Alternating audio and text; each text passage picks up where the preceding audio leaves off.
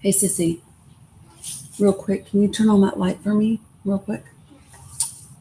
Uh, what's up, people? Hello, happy Monday to you. Hopefully, your Monday is off to a decent start. Um, we got a lot to talk about as usual, which I think is going to be the case from now until I don't know, we're all done with, right? Um, I'm actually excited for today's live. I was live a lot yesterday on my platform and other people's platforms. Um, I'm kind of excited to dive into some things. Still getting organized. Good morning, Candy Kiss. Good morning, Farah. Good morning, everybody. Appreciate you. Thank you all for liking and sharing, doing your daily heart music. If you were on TikTok, if you were on Substack, YouTube, Facebook, Twitch, or any of those places, say hi in the chat, or I will not know that you are watching. If you are on Substack, I can't see your chat. I hate that, and it sucks. But I am very glad that you are here. If you are watching me on TikTok, do your daily heart meets, share, like, do all the things. And we're going to get going. I need to plug up my computer before it died on me. So there's that. What's up, blessed and grateful? Hey, Dana Do. What's up, Cecilia within one heart? Penny GF. Good morning. You know what's funny is the trolls have now decided that since the DSA is gaining momentum in the United States, I must be part of the DSA now. It was that I was a Democrat. Now it's I'm a DSA. They can't really fucking decide where I fit, and that's great. You want to know why? Because I fit to nowhere, and you guys are not very intelligent. I just that nothing else I can say about that. Good morning, Sherry. How are you? Um, Paid political live sponsored by DSA.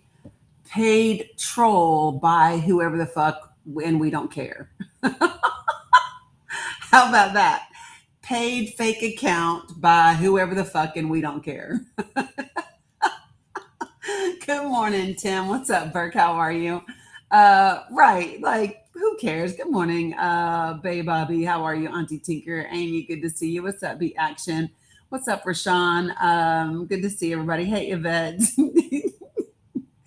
I mean, I don't know. I need for y'all to come up with something new. Come up with something new. Good morning, Tara. Um, good morning, Kimber. Right, Penny GF, 100%. You know what? Coffee sounds great, but I have a Red Bull this morning. I'm actually excited. So I do coffee better when it's cooler, right? And I'm kind of excited that fall is coming because I like my coffee during that time. So, yay! Soon it'll be here, and I'm okay with that. Just so that you guys know, we are sitting at. That reminds me. Let me put this up really quick, really quickly. Give me a second, and then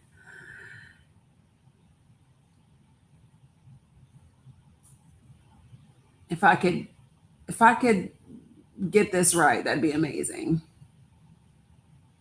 So I'm just gonna stick that right there. How about that? I do. I love autumn 100%. So I'm glad that you guys are joining. I've got three main topics. Stop if you're not ready to lose summer. Listen, when you got heat indexes that are like 103, girl, I'm okay. I'm okay with saying it was good. But like I'm not attached to summer for real. I'm not trying to hurry it up.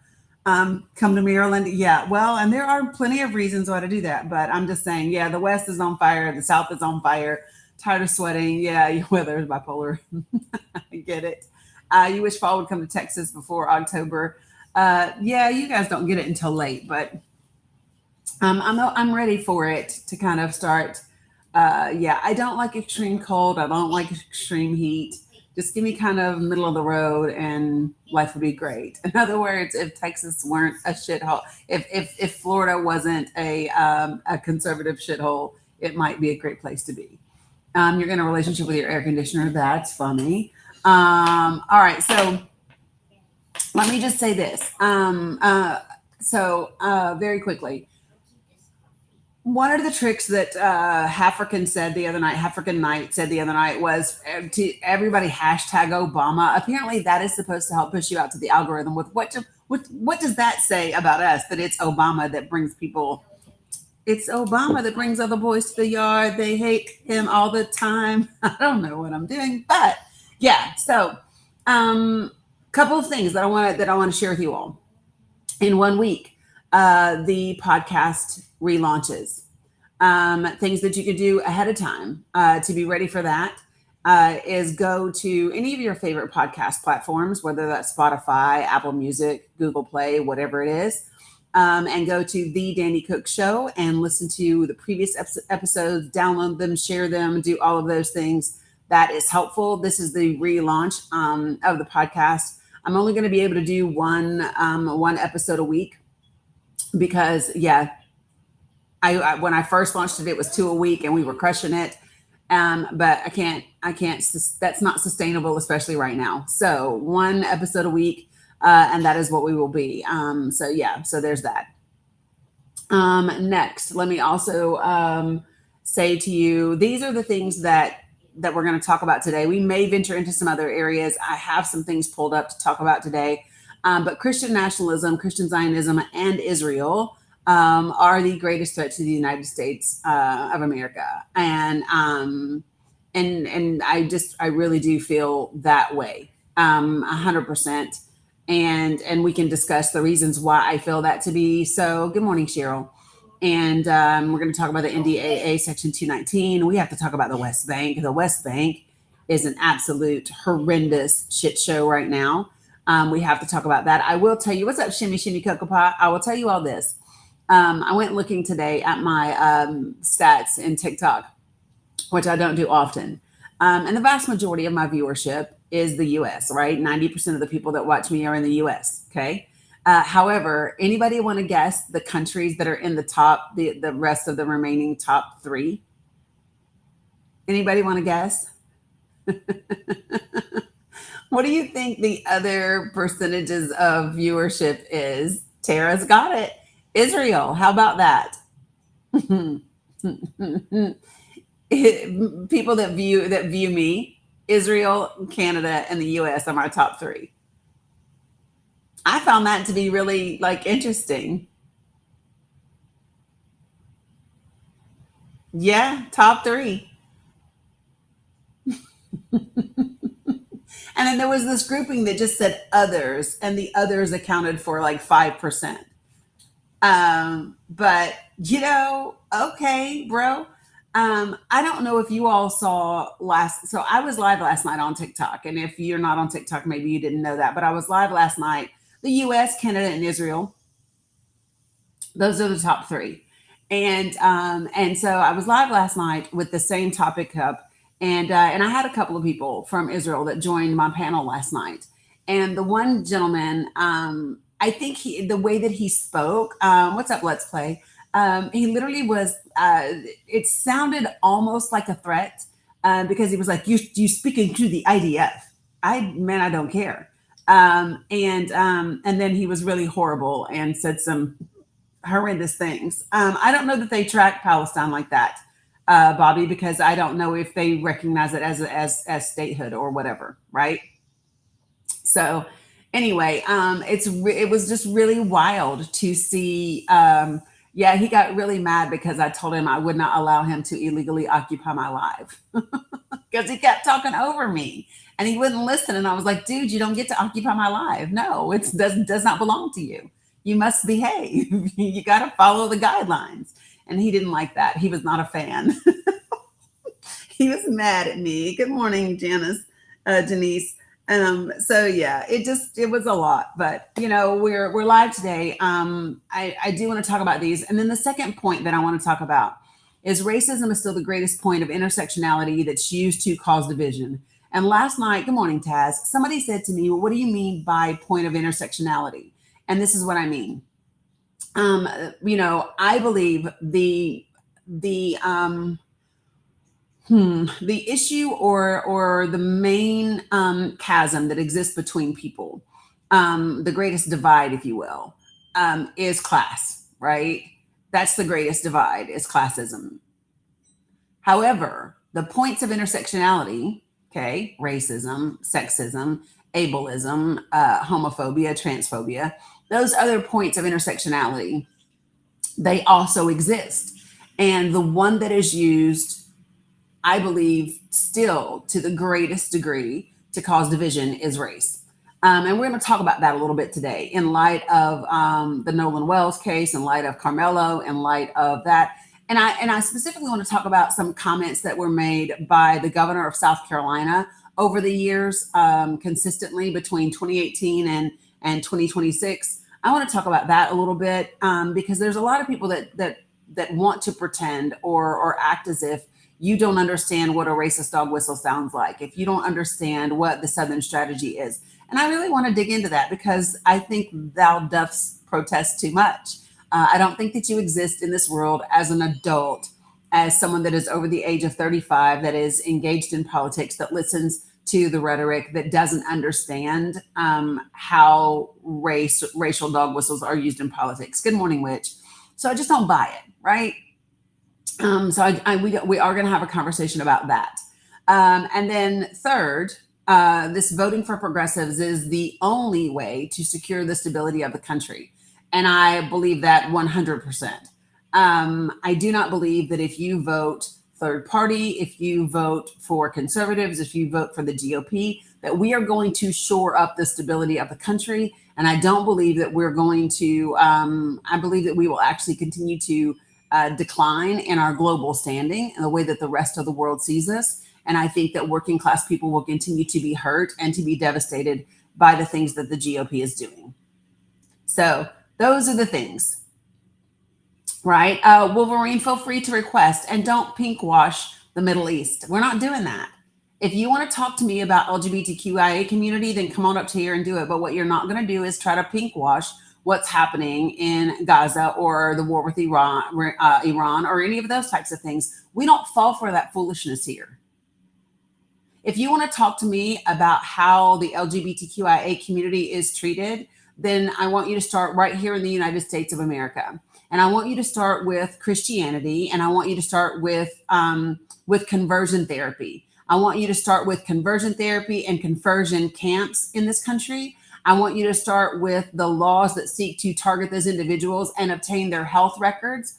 I want you to start there in a country that is supposed to be the leader of the free world, the country that is supposed to be, the strongest. We're leading the way. We're democracy. We're this. I want you to start there. So feel free to request to this panel. But I'm not doing your Islamophobia or your fake interest in LGBTQIA people, because you don't. Yes, weirdo, correct. You want to know why? Because it's my space. It's my space. So what I want is what happens here. You don't like that? Leave. If you don't like how I run my life, leave. You don't have to be here. Just put your finger on the screen and go swoop. That's all you got to do. I mean, I will give you this. At least you know who you are. Your name says that. Good morning, Sean. Correct, Amy, 100%.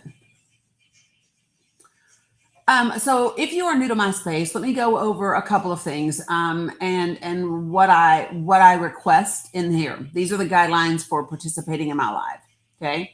Number one, be respectful. Whoops, if I'm putting my finger up too high, it goes away. Number one, be respectful. Number two, do not use slurs of any kind. If you use a slur, you will be muted and you will be booted from this space. Number three, don't spam my comments, which means don't say the same thing 5, 6, 7 times. It's not helpful. It's not productive to conversation, and it clogs up my chat. And number four, do not type in all caps. And there's a reason for that, because I get it that it sounds minuscule, but it's important. And the reason why you don't type in all caps in this space is because I actually have members of this community that are vision impaired. And so all caps are reserved for those individuals and my moderators. Okay. So you will respect people with disabilities in this space, or you will be booted from this space. So that's it. Be respectful, no slurs, don't spam my comments, and don't type in all caps. And if you can do that, we're going to get along just fine. Okay. So folks, if you would like to share and have conversation today and engage in discussion, this is the time for you to join the panel. Also, for those of y'all who are here with good intention and to listen and to participate, do not engage with opposition in the chat. Do not give them breath. Do not give them your time. Do not give them your energy, because all it does is distract not only other people in the room, but me. So do not talk to those people. I will address them if I deem them to be addressed. Okay?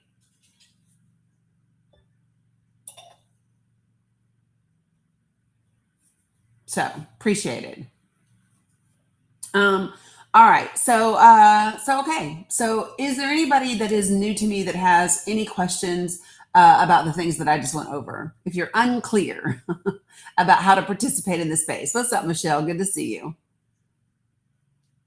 Anybody unclear, or you got it?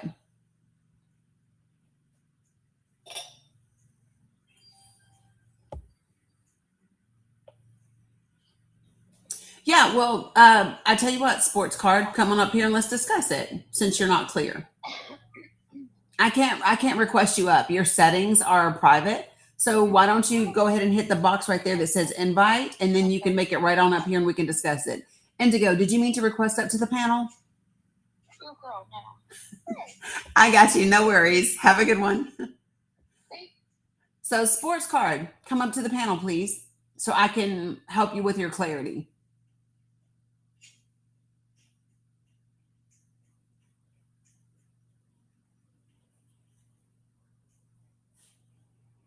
Are you coming to the panel? Good morning, Cindy. Good to see you. What's up, Kelly? Good to see you. No? Okay. Of course. I didn't think so. Okay. So I already said, there we go. Done. No, not today. Nahid. What's up, JJ? All right. So we're gonna start kind of right off the bat. Good morning, Roland. Oh, Sandy, you don't have to block them. You don't have to block or mute. Yeah, Nahid, no, not today. So where would you all like to start? There's 3 different prompts up here. There's nobody in the request yet to have a conversation. That reminds me, over here, if you are on YouTube, if you are on Facebook, if you are on Twitch, what's up, Ethan? And you would like to join as a guest on the panel, this is the link to do that. If one of my subscribers could grab the link from YouTube and throw it over into Facebook, that would be amazing. Or even on Substack, that would be really helpful. Appreciate you, Ro. Okay, I think that just about does it, and we're ready to kick this thing off and get going, right? Okay, so how many of you all are familiar with, because we do have a meeting coming this Thursday, how many of you all that are watching and listening to me are familiar with Project for the People? Put a 1 in the chat if you are not familiar. Good morning, David. Put a 1 in the chat if you are not familiar with Project for the People.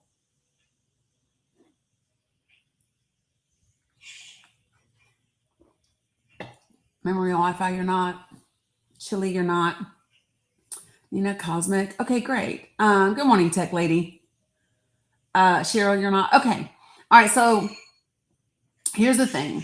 A lot of people like to sit on these apps and across social media, and they like to just complain about the way that things are and speculate about what things are going to be. And what I kept hearing from people is, yes, Jess reads, it will.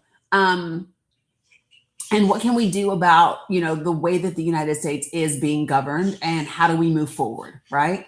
And so what I did was I sat down and I used Project 2025, Project Esther, just kind of the format, the outline for the way that the Heritage Foundation, the way that the GOP makes a plan and works their plan, and developed a project that would help I believe, not only get the country back to a place of a stable, functioning, even if it's dysfunctionally functioning democracy. And so it includes three things. It includes getting really serious about winning elections. We've got 99 days until the midterms. It includes a ton of resources that help us have conversations in our communities that build connection, that is centered around the actual issues: healthcare, education, housing, economic mobility, all of those types of things. And then last, it includes government accountability. And the reason why government accountability is last is because we don't get to the accountability part if we do not successfully get serious about winning elections and about having conversations in our communities that actually matter. So, if you want a little bit more detailed information about what that looks like, you can go to makingamericatruly.great.com. And then you will get access to the Google Drive that is full of resources. We meet every other Thursday at 8 p.m. Eastern Standard Time.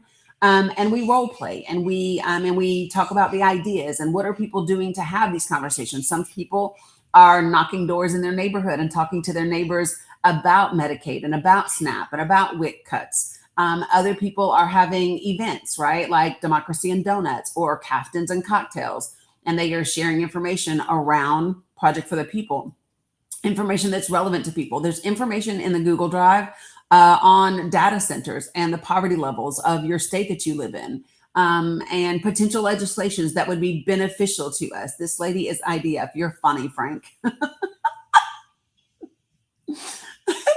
Oh, sometimes you just wonder, like, the bots. I don't know if people really understand the number of bots that are out on this app and on social media. It's absolutely astounding.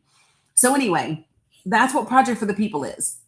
There are t-shirts, there are water bottles, there are tote bags and stickers and door knockers and flyers and all of those things. And yeah, so, well, Frank, if you want to have a conversation with me about who I am, then join the panel. I just sent you an invitation. Yeah, let's go. No, probably not. Like, I don't expect you to accept the invitation, Frank. I just let you know that I sent it anyway. Oh, look at you. Surprise me. Love it. Frank, your teacup. Okay, you're back. You're teacupping. Okay, so Frank, so first, just for TikTok purposes, how old are you? I'm over 18. Okay, perfect. Love that. And what would you like to share, Frank? Nothing. You called me up to dispute. You want to dispute me, accusing you of being an IDF soldier. Yeah. So, do you know who so the IDF is in what country? The country you can't speak about. The country that owns TikTok. So Israel, correct? Yes. Can you share with me what flag is this, Frank, on my platform? I mean, you can fly any flag you want. That's y'all's deception to deceive people. So what is it? What is it that makes you think I'm IDF? Share with me. I don't think. I know 100%. So share with me. No, you know it. I know it. A hit dog will bark every time. You've been going on with your spill. You respond. So why would an IDF soldier? Why would an IDF soldier? Because y'all can't help. Let me finish. Hold on, Frank. Listen. Hold on. Yeah. Why would someone who's in the IDF help Palestinians and advocate for Palestine? You don't help Palestinians. I don't? Because that's your cover. Prove you help Palestinians. What have you done for Palestinians? Can somebody go get Abu Sarraj or Raja? Can somebody tag one of our friends or bring Mo in? Bring the rest of the IDF crew in. Yes, let's proceed. Yeah. No, they're actually people that live in Gaza. Frank, do you know anybody that lives in Gaza? Have me up here. Frank, do you know anybody? Frank. No, I told you, no. So you don't know anybody that lives in Gaza? Okay. Why would I? I live in the United States too, Frank. I've never been to Gaza. I've never been to Israel. I've been to Saudi Arabia back in the first one. Hey, Mo. Okay, so what did you serve in this? Were you in the military, Frank? It doesn't matter. Well, I mean, I was. That's why I'm asking. I know you still are. I know you was 100%. Yes. No, in the United States military. Yes, and you try. I know more about you than you think I do. Well, share with That's me why- what you think you know. You're fucking hilarious. So, Right, hi, well, Mo. I I'm think glad he's that gonna say you are also you're my IDF friend, and I brought you along even though you're living in a tent in Gaza. This shit is hilarious. It is. You are hilarious. I'm 20 years old, university student, IDF member. Yes, I'm his friend. Yeah, that's hilarious. A hit dog, a bark. You are hilarious. Y'all are. This is. What That's you a do. fake Southern accent, by the way. Oh, I know. Really? A fake Southern accent? You dumb motherfuckers. How the fuck is this a fake Southern accent? How the fuck is this a fake Southern accent? That's right, you ignorant bitch. How is this a fake Southern accent? Now you can't defend your position. You want to get on. That's typical. No, I'm just saying, Frank. You just make make a lot of accusations and you know nothing about it. So, hey, Sissy, can you bring Tutu my little blue wallet out of my bag? You can bring any Jew you want up. I don't care. So you do understand that Jews live all around the world, Frank? I don't give a fuck where they live. Yeah. So that means, so listen, the reason why I say that is because when we have a conversation about Israel is not synonymous with Jews. Jewish people live in other places than Israel. It doesn't matter. Y'all all study the Talmud. Y'all all think you're better than. No, there are many Jewish people that study the Torah, not the Talmud. Or the Kabbalah, or The what? The Zohar. Let's see. What is some more of your evil books that you study and live by? The Talmud and the Torah are the main two. Yeah, he said the Kabbalah. Yeah, he did. He said the Right. Kabbalah. Yes. Yeah, I know, Michelle. I know, you guys. It's okay. So, Frank, is this your first time in my live ever? Yeah. Yeah. Much. I've never come in here. I've never seen you, but whenever you see y'all on here, I mean, it sets the red flag off. People are noticing this shit. They see you. They see you bullshit. They understand it. So, what is it that I'm saying that is that? So share with me how what I'm doing or anything that I've said is of benefit to Israel. Nobody believes in the right and left bullshit anymore. Nobody. That's not what I asked you. No, I don't care what you ask me. I'm not here to answer your questions. You asked me up here So- to prove that you're an IDF, Mossad, ever what the fuck you want to say it, influencer, and your main purpose is to further Israel. We know this. We see this. Anybody that talks about right or left. So you don't like Israel? I don't like them controlling my country. I don't give a fuck what they do. I just want them out of my country. I want them out of my So business. can we talk about the Out of my NDAA? food. So Sean, Frank, hold on a second. Here's because you brought up something that I would love to discuss. So have you contacted your senator about the NDAA Section 219? Man, every one of my senators take money from AIPAC. Why would I contact them motherfuckers? Well, so here's the reason. All they- So here's the reason why. Let me say this. Here's the reason why. Because nobody believes in the right or left. What part of I'm not talking about right or left, Frank. Fucking just- Frank, listen. Bullshit. Frank, Nobody believes in the system anymore. It's old. okay, I ask you to hold on for a moment. Right? So just be respectful and we can do that. Okay? So the reason why I ask you is because there's actually a lot of concerns about the NDAA and Section 219, no matter what political ideology people subscribe to, right? And what we know is that the last vote that was taken about funding Israel, there were almost half the Democrats that voted not to fund Israel anymore, which is amazing. And then, there still were folks on the right. But what we've seen is a steady decline in people in Congress that are saying that they support Israel. So the question that I'm asking you is, if you don't want Israel to be controlling the country, right, then are you talking to your senators? Because like even Lauren Boebert, she said after the vote in the House the other day, she literally said her constituents reached out to her to vote against funding Israel. So I'm asking you, have you done that? And I'm going to take you off mute now. Hello? Yeah. So have you done that, Frank? What part of this don't you understand? Nobody believes in the right or left system. Nobody contacts their senators. The only A lot of who people still contact believe their that- senators. Yes, boomers and Jews. Those are the only people who still believe it. Everybody else, Gen X down. We understand what's going on. I'm a Gen X, Frank. Right, but you're also a Mossad.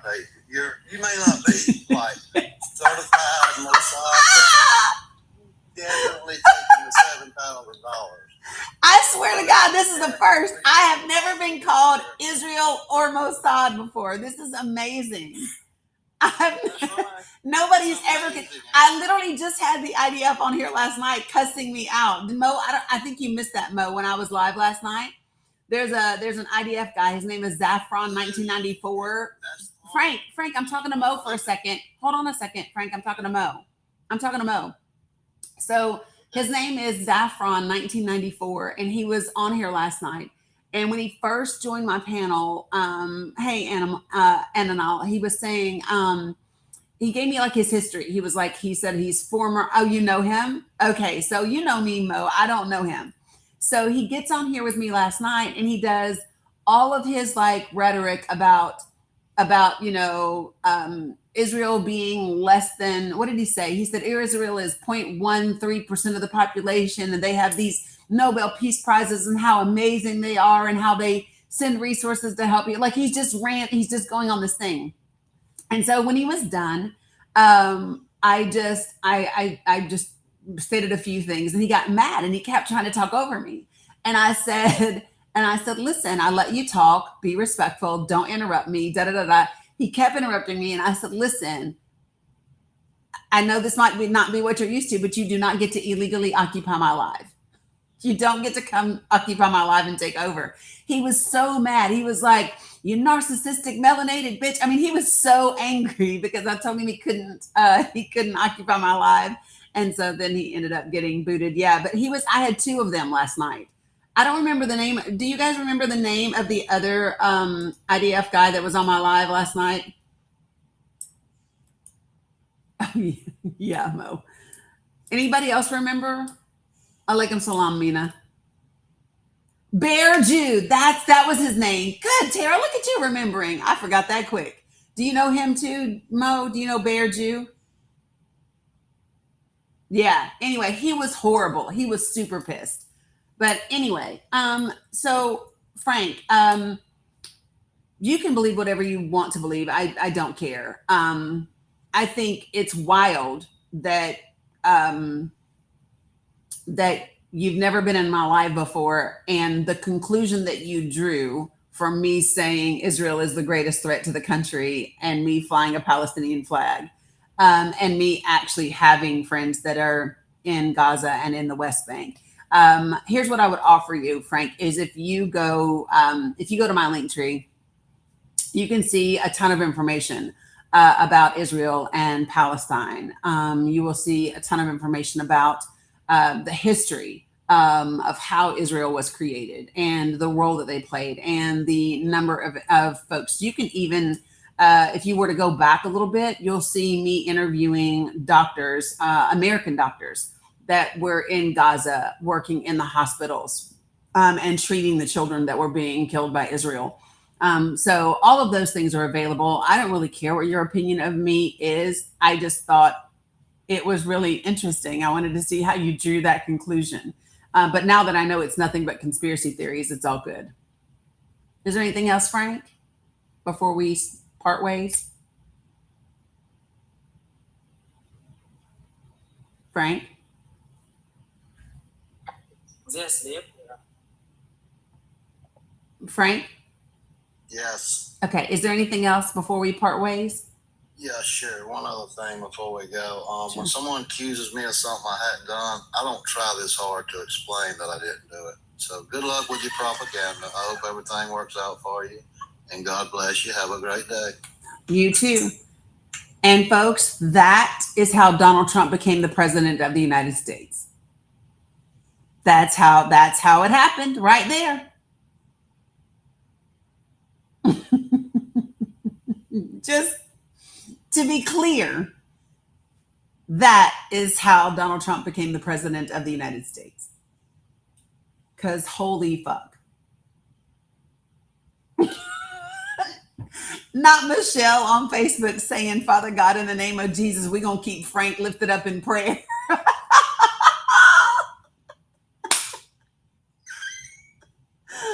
Holy jeez. Oh my God. That's really funny.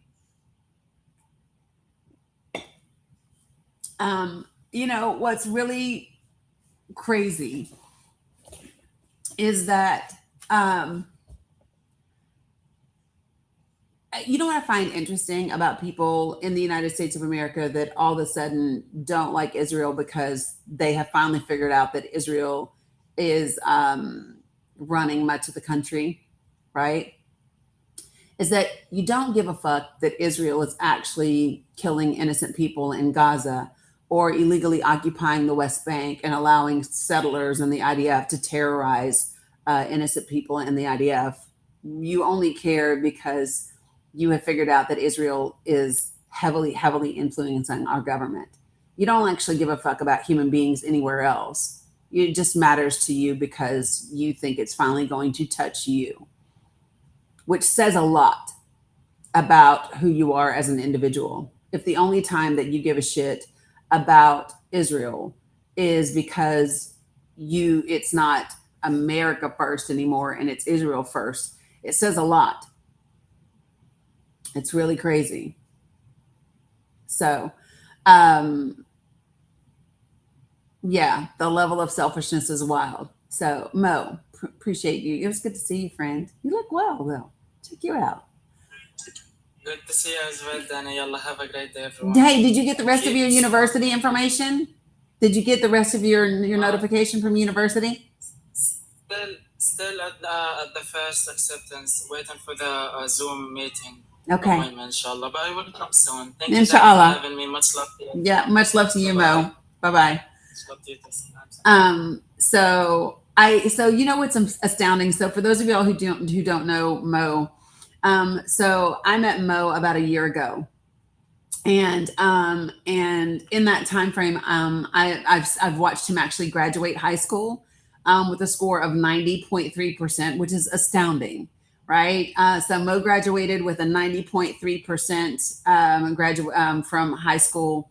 Raja's daughter graduated with a 94%.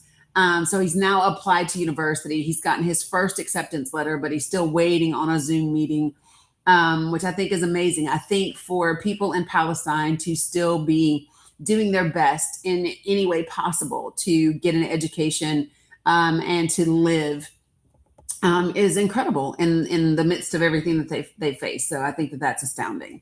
All right. So yeah.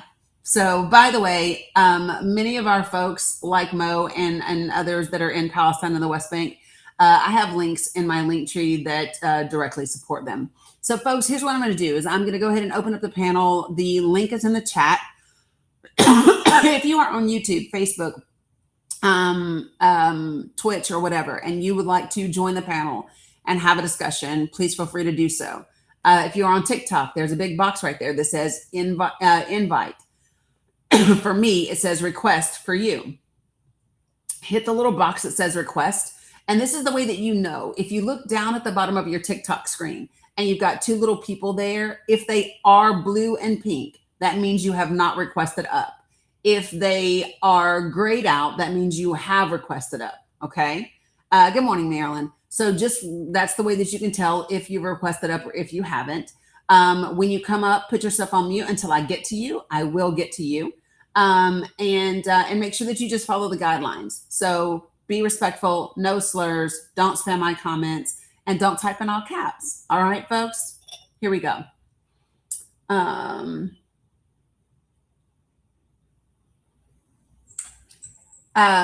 Yeah, I got you, Shimmy. I have. but I don't like to talk about that. So, because I don't want to put it out there. Good morning, Sandra. Alfad, good morning, and how are you?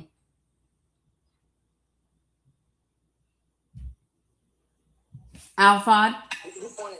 Okay, good morning. I just followed your instructions. I put myself on mute, and I waited for you to greet me, as it is the custom. Mm-hmm. Well, so I was intrigued by the conversation and the subject earlier on regarding your affiliation to the Mossad. Well, on a logical level, that might seem, on a first glance, as a, I don't know how to put it, something laughable, Mm-hmm. considering your implication, your political implication, your social, implication. But on a more profound analysis of the subject, and I'm not saying that you are doing this, or I'm not claiming, for God's sake, I'm not claiming anything about you per se, but there is a technique called farming. All of the secret services all around the world are farming enemies. Let's call them that. By posing themselves as the allies, as the friendly figure, Mm-hmm. It's common practice on especially on social media. I started to document this, to put in some research and to analyze this trend, roughly around starting November 2024, and especially in my region in Europe, this is highly common. I see all these characters, because they are characters.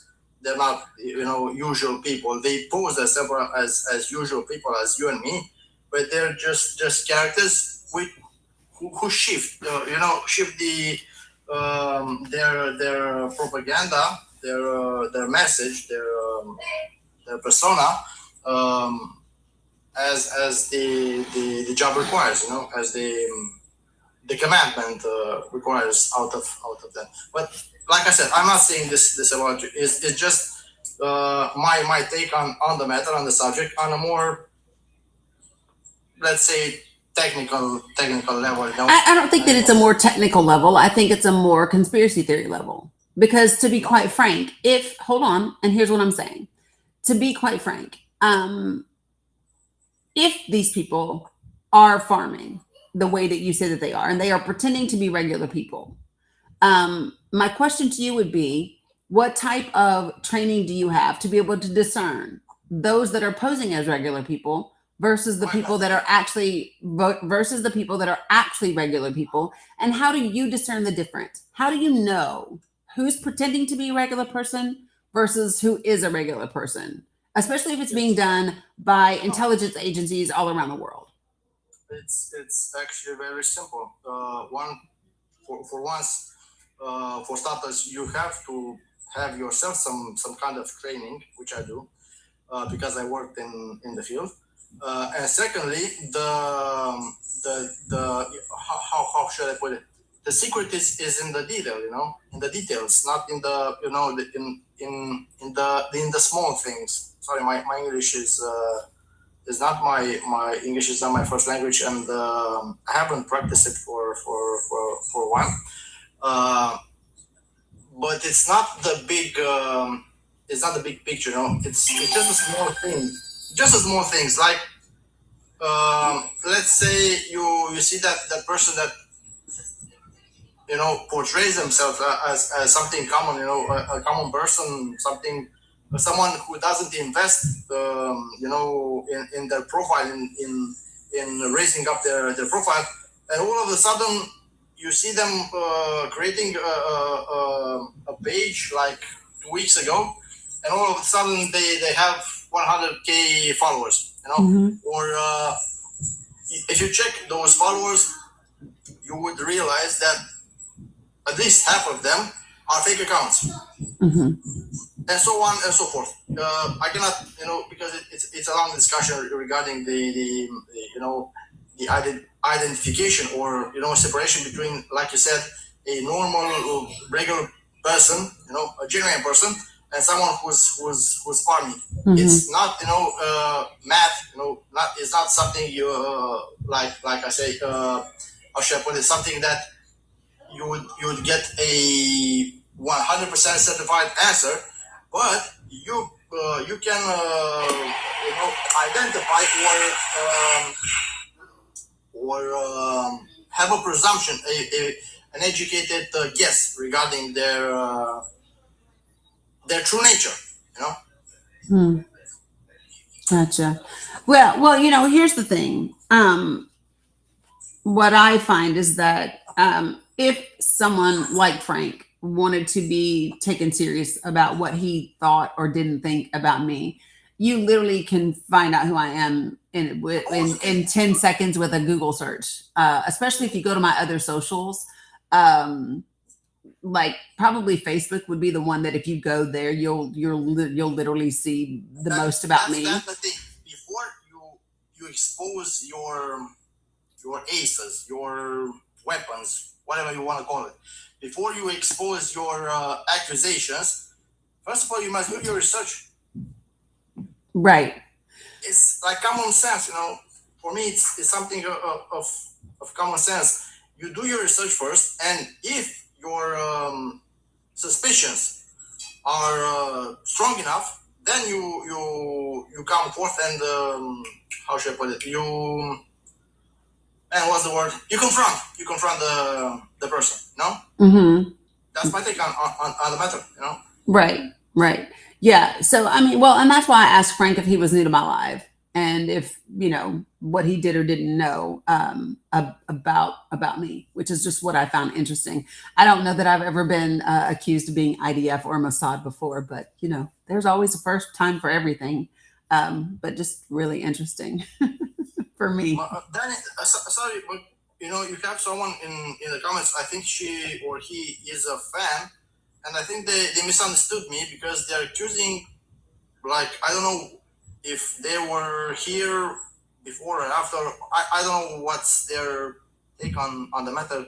Uses wild or something, because they think that I'm accusing you of something.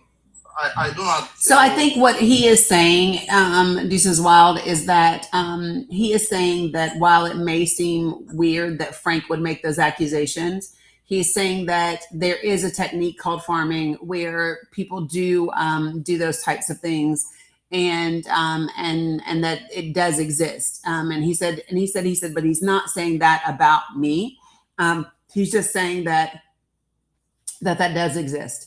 And so we do know that it does exist. Like I do know that. I also know that anybody that wanted to take literally 2 minutes would know who I am not. That's for sure. So yeah, it's just funny to me. Yeah. It's just like what happened this second. This guy, or I don't know, woman, Deuces Wild, accusing me, like we were discussing. I don't know. I think it was a very, very simple and logical discussion.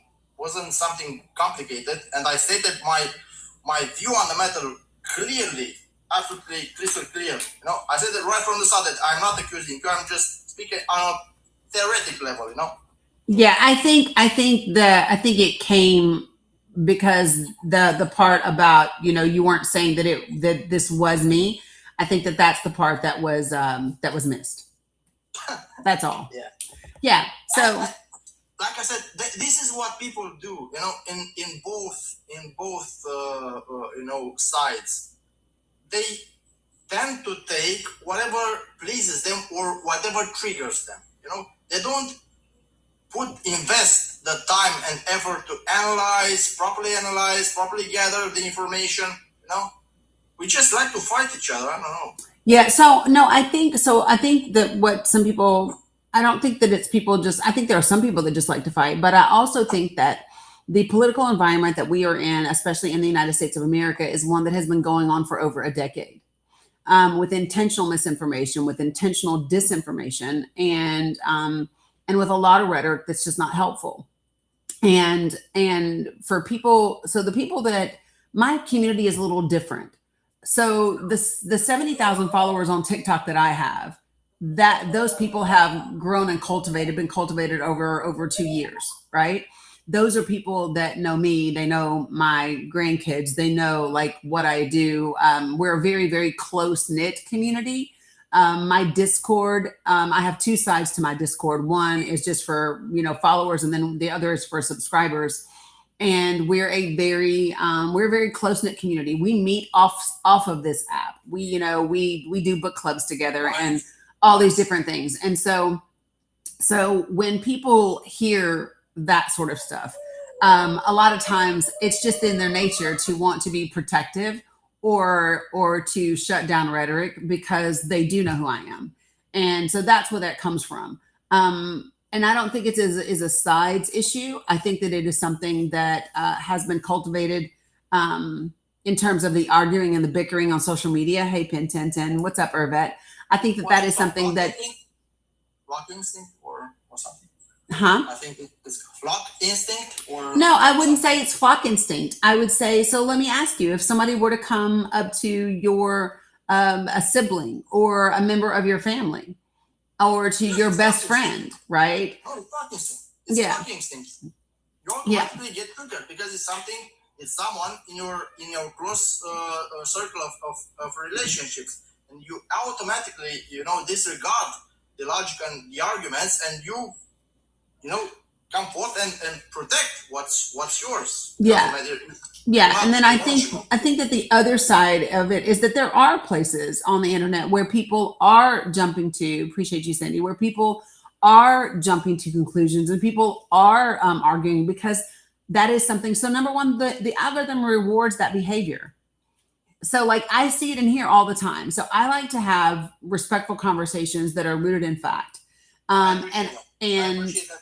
I appreciate, and I want to point out that you addressed this situation and you clarified things before they escalated, and it's something that fewer and fewer people do, especially because, like you said, it's on your advantage. It would be on your advantage, to create this tension and this state of belligerence, right? Because the app rewards that. So this is the thing. The algorithm likes the discord. The algorithm loves the arguing. And so you'll notice that it promotes more whenever that happens. And so it's just one of those things where it's not worth it to me. I would rather have productive conversations, maybe with half the viewers, that I could get with unproductive conversations that just waste everybody's times and further cause division. So. May I, sorry. I was intrigued by something. You earlier when I think Frank, the other guy who accused you of having a relationship or something regarding Mossad or I don't know. When he went out, you said that this was the reason why Trump was... I said this is how. How. Mm-hmm. Okay. I want to point out something. And I know that you probably won't agree with me. But I remember, maybe I'm wrong, that one of the reasons why me, for example, had when I was, on Trump's side, not because he was, not because his campaign was stating something incredible, but one of the reasons that I was on his side was because my take on the left was that they were pushing World War III agenda. They were constantly talking about aiding Ukraine and frontally, openly starting a war with Russia. Russia was in partnership with India and China, and call it whatever. But my take was that they were pushing World War III agenda. So And share on the with other me. hand, I have a question about what you just said, Alfred. My question to you is: share with me where, who, and what information you have that the Democratic Party was saying they wanted to start a war with Russia. public speech, Kamala Harris, Joe Biden. Kamala Harris never said she wanted to start a war with Russia. Absolutely. No. I'm not saying a war with Russia, but constantly speaking about having a high involvement in the Russian-Ukrainian military conflict. Yeah. So no. If what you mean is that Kamala Harris and Joe Biden and other members of other Democratic members of Congress said they support providing aid to Ukraine, that's accurate. But providing aid to providing aid to a country that is under attack by a hostile government, right? That is a danger to the stability of the world is not. Yeah. So listen, and I would say that. Hold on, let me finish. Russia invading Ukraine, absolutely. If that were to go in Russia's favor, it would destabilize the country. It would destabilize the world. Because on the geopolitics of the region, trust me, you don't have the expertise to say that Russia has invaded anything. First of all, Ukraine does not exist. It's an artificial state. Okay, stop for a second. Alfad, hold on. Because first of all, I'm going to finish my point. That's number one. Okay. Number two, what I'm not going to do is have you regurgitate talking points for Russia like people do for Israel. I'm not doing that. You will not diminish the existence of Ukraine as a state or otherwise. The same way people will not do that where Palestine. So I'm going to finish what I'm saying. Dani, but I know history. Okay, stop. What I said, Alfad. Do you want me to mute you? Yes or no? Dani, no. Stop talking over me. I said stop talking over me. Okay, I said stop talking over me. I'm gonna count to three. Okay, if you want 1, 2, 3. So here's what I said. And by the way, I did not kick him. He left. Here's what I said.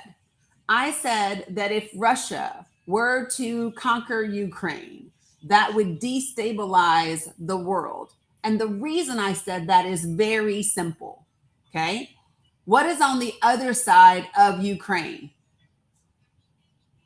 Europe, right?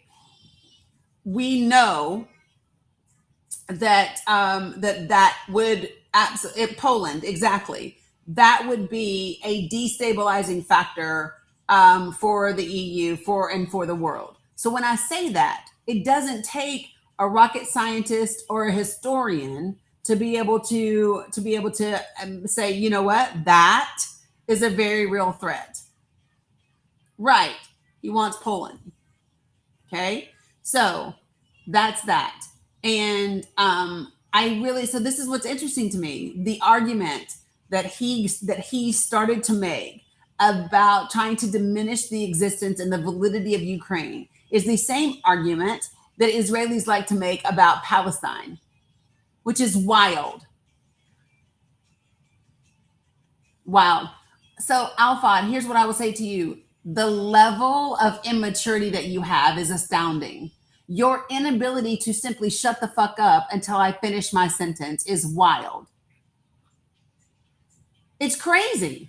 Literally, all I ask you to do is hush. Just stop interrupting me until I finish my sentence, and you could not do that. And this is why you're back in the chat. This is why you're back in the chat. So, yes, learn medicine. Well, by all means, you don't have to block me. I don't follow you, bro.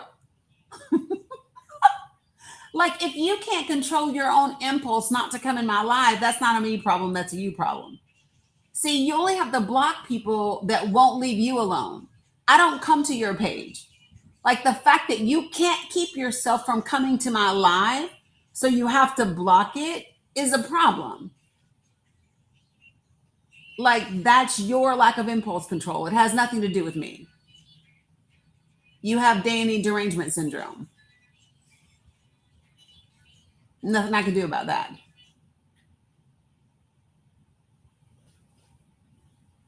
Yeah, they are wilding out today. So folks over here on TikTok, I'll share with you a little bit of the comments that are happening on the other platforms. Someone says, someone has made a comment. It's easy to think you're chosen when you write the book. If there is a God, he wouldn't choose those people, referring to Israel, I imagine. Another comment on YouTube says, free Palestine and free Lebanon from the terror state ruled by Netanyahu. Another comment is Israel is Satan's nation. Another comment is, quote, I can't wait for Iran to obliterate Israel. Then we will expel all the Israeli traitors in America. America for Americans. And then someone else has made the comment that there's a false Jesus in John 8:44 and that the real Jesus is in the Talmud. And then there's another comment on YouTube that says, quote, Israel is a cancer to the world. So apparently there are quite a few people that are on YouTube that are not happy with the state of Israel and have very definitive opinions about Israel. So again, if you want to come up and join the panel and you are on YouTube or you are on Facebook, or the link to join as a guest is in the chat. And TikTok, you already know how to do it. There's a box right there that says request. You also have two people at the bottom of your screen that are blue and pink. If they are blue and pink, that means you have not requested up to the panel. If they are gray, that means you have requested up to the panel. And I only ask for 4 things. Be respectful. Don't use slurs. Don't spam my comments. Don't type in all caps. It's not that hard. Good morning, Wasim. All right. So it's been an interesting morning already, has it not? Holy geez. It's been a lot already. Nobody is requesting anywhere, which I find to be interesting. Nobody yet. How come only there's a certain type of people that are requesting and that's it? What have I done to deserve that? Yes, and last night, for fuck's sake, right? Yep. From a confused uncle to a Mossad specialist, you are correct, Shimmy. That is what we have had today. 100%. Good morning, Jeff. How are you?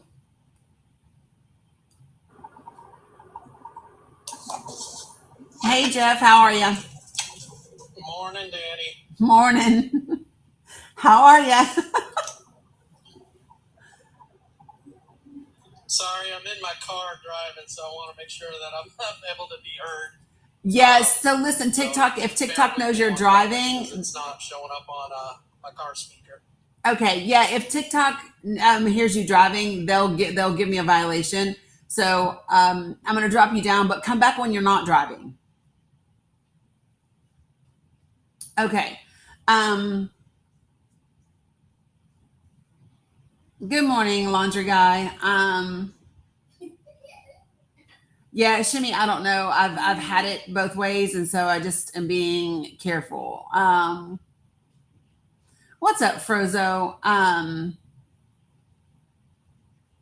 right, so let's talk for a little bit. And I'm not sure where we're going to start on here. Yeah, he is new to TikTok, 100%. Oh, wow. Did you really? Witch? That's funny. She said I clipped Frank. So I don't know. I don't know what kind of day it's going to be where my day starts being accused that I'm a member of the IDF and Mossad. Like, okay. Whatever, man. All right. So let's go ahead and let's dig right in. And let's talk about the NDAA section 219.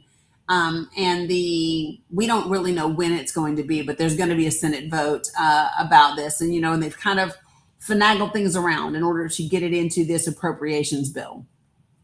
So one of the questions that I was asked about 4 different members of Congress and the role that they could or couldn't play in this. Good morning, Ronald. Appreciate you for the Coral Tech lady. Hey, Nikki, good to see you. And what it is that 2 of these members is on the Armed Services Committee for the House, and the other 2 are on the Armed Services Committee for the Senate. And so people were asking, what do they have to do with it? And the answer is, at this stage of the game, not a lot. Right? Because they aren't the only members of the committee. And number 2, it's going to go before the entire Senate. And one of the reasons why I say that it is still beneficial to contact your senators, right, is because they need to know there is a growing public sentiment that Israel has too much influence in the United States of America. And that sentiment is coming from every side and every spectrum, right? The America First people don't like it. The left, quote unquote, liberal folks don't like it. There are even conservative Republicans, what some might consider to be rhinos, that don't like it because it compromises the sovereignty and the security of the United States of America and our military. And so Congress is not dumb. I want people to understand something. Okay. So what we have seen time and time again is that in order to keep their seats, in order to retain their positions of power, the country will do just about anything. And historically speaking, probably the greatest representation of that is the issue of slavery in the United States of America. And if you follow me for a long time and you've heard me talk about this recently, then you know where I'm going with this. But here's the thing. The United States of America was okay with slavery or getting rid of slavery if it meant keeping the Union together and being able to grow the country and maintain a position of power. Everybody, this is just flat out fact. Who are we talking to? Well, who's Liam? What am I missing, y'all? Who's Liam? What did I miss? What's up, Book Junkie?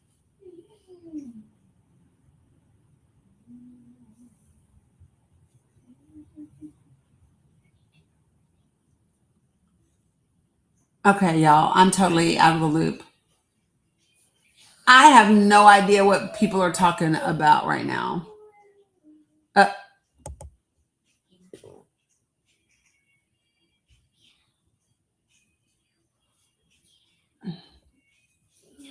So I don't see anybody. You broke your glasses. That sucks. I don't know who Liam is and where he is. I don't know. What are we talking about? And why are we saying hi to Liam? I'm so confused, you all.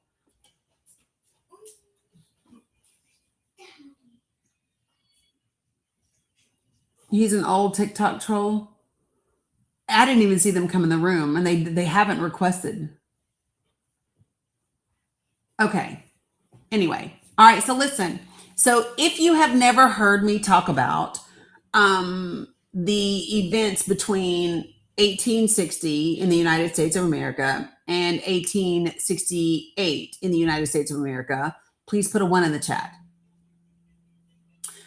When you hear me say that the United States of America was okay with keeping slavery in the southern states or abolishing slavery in the southern states, whichever one would have advanced the Union and kept the Union together. If you're not sure what I'm talking about, put a 1 in the chat.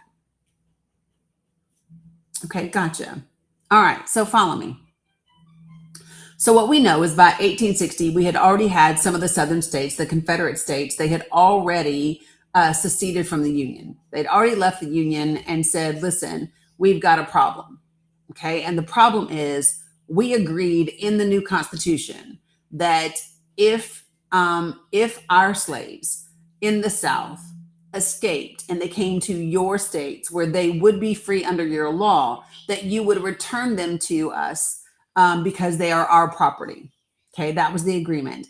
And if you read the document from the state of South Carolina, where South Carolina outlines in great detail that having slaves returned, enslaved people returned back to South Carolina and the Confederate States, being so critical to them that had it not been included in the Constitution, then the Confederate States would not have joined the Union.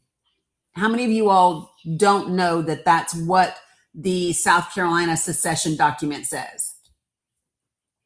Because it actually says that very wording. It says that this part of this compact was so material, right, that without it, they would not have joined the Union. So when people want to argue with you and say that, Civil War wasn't over slavery, no, but it was. And when people say it was about states' rights, it was. It was about states' rights to own enslaved Black and brown people. That's what it was. Those were the states' rights in question, was the enslavement of Black and brown people. And I believe that I've put this in, my link tree, but give me just a second.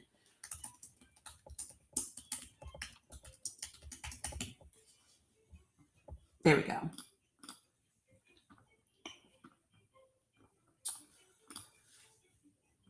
Yep, it's in almost every one of them. Right, Jeff. Okay, so follow me. For you guys over here, I'm going to share it with you guys.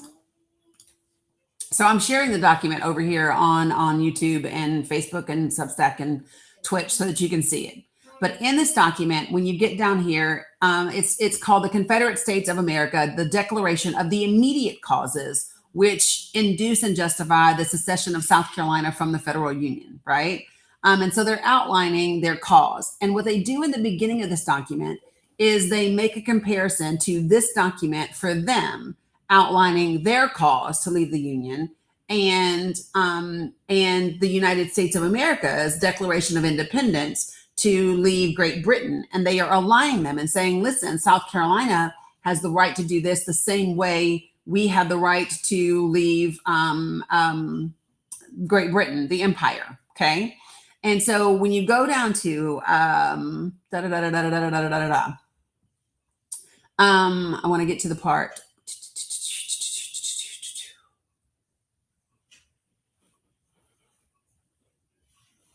Here it goes. So listen to this. It says the Constitution of the United States in its 4th article provides as follows, quote, no person held to service or labor in one state under the laws thereof, escaping into another, shall, in consequence of any law or regulation therein, be discharged from such service or labor, but shall be delivered up on claim of the property to whom such service or labor may be due.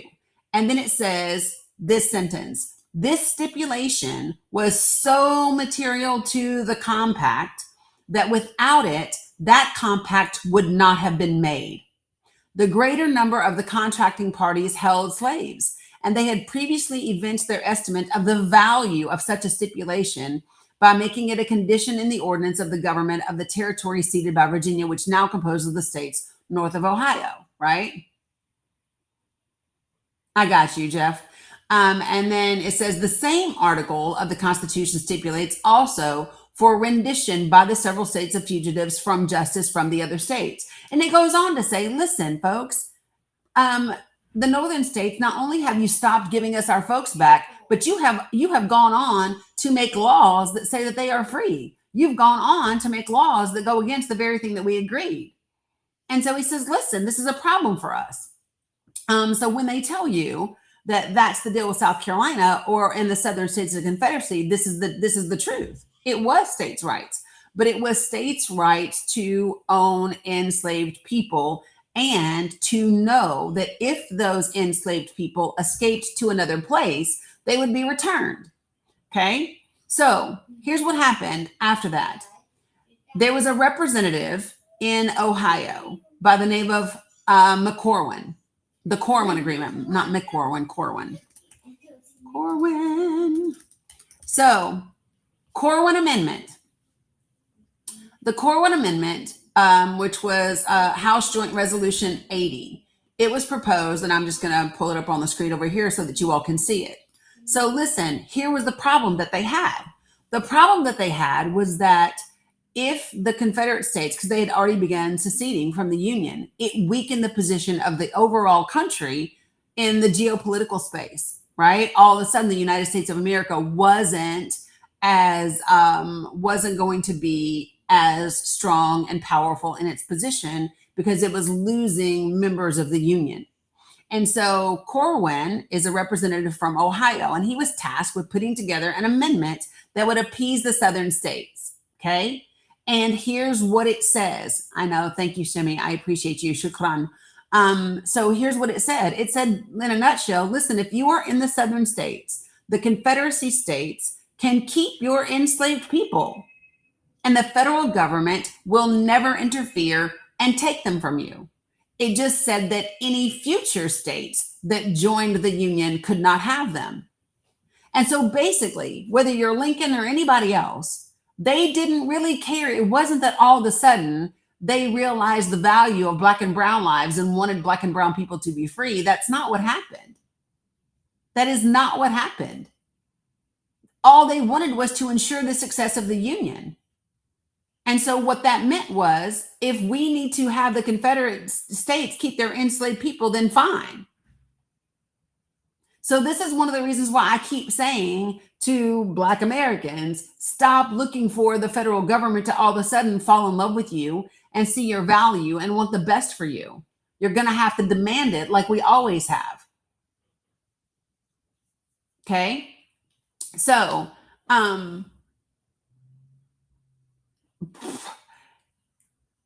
when we get to the place where we are right now in this country, and you understand that historically speaking, the United States of America has always been okay with enslaving Black and brown people, then that's just the case. So it was that they would not be involved in it anymore, and there could not be any more, and the states that joined could not have any.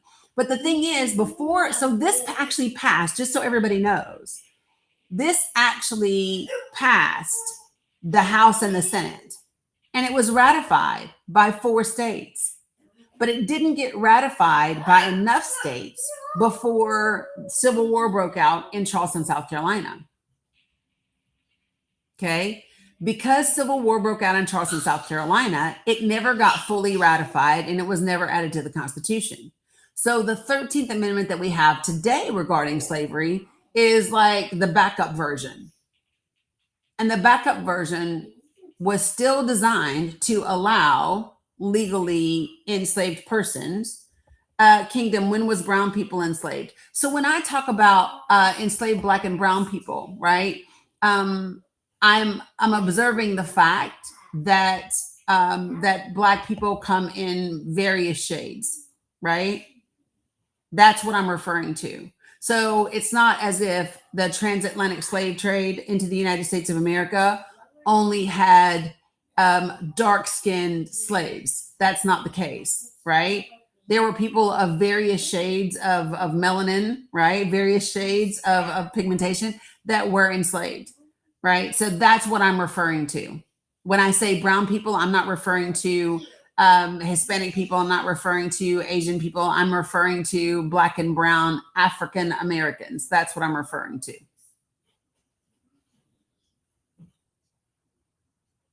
Okay. So where we are now is to understand that, well, let me not get too far ahead. Back then, going back, it's not as all of a sudden that Black and brown people became seen as human beings, or as whole as human beings that had value as individuals. The 13th Amendment that we have today still allows for the legal enslavement of people, quote unquote, as a punishment for the crime. And then all we had was a bunch of new laws that made minute things crimes that Black people could be punished for. Because we had a country whose economic system had been propped up by and built on the institution of enslaving people. So, Marco, when you say we're all just Americans, so Americans is a nationality, and when you say there's no slavery now, you're actually not correct.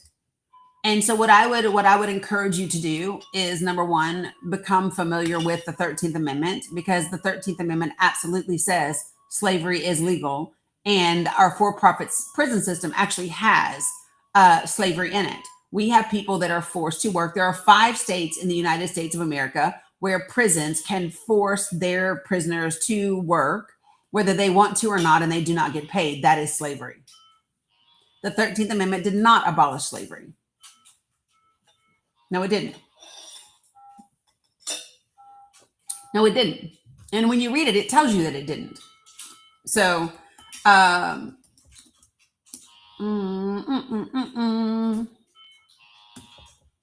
so,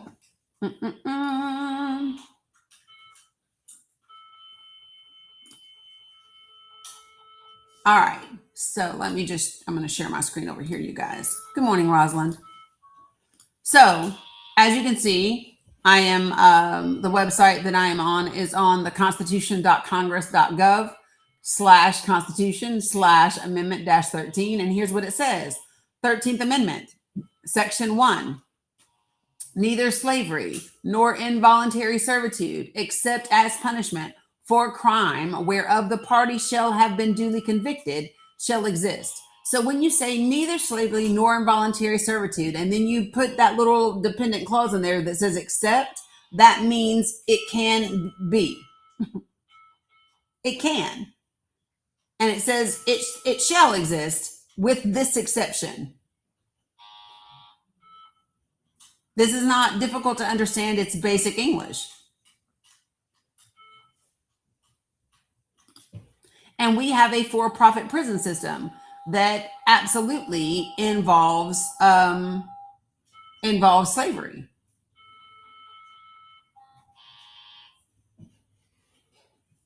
So yeah, we also have a political system in this country that utilizes a specific strategy to intertwine race into politics. And that's not like an opinion. That's actually a fact. There are actually people in the Republican Party, like the political operative Lee Atwater, who talks about these things and talked about them freely when he was still alive, and about the impact of them and the impact of them on Black people. So it just is a fact. So, and Adam, if you would like to join the panel, the link is in the chat. I see you're on YouTube, so I know that you can see the link. Click it if you want to come up and talk about this. So, I will show you something else, right?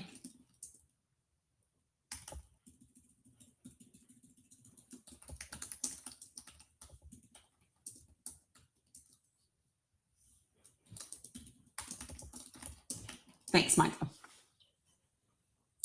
All right. So give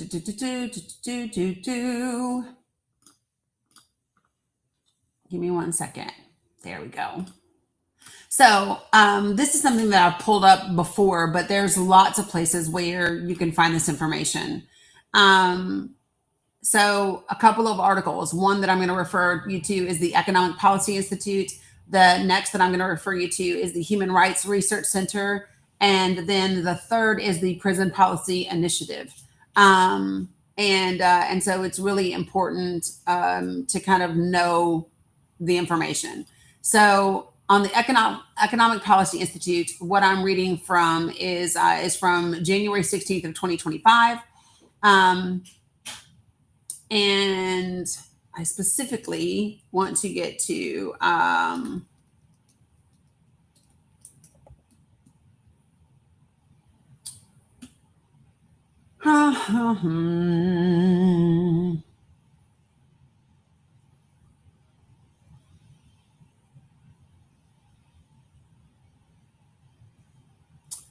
Ba, ba, ba, ba, ba, ba, ba, ba, ba, ba.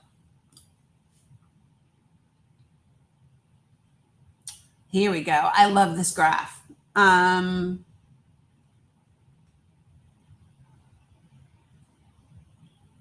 Okay, so I'm going to show you over here on this side an image. So this is actually an article from Human Rights Research. This is from June the 2nd of 2026. So this is a present day article and analysis from Human Rights Research. And the map that it provides is updated. And so it's a pay range for jobs in the prison system. And what you will see is in Oregon and Utah, it's not publicly available what they do, if they do or don't get paid. In Nevada, Texas, Arkansas, Mississippi, Alabama, Georgia, and South Carolina, it is not publicly, they don't get anything. $0. Let me say that again. $0 for most jobs in Nevada, Texas, Arkansas, Mississippi, Alabama, Georgia, and South Carolina. In a lot of other states, the max pay is less than 50 cents. That's also here, and there's too many states for me to go over, but it's there. And so these are things that are important for people to know. It's not that this is the past. This is very much the present day moment, and it impacts the lives of people, millions of people in this country. It disproportionately impacts the lives of Black Americans in this country, but it's there. And so it's important that people know this information. To deny it is just willful ignorance, right? It's just willful ignorance. A report was published in 2024 that found connections to prison labor with many major retailers, including Walmart, Target, McDonald's, Pizza Hut, so forth and so on. So this is the thing. And this is just, these are just facts. You don't have to like them, but they are facts, right?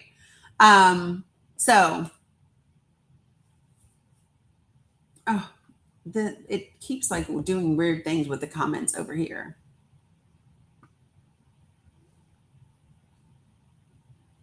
Morning, Steph. Morning, Cindy.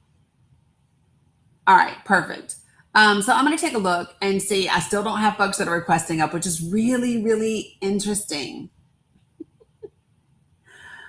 Yep,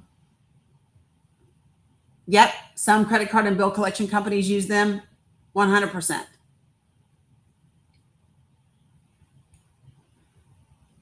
Right, it definitely is a first, correct. Very interesting, I think, but whatever.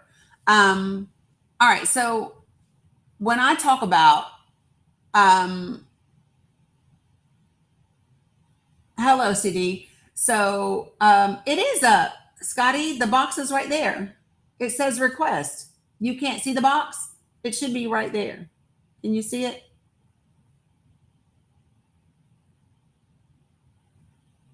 The link is in the chat, CD. You should be able to see the link. It's right above you in the chat.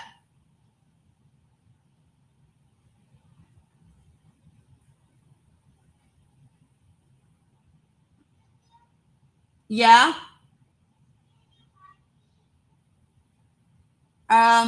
Yeah, give me a sec, me.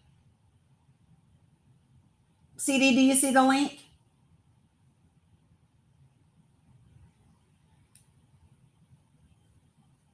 Can I get a mod to come up and give me a break real quick while I help Mila out? Appreciate you, tech lady. I love that one, by the way. Super cute. Yeah, Don Juan, Shimmy is helping us out.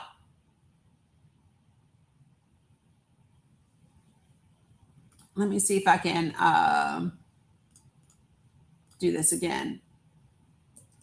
There, I just put it in the chat again. And if I can get a mod really quickly, Red Hot, behave, give me a quick mod break while I can help Mila. I just put it in the chat again, CD. So I'll be right back. Let me help Mila. She's going to give me a mod announcement and I'll be right back. Okay? Go ahead. Good morning, everybody. Hope everybody's having a good start to your week. This topic is great. I love it. Seems to have a lot of people in their feelings, though. Hope everybody, sorry, y'all, I'm tired. Please, everybody, keep tapping the screen. Taps are free. Tap, tap, tap, tap, tap. That helps push the live out to the FYP so more people can come in and hear Dani's information. Also, if you have not grabbed your daily heart meat up there by Dani's name, it's 1 penny. That also helps the live as well. Also, please, it looks like we have 260 shares. I'm behaving, Linda. It looks like we have 260 shares. Please share the live out. That is free as well. That also helps Danny's live and protects it. Also, please adhere to the rules of Danny's space. Be respectful. No slurs, no comments, spammings, no all caps. And we will have a great day. Awesome. Thank you, Red Hot. Appreciate you, sis. Yes, ma'am. Okay, so again, so you see it, great. So CD, all you have to do is click that link, and you'll come into the request box, and I can bring you up. Okay, so one of the reasons why it's important to recognize the patterns is because we learn from history. At least I hope we do. And if we learn from history and we can follow the past and we can find the journey from the past to the present, then it allows us to be wise and to be smart about how we make changes and how to recognize what's being said and how it's being said and what it actually means. So one of the things that I wanted to bring up is, how many of you all are familiar with South Carolina Governor McMaster? Do you guys know McMaster in South Carolina? The governor, he has made statements over the years that are pretty alarming, and people have had significant things to say about them. Of course you do, Tori. I got you. So I'm going to give you one quote that he said in 2023. You ready? Quote, "I look forward to the day that Democrats are so rare we have to hunt them with dogs." End quote. I'm going to repeat it. "I look forward to the day that Democrats are so rare we have to hunt them with dogs." That is the statement from the governor of South Carolina. And that is not the only statement that he has made like that. He's made several of them.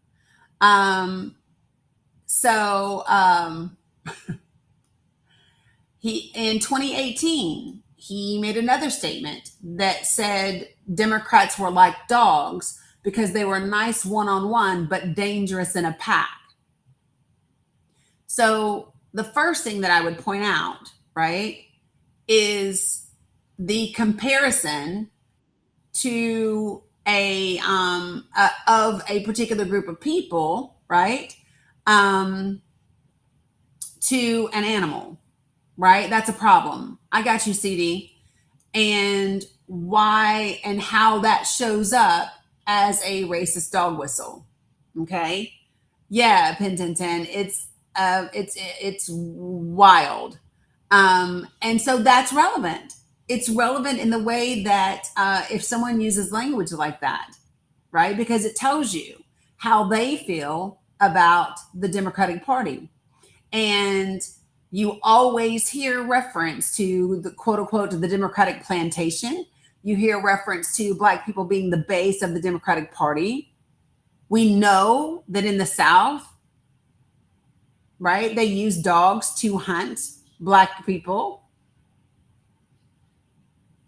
So in what way do we not understand that it is a racist dog whistle? In what way do we not understand what he's saying? I believe that we do. And I believe it is how the Republican Party continues to use race to win elections without necessarily coming out and coming off as being, crazily racist themselves. So give me a second, you guys. I want to bring up a guest from YouTube. CD, but I'm going to go over really, really quickly kind of the guidelines for this space. So it's be respectful. Don't use slurs of any kind. Don't spam the comments. Don't type in all caps because I have folks that with vision impairment and it's reserved for them. Okay. So other than that, if you can do those things, we will get along just fine.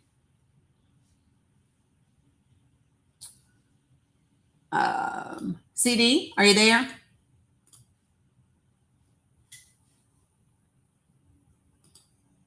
CD, do you have your audio on? Because I cannot hear you.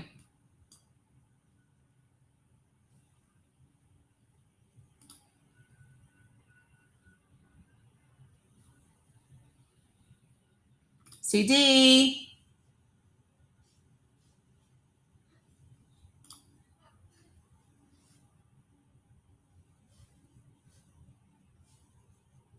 It showed that he's just spinning. So we'll see if he's able to get connected. TikTok, you can check down at the bottom. If you have pink and blue people at the bottom of your screen, that means you have not requested up. You're not in the queue. If it is grayed out, that means that you have requested up. So just check your status. And if you would like to get up and get in on this conversation, there are 3 different prompts up here. And you can have any conversation that you would like to. So ADHD, if you would like to join the conversation, then the link to request up is in the chat. So CD, it doesn't look like you're able to connect for some reason. I don't know why. Yeah, you timed out. So you might need to try again.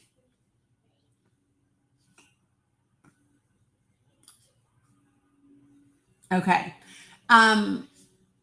When you think about the language that is being utilized,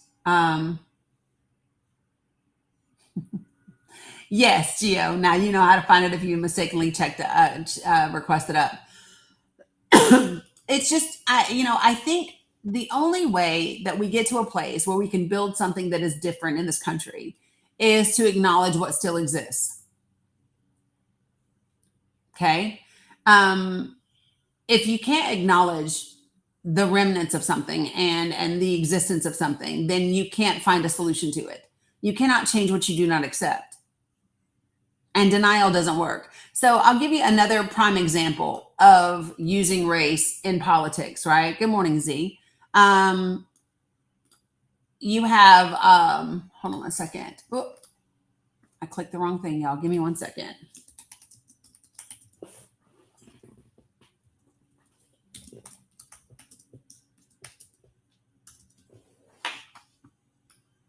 All right.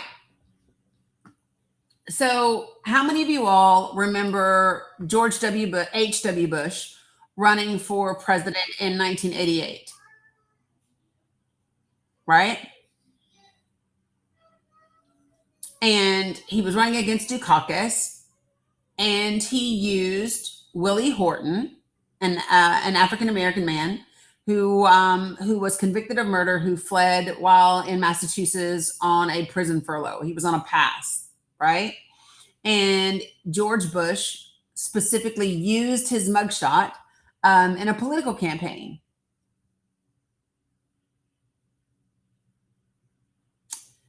If you do not see the correlation between that and the talk of violent immigrants, if you don't see that and the correlation to the claims that Haitians are eating cats and dogs, or they are, letting the worst of theirs across the border, like those types of things, it is a consistent use of race in politics. You do not see the mugshots of Eastern Europeans. You do not see the mugshots of Europeans that have come to this country, are overstaying their visas, belong to illegal organizations, maybe participate in the illegal transportation of human bodies, right? You don't ever see that. There's a reason for that, right? And to pretend otherwise is disingenuous. All right, CD, I see you're trying to request up again. Say something so I can see if we have your audio. Hello, can you hear me? I can hear you now. Great. So what would you like to speak on today, CD? Well, I was just listening to you, and I guess speaking on the topic of I guess you're on a Republican versus Democrat uh, type So that's conversation. an interesting take for you to have. So that's an interesting take for you to have. So I have a prompt on the screen, right? Hmm. When you see that prompt, share with me where you get the perspective that I have a Republican versus Democrat type of thing. Well, I just kind of joined into the conversation and hadn't read the prompt, just kind of listening to what you were saying. Uh, Mm-hmm. Christian nationalism, Christian Zionism, Israel are the greatest threats to the United States. Yeah, I totally agree with that uh, comment. Um, yeah, I think it's those constructs. I think it's constructs in general that fuel the isms and the wars of the isms and the wars in between the groups and the so-called religious sects. Um, because the creator existed before these religions or belief systems did. So I really don't identify with a lot of the things that I don't know most people identify themselves by. Um, for instance, I'm from Louisiana. Uh, I'm a historian. Looking back into the early 1800s, uh, free blacks, 33% of free blacks in Louisiana owned black slaves. That was a willing choice. Um, I say that to say that um, I don't agree with the ownership of uh, people. I don't believe in that. But if you don't value freedom, somebody else will see a value on your freedom. So I always find it interesting when people point out that there were black people that owned slaves, right? Because here's the thing: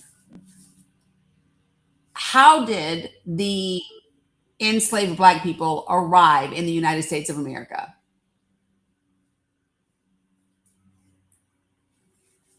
Hello? CD, can you hear me? It says you joined again.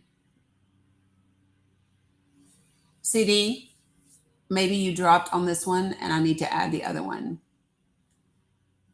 Are you there? Hello? Can you hear me? Yeah, Yep, it I can dropped hear on you. my end for some reason. Sorry about Okay, I that. got you. I think I it's got where you. I'm at. But Yeah, I was so having a here's the thing. conversation similar to this. Oh, sorry. Yeah. So here's the thing that I find really interesting is when people go, well, 33% of the blacks in Louisiana or wherever owned slaves, right? Um, Hmm. I think for me, my question is, what is the relevance to that statement? Because the percentage of Black Americans that own slaves is minuscule when you compare it to the entirety of the enslavement of Black people, right? And so Okay. Yeah. freed black slaves were freed into a system that already existed. And so their choice, I would imagine, would be to be slaves themselves or be freed and then own slaves,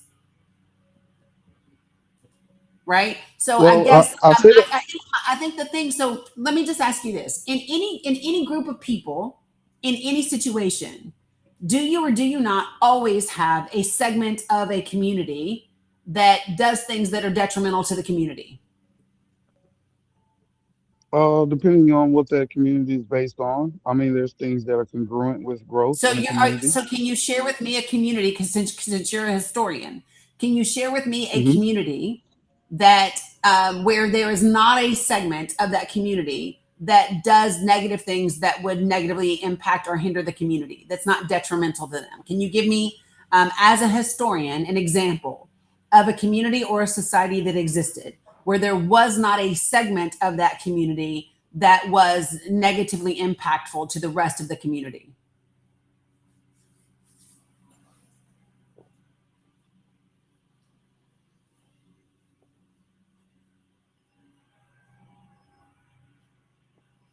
I can't hear you if you're speaking.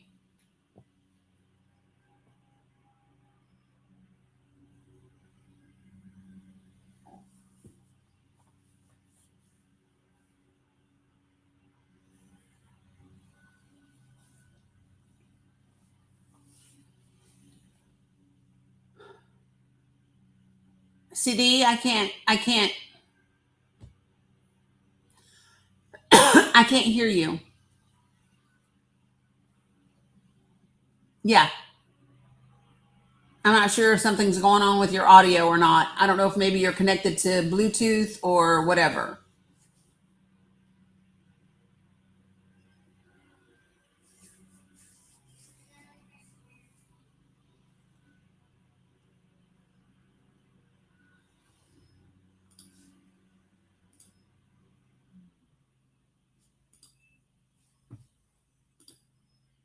Yeah, he's not there anymore.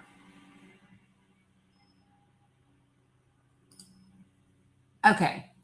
So, if he wants to come back, he's more than welcome to do that. But here's my thing: when people say, "Oh, there were black people that owned slaves," I don't. Let me just be clear: I don't care, because they were not the vast majority of individuals that owned slaves, and in any society, in any community, there is always a segment of the population that engages in behavior that is detrimental and negative to the population. That is not something that is unique only to black people. So, I mean, we're just going to be very direct and very clear about that. It's not an argument. It has no relevance, because what it was not black people that went to Africa to enslave families.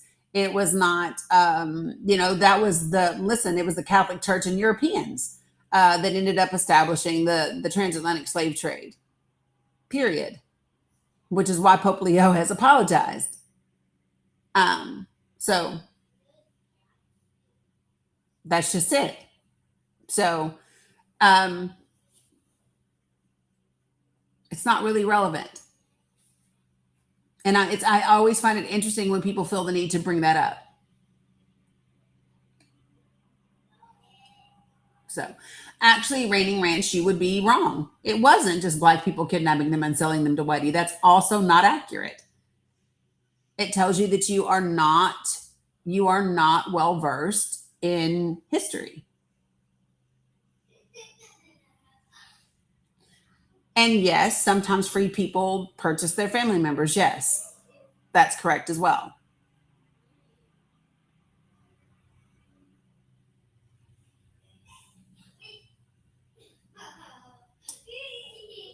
Yeah, it's not difficult, folks. And I think this is the part that gets me, right? Is if you are someone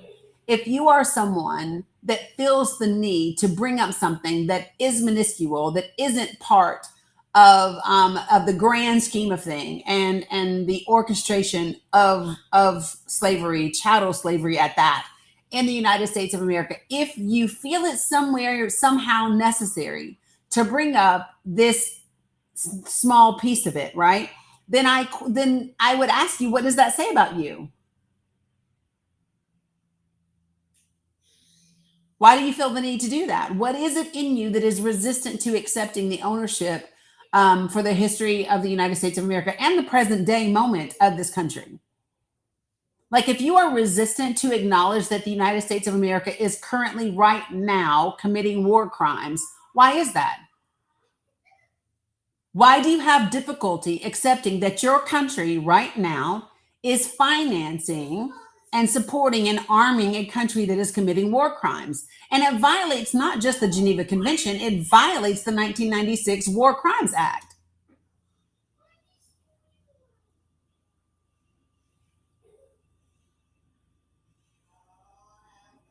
Right?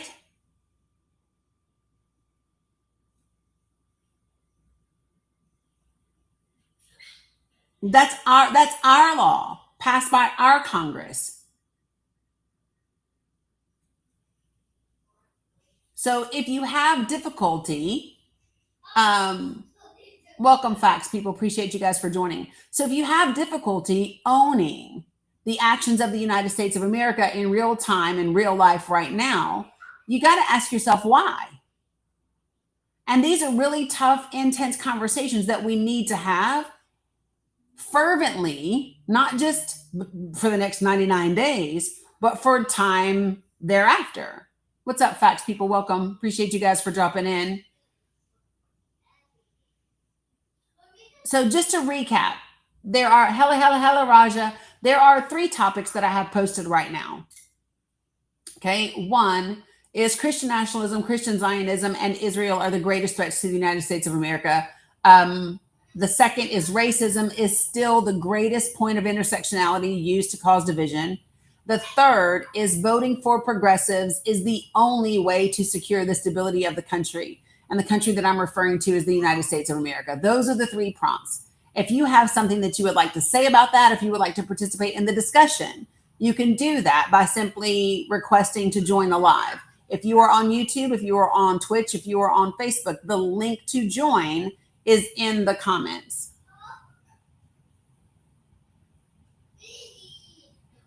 Folks, there's an issue. If you are sitting here today and if you want to pretend like it's not inappropriate, appreciate you, Steve. If you want to act like it's not inappropriate for the governor of South Carolina to say he can't wait until Democrats are so rare that they are hunted like dogs. If you want to pretend that that's not a racist dog whistle, yeah, that's a problem. If you want to act as if forced labor in our for-profit prison system is not still a continuation of the enslavement of Black people, of slavery in the United States of America, that is also a problem. It is aggressive, intentional ignorance. And I'm interested as to why you feel it necessary to reside in that place. If you cannot own the fact that the United States of America is participating in war crimes by supporting Israel, that's a problem. You are in denial about the country that you live in, and until you accept the country that you are, we cannot change the country that exists. Hey, Heidi.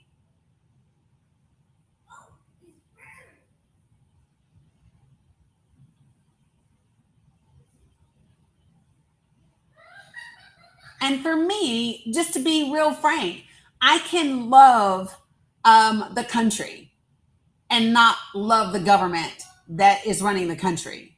I can love and believe in the people of the country, right?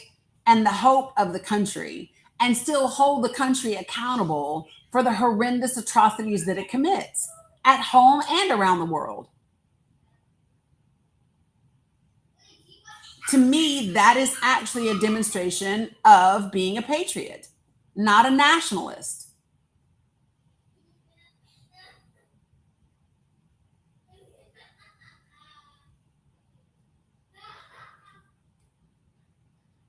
And the people, and I'm just going to be very, very frank, take this how it lands. I don't really care.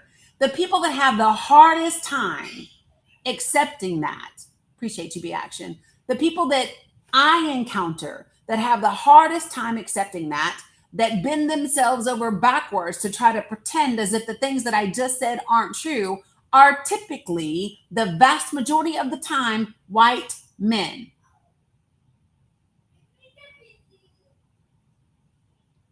Followed closely by white women, but white men.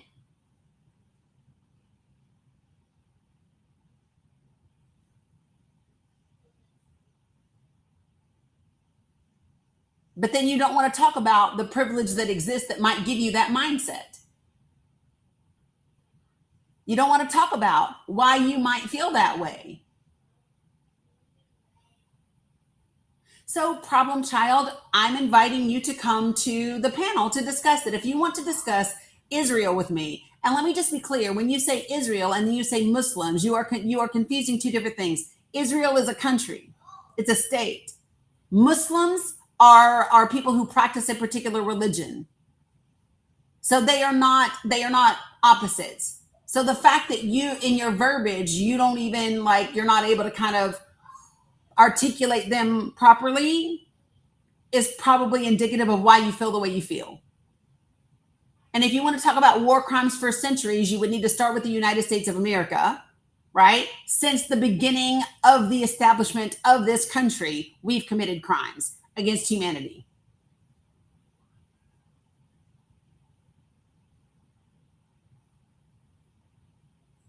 So miss me with it. Muslims have committed war crimes for centuries. Eastern Europeans, the West, have committed war crimes for fucking centuries against the global South.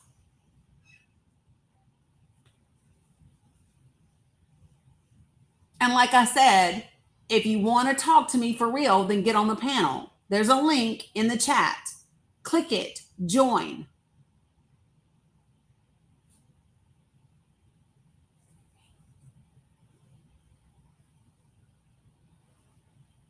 Folks, I'm so serious. In the United States of America, we have 99 days.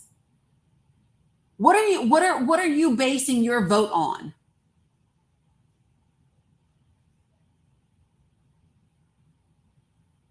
What are you basing your vote on for these midterms? What are the issues that are relevant to you? Because that for me is the conversation. Anything else?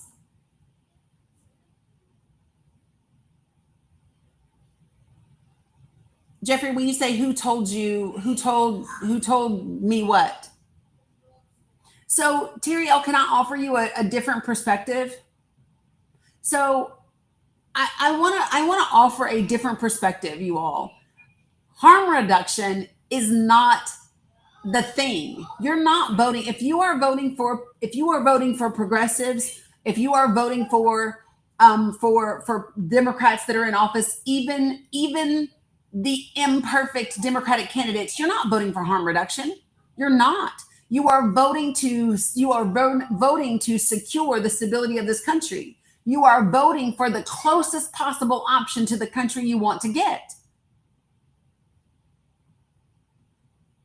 Outline what you want. Do you want universal health care? Do you want a fully funded public education system that teaches accurate history, even if it's uncomfortable, so that we learn from our lessons and create a different society? Do you want housing that is affordable for your neighbors and your family and your friends and even your fucking enemies, because you realize that they are human beings? Do you want jobs that pay a livable wage, that actually give people the ability to work and eat and go to the doctor and feed their children and all of that? If that's what you want, you are not voting for harm reduction. You are voting for your best chance at getting one step closer to where you want to go. And at the very least, you're not going backwards.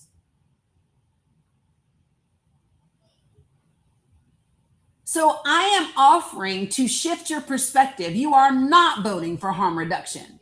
You are voting for the possibility and the probability to use budget reconciliation to reverse engineer the one big beautiful bill and put the funding back that was taken 1 year ago. Y'all, that is agenda number one. That is agenda number one.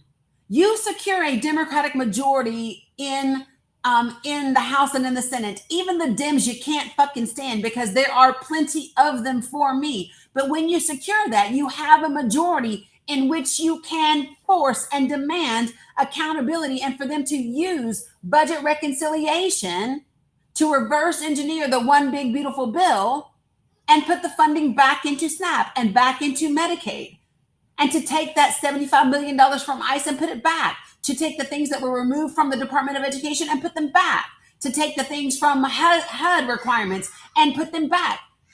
You have the ability. That's what you're voting for. That is for progress. That is for getting one step closer to the world that you want to create.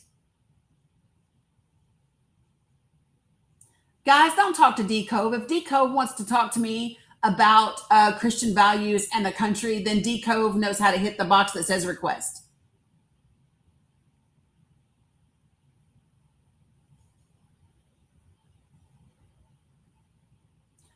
So listen, y'all, when we say things like, oh, I'm voting for harm reduction, it doesn't feel good.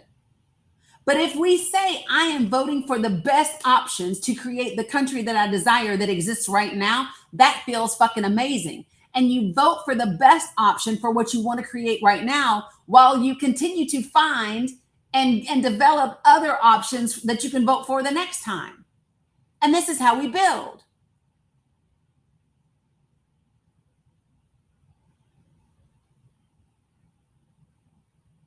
Right? If I've got 4 beams holding up the roof of my house, right? And 3 of the beams are rotten and 1 beam is astounding. I don't knock down all 3 beams that are rotten and then try to hold it up while I put something under it. I don't do that. What do? I put up 1 beam that's kind of sort of okay to hold the shit in place. I take down one of the rotten beams and now I got 2 good beams and 2 rotten beams. And then I find another good beam to replace the other beam and then I prop it up while I remove the other one. At the end of the day, I keep the house standing because if the house falls, we all suffer. I do not want a solution that requires more suffering from innocent people that don't have anything to do with the systems that have been created in order to fix the issue. If I can fix the issue without intentionally doing more damage, then that's what I want to do. That's how I keep my house standing.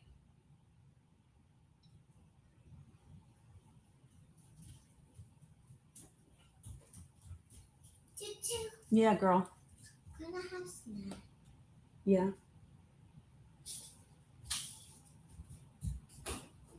So I'm not in for this.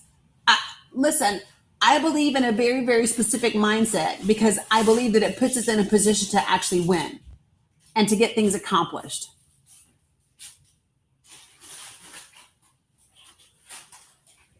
Yes, Red Hot. 100%. Aw, thank you. Appreciate it, Book Junkie. Right? I got you. Okay, so listen, after this, your next snack, either banana, peach, or apple, okay? Well, then banana or apple. You don't have to have a peach. Okay? Okay.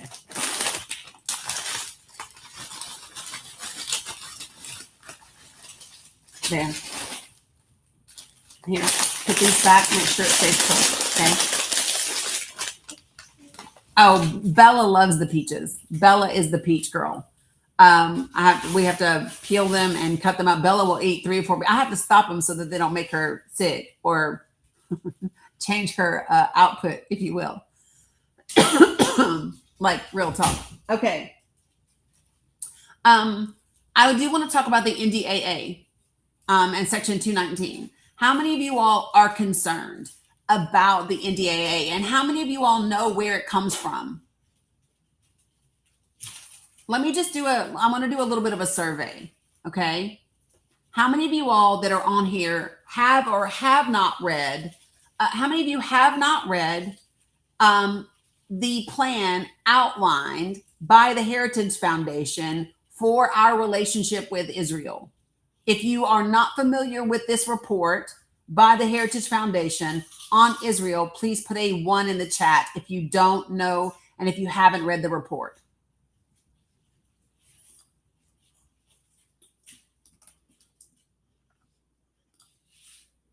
A lot of you all. Okay, let's learn today. Y'all ready? So this quote unquote special report from the Heritage Foundation was released in March of 2025. Okay. And I believe this is already in my link tree. It is a 29 page document. And I'm going to share it with you. All right. You ready? If you're watching me on YouTube or anywhere else, I'm going to show it to you. Okay.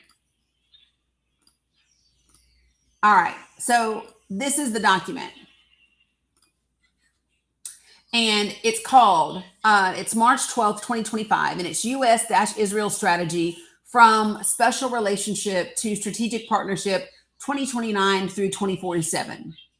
and it's written by the Catherine and Shelby Cullum Davis Institute for National Security and Foreign Policy at the Heritage Foundation. And well, here's what I'm not going to do. I'm not going to read the very beginning of the fluff of it, because it's all the things that they want you to believe about it, right? So this is when they talk about the special relationship and who Israel is to us and what Hamas did or didn't do. All of that is their narrative, and I'm skipping over it because I want to get to the meat and potatoes, okay? So when you go down into this thing and you look at, so remember, I want y'all to remember that I told you that I modeled Project for the People after how the Heritage Foundation models their reports. So what the Heritage Foundation did in the beginning of this, they outline their story, their narrative as to why this position is great for us. And then the very next thing that they do is they outline the strategic framework. Okay. So what are the things, what are the 3 or 4 things that has to happen? And so I'm going to share with you what they put out. Okay. Yes. So here we go. It says, strategic framework. The U.S.-Israel relationship was one of the United States' most strategically vital partnerships, anchored in shared democratic values. That's the Hasbara that they want everybody to believe.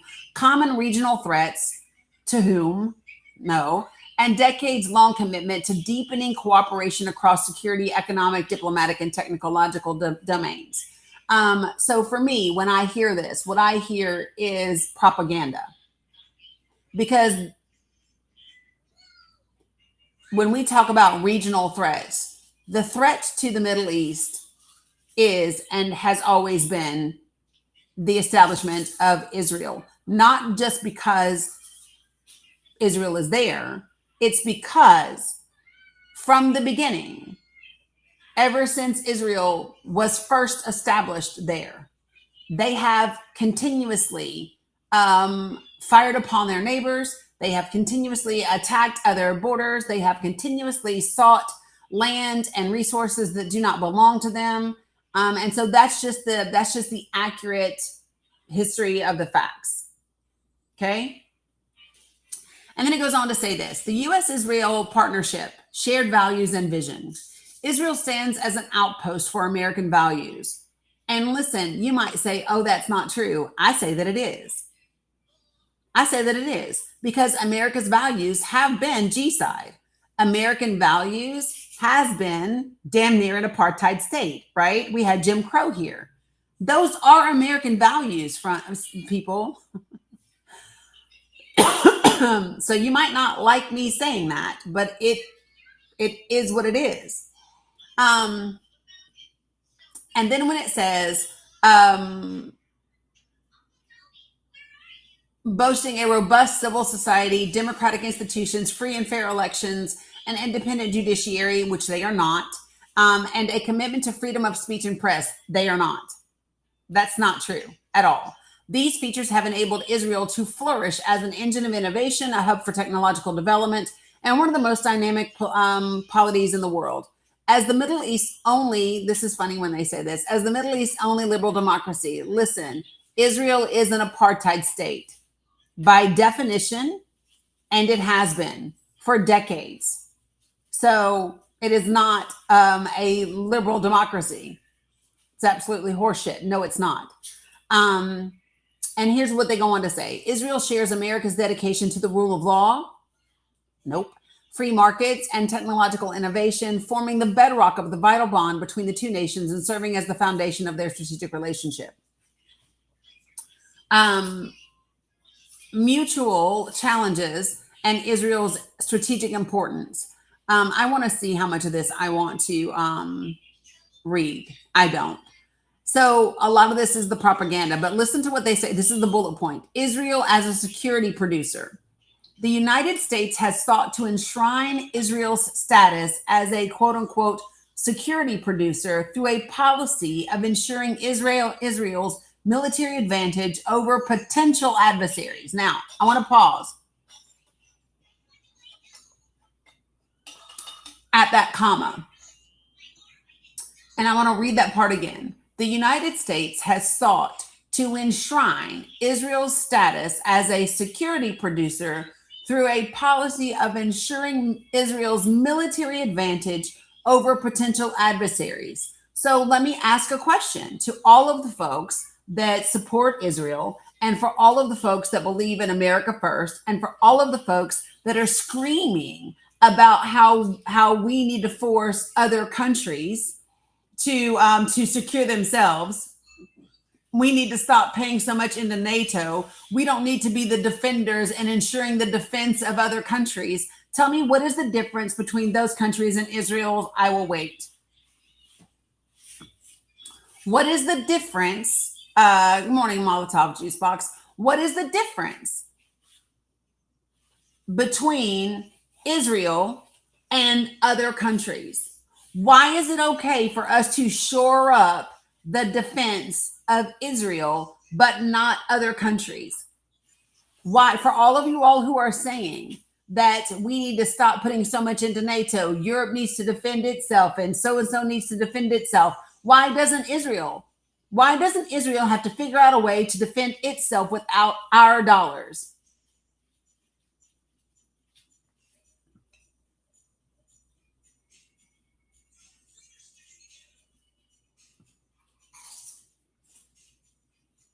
No answer?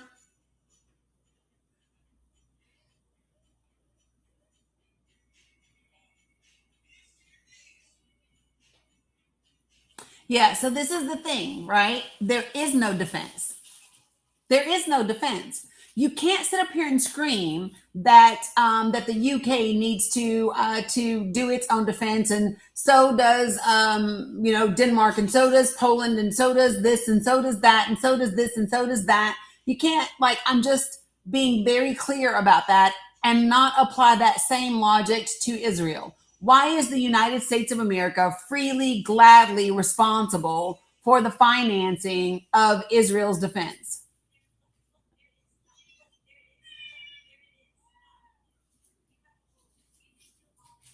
Right? Yeah. That is why the prompt says Christian nationalism and Christian Zionism are the greatest threats to the country. That's why the prompt says that, because it is 100% either your political ideology or your religion that is backing that position. Because if you take your religion or your political ideology out of it, there is no justification for it. I'm going to repeat that. If you take your religion or your political ideology out of it, there is zero justification for it, because we would never do this with any other country. I want you to imagine that the state of Florida had license plates that says Florida stands with China instead of Florida stands with Israel.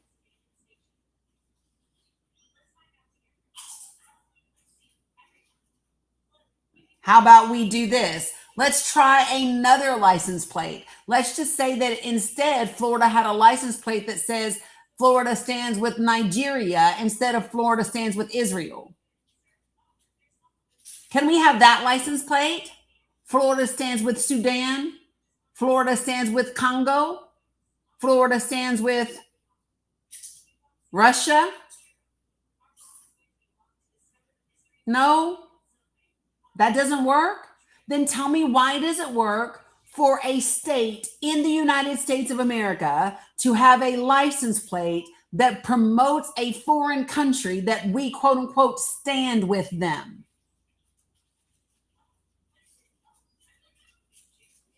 That's treasonous language, in my opinion.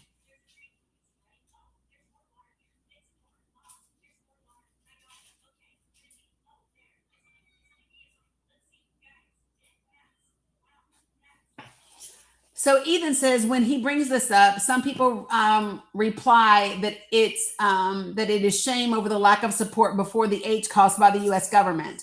Let me just be clear. Except, and I know that you said that's a deflection, of course, but I want to be clear.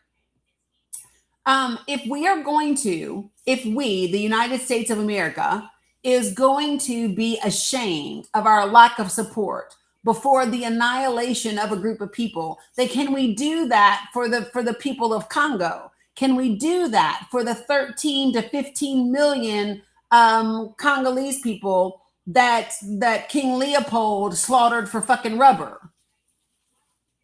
Where was our lack of support for those 13 to 15 million people?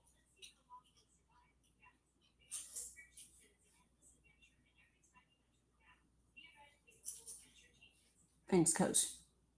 Right?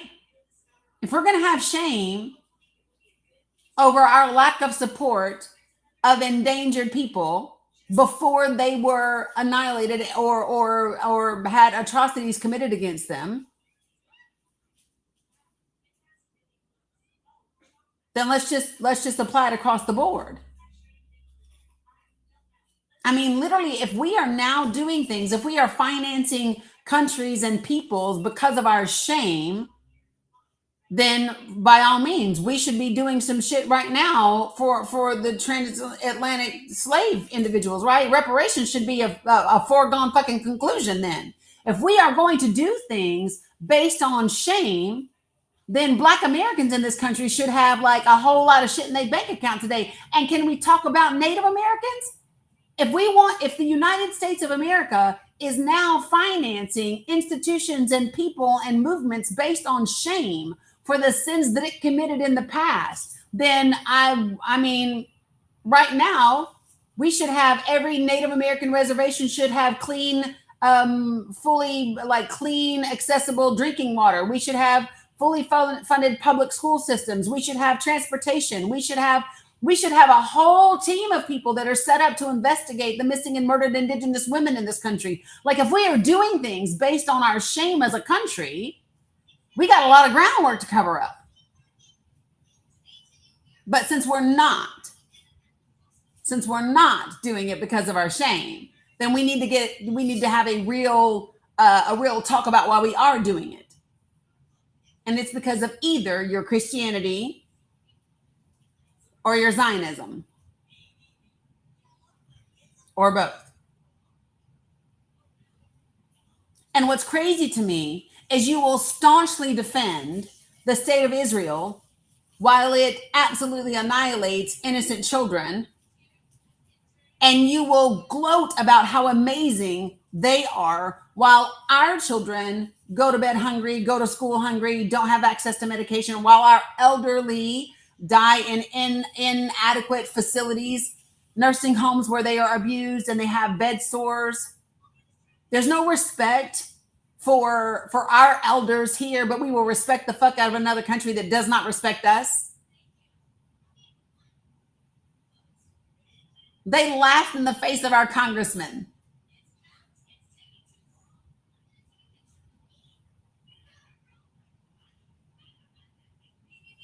Back to the document.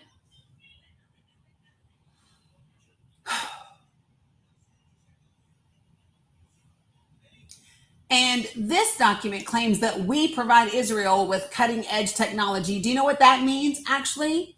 So that means the laws that we have in the United States of America that prevent us from using certain technology on our own citizens and our own populations or in other places around the world, we give it to Israel for them to use. When we say that we provide it with cutting edge technology, that means we give it the things that we are outlawed to use so that they can test it for us.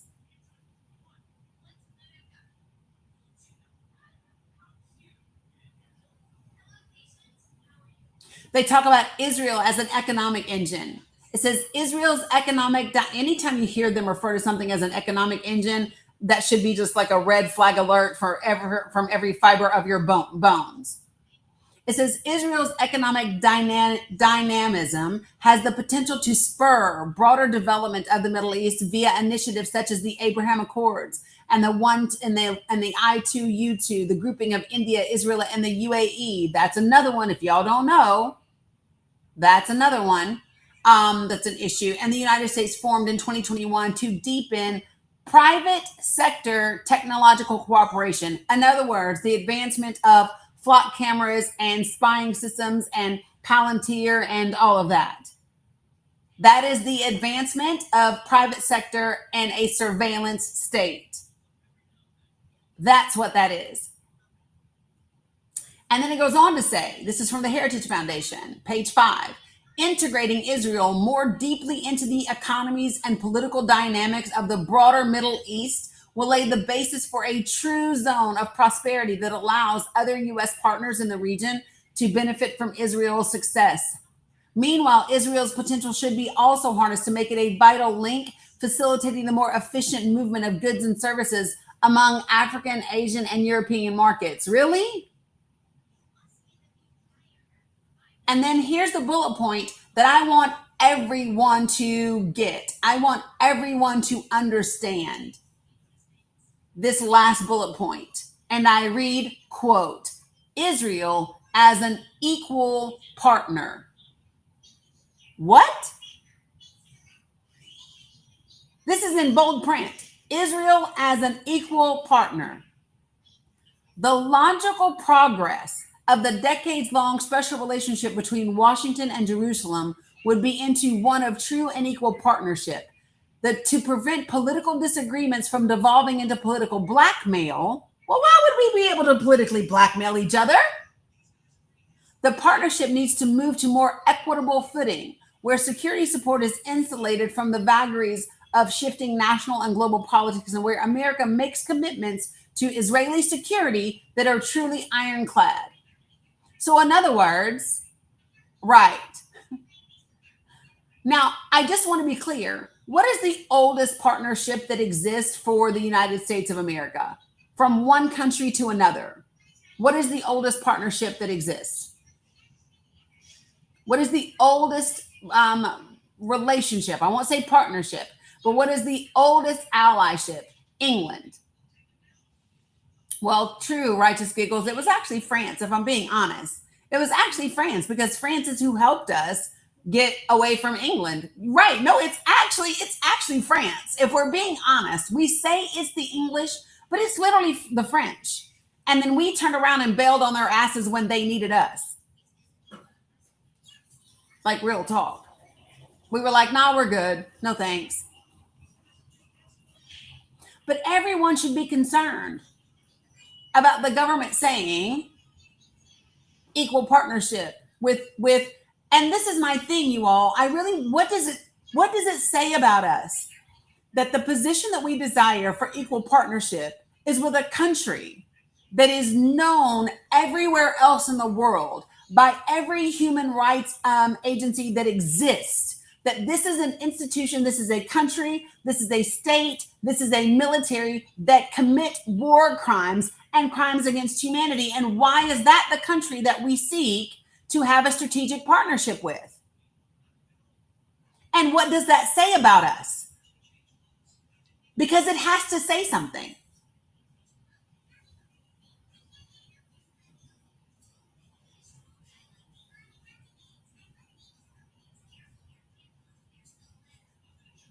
The beginning of a new me, did you mean to request up?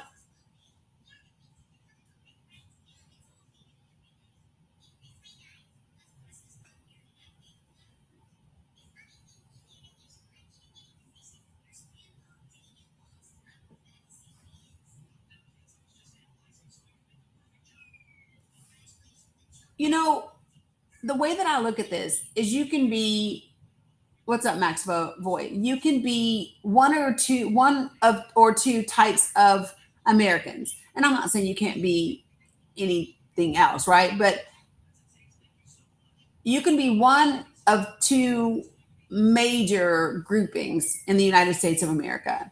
You can be among the people that refuse to acknowledge who we are, what we have done, what we continue to do, and who is behind it.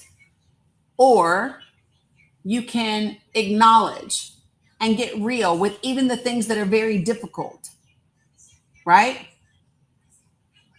In order to create something different.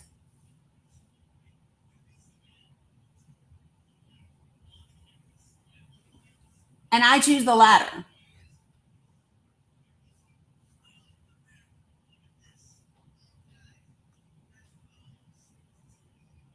I choose the latter. And the thing about it is I don't choose the latter because I'm just like, oh, Republicans suck. No, let me just be clear. And I say this a lot, and I'm going to say it again, especially if you're new to me, because maybe you've never heard me say this. When it comes to policy, because that's what I like to talk about, policy and the issues and people, right? When it comes to policy, the two parties, Democratic and Republican, are not very different when it comes to foreign policy. They're not.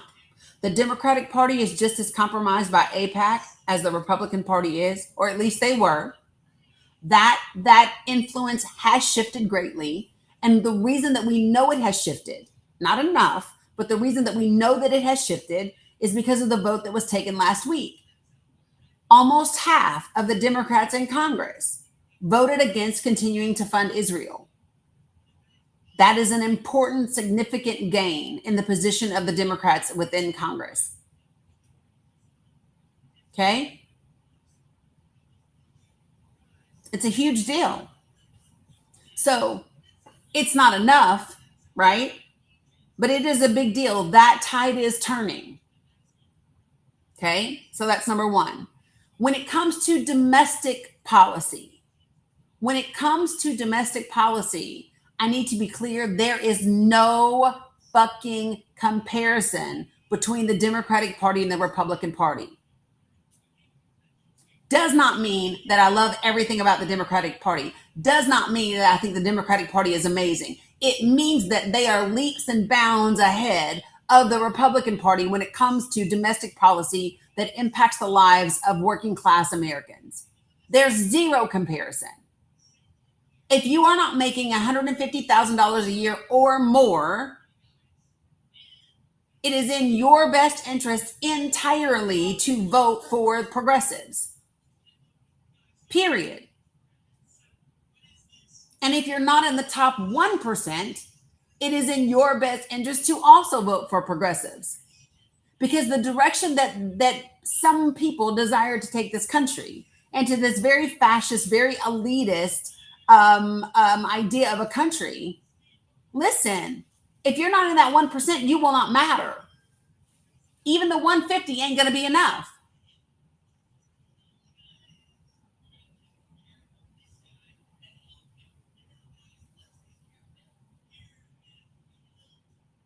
For progressives, things that I would love to say to you so that you understand is stop saying derogatory things about people who aren't where you are right now in this moment, because that does not help us bridge the divide. And like it or not, we must bridge the divide. If you are someone who says, I don't believe in the system isn't working, my question, this is going to be my response, this is going to be my thing. I invite you to join me in changing it.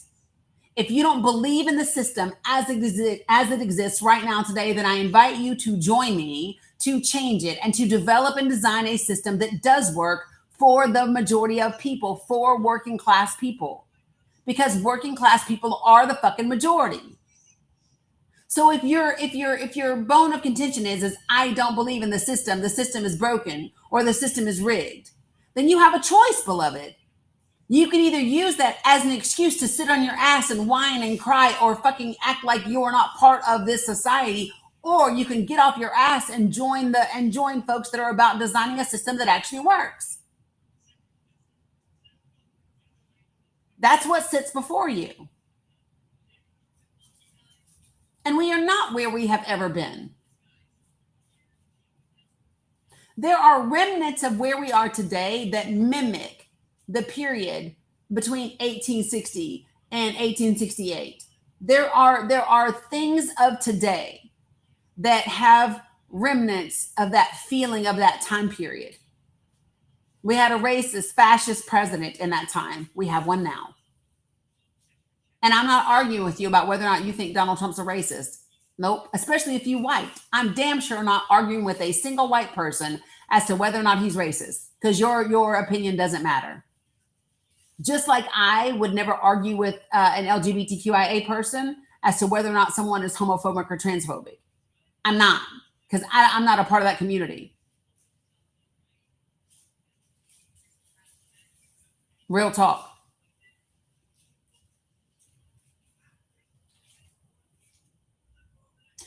Back in that time period, we had a Supreme Court that was also racist.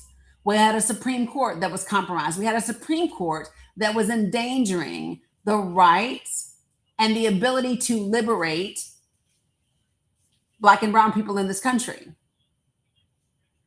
We have that now in the Supreme Court that exists today.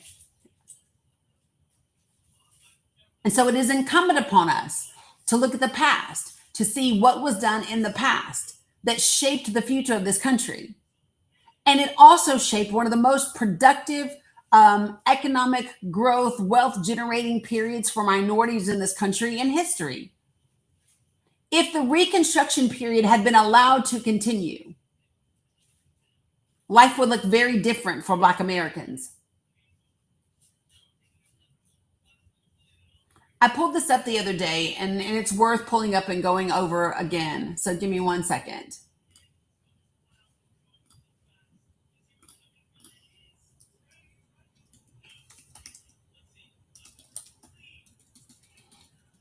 Oh, give me a second, folks.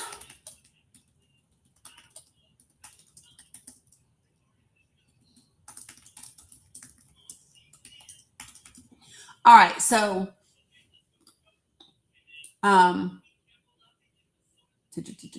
nope, I want it. All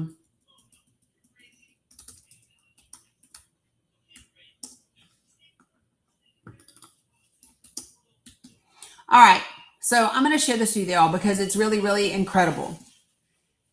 From 1860 to the 1910s, we had whoops, hold on, I want to go back. All right, so 1860 is the baseline. Why is 1860 the baseline? Because it's prior to the Civil War, right? 1860 is the baseline when we talk about wealth gap in this country. And at that time, the wealth gap was 60 to 1, underpinned by the enslaved plantation economy. Okay. Now, what they would consider to be post-emancipation convergence, or the Reconstruction period, right? For the first 50 years following emancipation, right? The per capita wealth gap dropped to 10 to 1 by 1920. Did y'all hear me? It went from 60 to 1 to 10 to 1 in 50 years.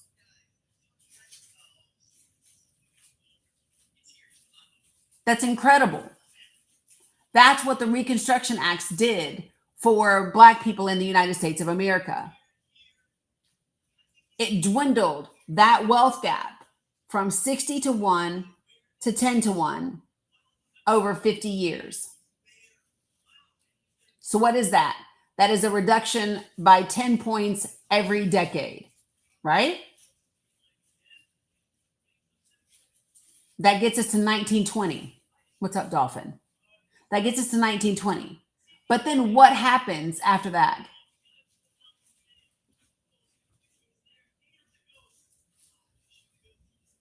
By the time we get to the 1950s, it's reduced. So 30 years, it's reduced to 7 to 1. So that is still, we're still moving, but now we're down to 1 point for every 10 years. Okay. And then in the 1950s, we hit Jim Crow. And then we got discriminatory housing policies. We got all of that happened, right? And y'all want to know what's really crazy? Is that we got all the way down to 5 to 1, right? By the 80s. Today, we are at almost 7 to 1. We are currently going backwards in terms of the wealth gap in this country.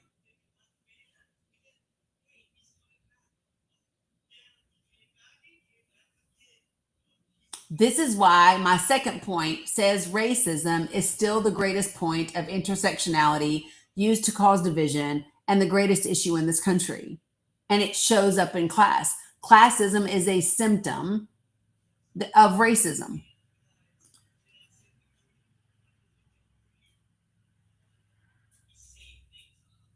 then like I'm just it just is what it is. Do me a favor, you guys, do a check right now on your status.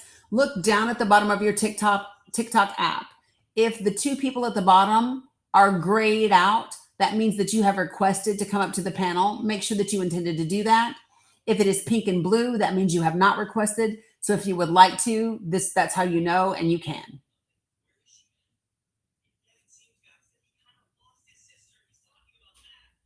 So here's what I believe. I believe that we have to be diligent about closing the wealth gap. I also believe that there are things that we have to do to secure the stability of the country as we get there, right?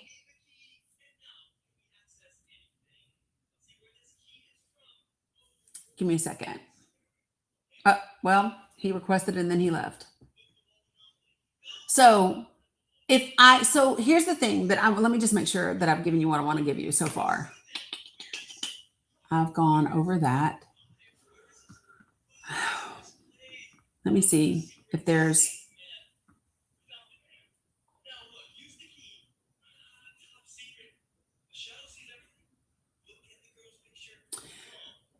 Can somebody check my link tree and see if this Heritage Foundation document on the strategic partnership with Israel is in my link tree? If it's not, I want to integrate it. I want to put it in there. But I want you to understand the new memorandum of understanding that the Heritage Foundation has proposed to do is to do regional integration with Israel, to have a regional defense architecture, okay, bilateral and multilateral trade agreements with Israel, Middle East energy cooperation. And then there's a couple of additional initiatives that they outline. Listen to this. I want to give you the overview of security cooperation financial obligations. Are you ready? Because this part's astounding and I want you to hear me as I outline this. So here's the table. It gives you what number of years. So 2029 would be year one. And it tells you what are our obligations and Israel's obligations. Are you ready for this shit? You're not ready, but get ready because here we go. Year one in 2029, the U.S. obligations for foreign military financing, $4 billion. And the U.S. obligations for cooperative programs is $500 million. So year one, the United States of America, yeah, Scotty, it's on YouTube. TikTok, whenever I'm showing things that's not original, like when I share my screen, they've been dinging me, but it's in my link tree. So listen, year one, 2029, U.S. obligations, $4.5 billion. Israel obligations, $0. Year two, 2030. U.S. obligations, another $4.5 billion, $4 billion for foreign military financing, and another $500 million for cooperative programs. Israel obligations, $0. Year three, 2031. Foreign military financing from the United States of America, $4 billion. Cooperative programs, $500 million. Israel's obligation, $0. So just to recap, 2029, 2030, 2031, the United States of America's obligations to Israel, $4.5 billion. Israel's obligations, $0. Year four, 2032. Foreign military financing, $3.75 billion. And cooperative programs increases to $0.75 billion. So $750 million. Israel's obligation, anybody want to take a guess? $0. Year five, U.S. obligations, $3.6 billion. Israel's obligation, $0. Year six, U.S. obligations, 4.5, right? Am I doing that right? Yes. $4.5 billion. Israel's obligations, $0. Year 7, 2035. U.S. obligation, $4.5 billion. 3 for military financing, 1.5 for cooperative programs. Israeli obligations, 0. Year 8, another $4.5 billion from the United States of America, 2.75 by military financing, 0 for 1.75 for cooperative programs, 0 from Israel. 2037, that's year 9. $2.5 billion for foreign military financing, $2 billion for cooperative programs, 0 obligations for Israel. Year 10, 2038, $2.25 billion in foreign military financing from the US and 2.25 for a total of $4.5 billion from the United States, 0 from Israel. So for 10 years, according to the Heritage Foundation's outline, we are going to give Israel $4.5 billion every single year, and they are obligated to give absolutely fucking nothing. And that's just the first 10 years. Meanwhile, they're okay with Social Security being depleted. Meanwhile, they're okay with cutting Medicaid and Medicare. Meanwhile, they don't want you to have universal health care. Meanwhile, your children can go to school hungry. Meanwhile, and that's just for the next 10 years. There's more. You ready? Year 11, 2039, another $2.5 billion. Israel, their obligation, $250 million. Year 11, another $4.25 billion. Year 12, $3.75 billion. Israel's obligation, $500 million, so $500 million. Let me just cut to the chase. By year 19, we give $2.25 billion and they give $2.25 billion. It takes us 20 fucking years, but then they finally give what we give.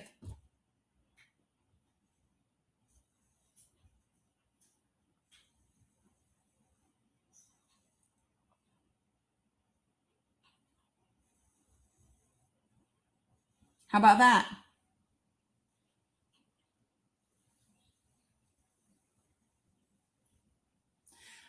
When you go and you read, so listen, when I tell you that the NDAA Section 219 is part of this birthing from the Heritage Foundation, when you get all the way down to page 17, supplementary elements of the new U.S.-Israeli partnership, defense and security cooperation.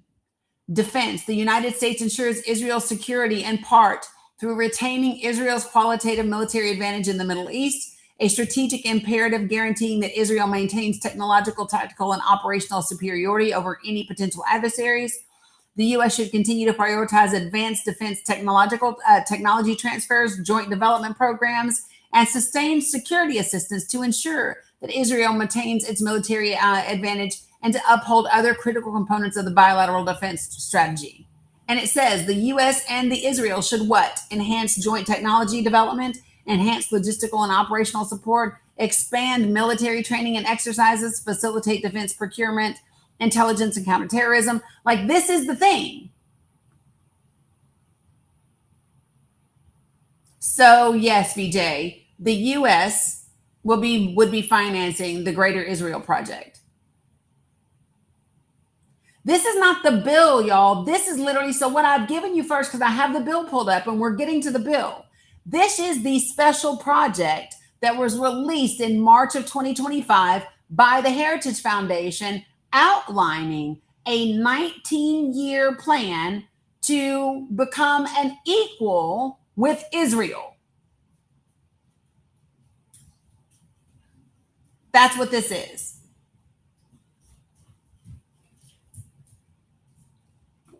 So now, if I hop over here, right, and I go to the actual bill, Right. Say you're Israel's bitch without saying you're Israel's bitch. 100%. 100%. So next, where is my, nope. Y'all know me with all my things. So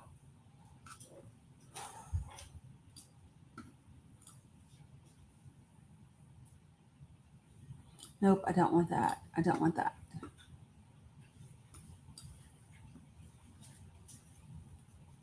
Hold on, y'all. I got to figure out. Oh, it's a different browser. All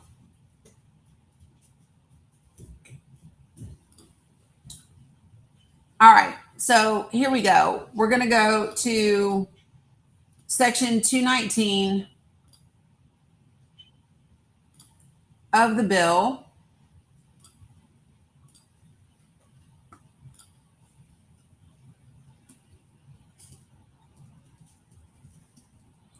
Okay, stop.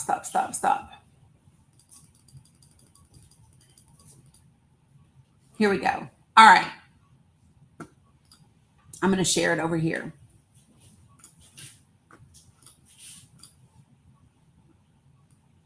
All right, so here we go. So what I'm reading from now is the bill, is section 219. You ready? The United States/Israel Defense Technology Cooperation Initiative.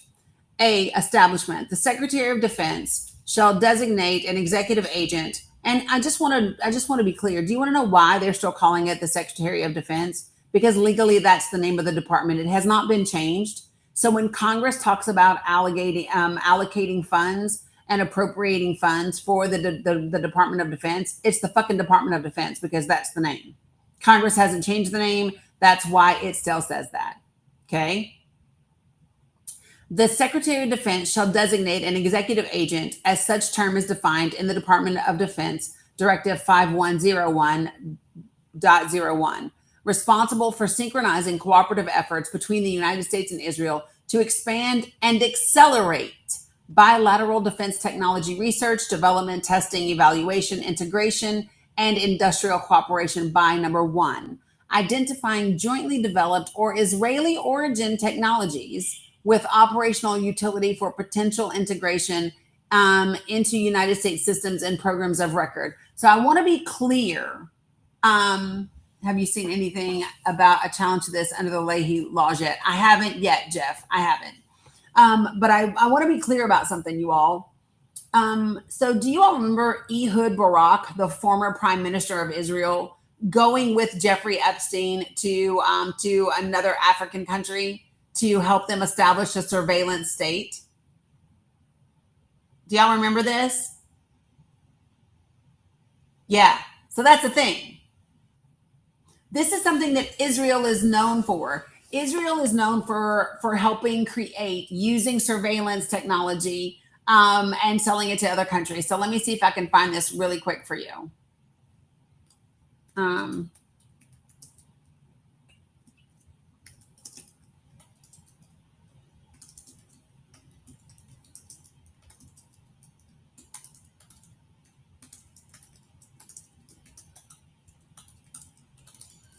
All right, so here we go.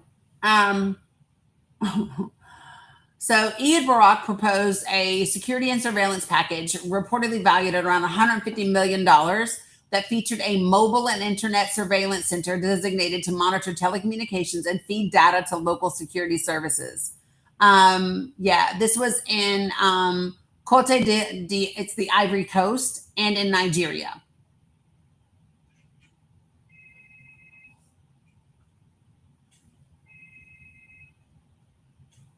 Yeah, look it up. There's a lot of stuff about it, but just so that everyone is clear, when you read this proposed law and it says identifying jointly developed or Israeli origin technologies with operational utility and potential integration into the United States systems and programs of record, that means help the United States of America become a surveillance state. 2, ensuring collaborative research initiatives involving government, private sector, and academic institutions in the United States and Israel is done in a manner that protects sensitive technology and information and the national interest, security interests of the United States and Israel. 3, facilitating the transition of technologies from research and development into procurement and acquisition pathways. Be careful, Sin, because there's a lot of people sharing things. And if you don't know that it's authentic, I would be mindful.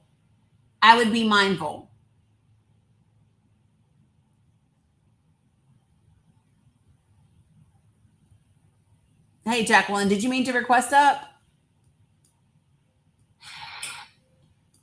Jacqueline, did you mean to request up? I guess so.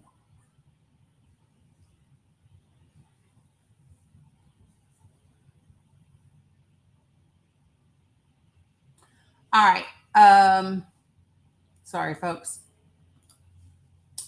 Next, it says 4, establishing frameworks for joint ventures, licensing agreements, and U.S.-based co-production or manufacturing partnerships with Israeli industry. Number 5, coordinating with relevant Department of Defense components, including the Irregular Warfare Technology Support Directorate, Capability Development and Innovation Divisions, the Undersecretary of Defense for Research and Engineering, the Defense Innovation Unit, the United States-Israel Operations Technology Working Group, the Defense Advanced Research Projects Agency, the Missile Defense Agency, the U.S. Space Command, the military departments, and other Department of Defense entities as appropriate to align efforts and avoid duplication. And 6, promoting joint training exercises and information sharing mechanisms to enhance operational readiness to deploy jointly developed technologies. B, cooperative efforts.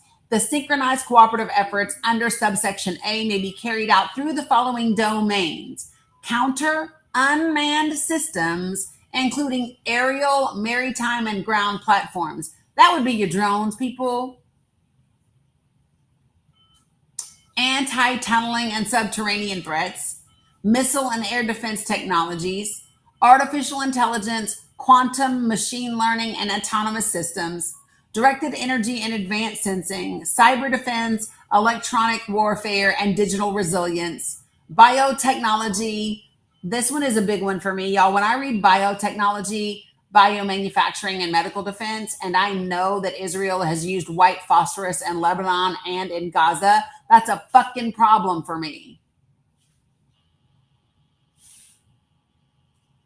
And it should be a problem for you.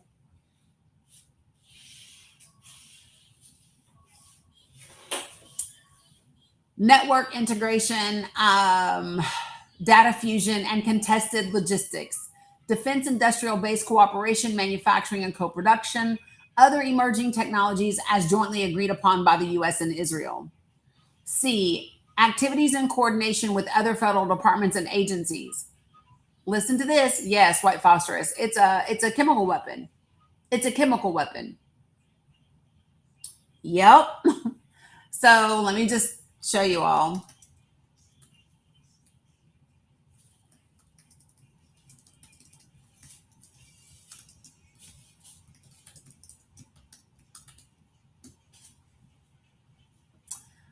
So I'm going to give you a couple of different articles.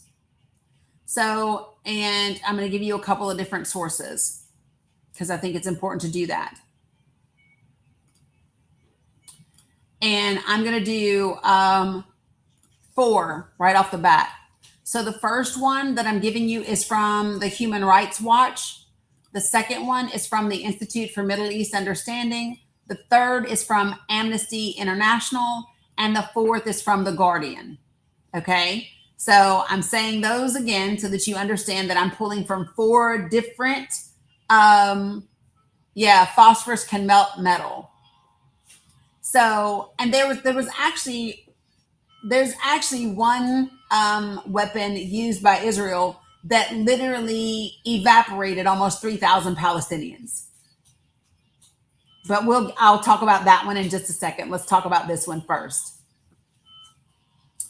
So I'm on the Human Rights Watch, and you can actually see evidence. There are pictures of it. So there are artillery fired wasp phosphorus, and this image that I'm showing on YouTube and Facebook and Substack and Twitch is over Gaza City's port on October 11th of 2023.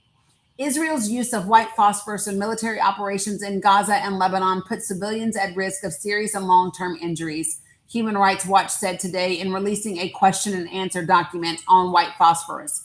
Human Rights Watch verified videos taken in Lebanon and Gaza on October 10th and 11th, 2023, respectively, showing multiple airbursts of artillery-fired white phosphorus over the Gaza City port and 2 rural locations along the Israel-Lebanon border, and interviewed 2 people who described an attack in Gaza. White phosphorus, which can be used either for marking, signaling, and obscuring, or as a weapon to set fires that burn people and objects, has a significant incendiary effect. Like as soon as it reaches the air, it bursts into flames. And that can severely burn people and set structures, fields, and other civilian objects in the vicinity on fire. The use of white phosphorus in Gaza, one of the most densely populated areas of the world, magnifies the risk to civilians and violates the international humanitarian law prohibition on putting civilians at unnecessary risk.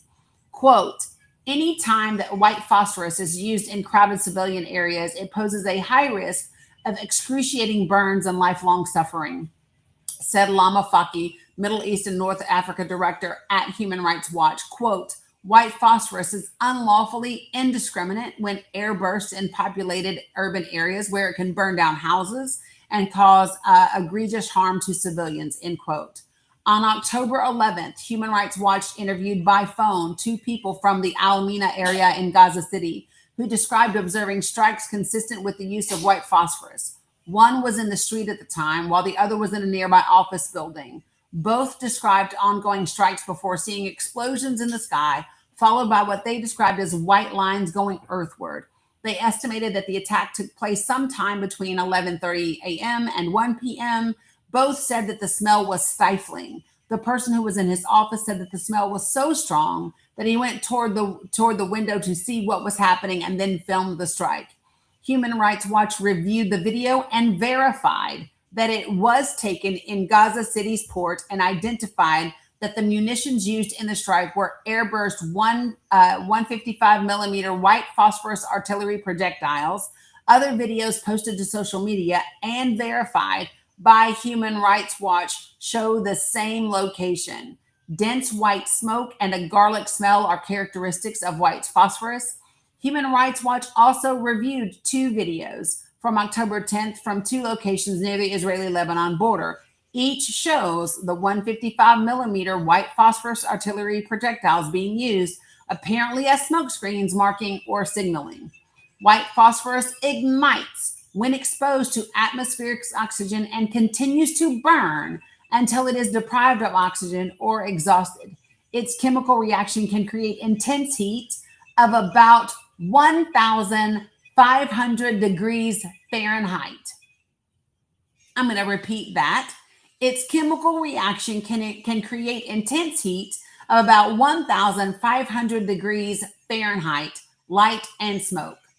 Upon contact, white phosphorus can burn people thermally and chemically down to the bone, as it is highly soluble in fat and therefore in human flesh. White phosphorus fragments can exacerbate wounds even after treatment and can enter the bloodstream and cause multiple organ failure. Already dressed wounds can reignite when the dressings are removed and the wounds are re-exposed to the oxygen. So even if you have a wound from white phosphorus that is treated and is wrapped, if you go to change those bandages and those wounds are re-exposed, they can reignite because it is exposed to oxygen again. Even relatively minor burns are often fatal. For survivors, extensive scarring tightens muscle tissue and creates physical disabilities. The trauma of the attack, the painful treatment that follows, and appearance-changing scars lead to psychological harm and social exclusion. The use of white phosphorus in densely populated areas of Gaza violates the requirement under international humanitarian law to take all feasible precautions to avoid civilian injury and loss of life, Human Rights Watch said. I'm not going to read the rest of the article, but you get what I'm saying. And this is the reason why I say unequivocally, unabashedly, the United States of America is participating in war crimes and crimes against humanity because we are financing this activity. And we know that it exists. Period.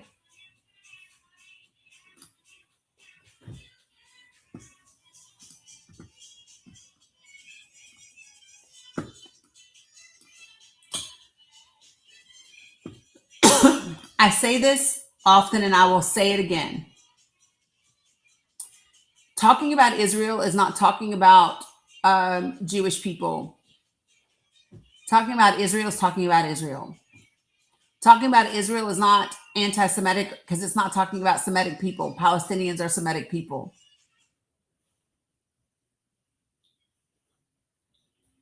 This is about accountability for Israel and the United States of America. And as a U.S. citizen, right, it would be irresponsible of me to not talk about what we are doing as a country. As a veteran, it would be unpatriotic to not talk about what we're doing. There are many, many things have come out about the United States of America and the things that we did in wars and conflicts, things that we did in World War II, things that we did in Vietnam, the chemicals that we sprayed, the things that we did in Japan, the things that we've done all around the world. This is not something that we haven't done.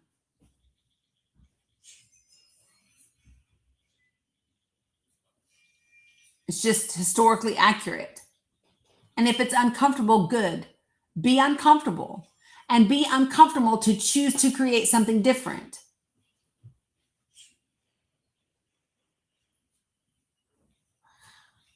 It does not have to be this way, and we should not let anyone convince us that it has to be this way because it does not.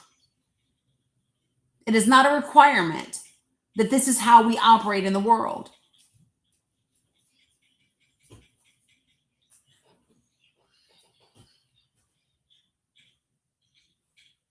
So I will say to you, give me a second.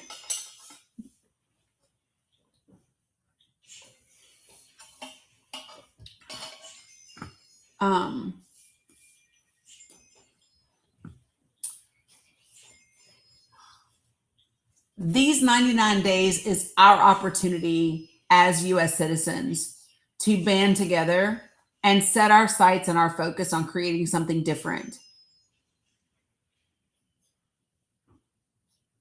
And the reality is that we can make that happen.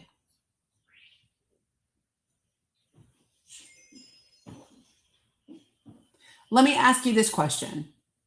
Real talk. If you are a woman in this country or a man that values women, would you like to see the Equal Rights Amendment added to the Constitution to ensure that women have equal rights protections ingrained and embedded in the Constitution and provided? If that is something that you would like to see, please put a heart of any color in the chat. A heart of any color. And let me tell you the reason why this is such a simple thing to do. And I would pick up the phone and call your representatives today and ask them this. Ask every Democrat in Congress, ask every single one of them, if you make Democrats the majority in the House and in the Senate this November, would they be willing to pass a resolution next session in the spring of 2027 that removes the 10-year requirement for ratification of amendments so that the ERA could be added to the Constitution? Now, I already know the answer that they're going to give you is yes. And the reason why I know it is because it is the Democratic Party that has introduced that resolution more than once. And do you know the body that blocked it? Republicans in the Senate.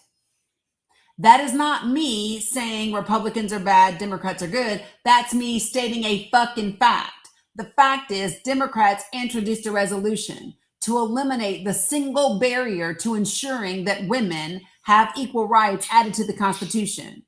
Yeah, you didn't know that? I thought we talked about this before. So let me show you. Senate GOP blocks ERA.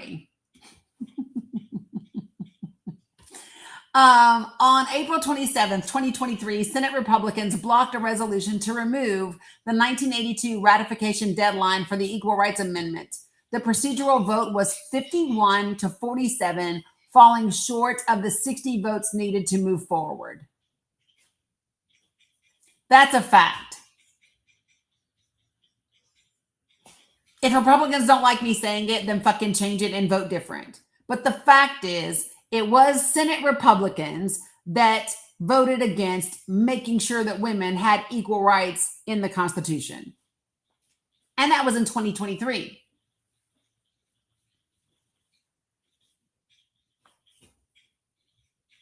So it's a fact. So guess what? Do you know what a selling point right now is? If you want to have a talking point when you are having conversations with people about why we should vote for the Democratic Party in the midterms, it's very simple. Number one, we're going to pass that fucking resolution and we are going to get the ERA added to the Constitution, and women are going to have equal rights under the law according to the Constitution. Done.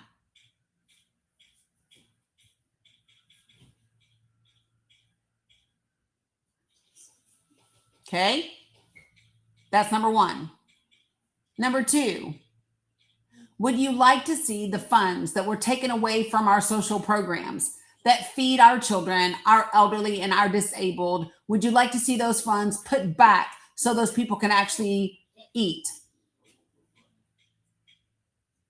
If you would like to see the funds put back so that Americans can eat, children, disabled people, elderly people,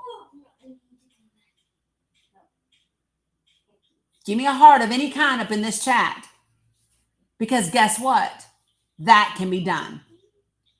All you do is you take budget reconciliation, that same bullshit maneuver that they used last year to take those funds away from people, working class, ordinary people, and you reverse engineer it and you put it fucking back.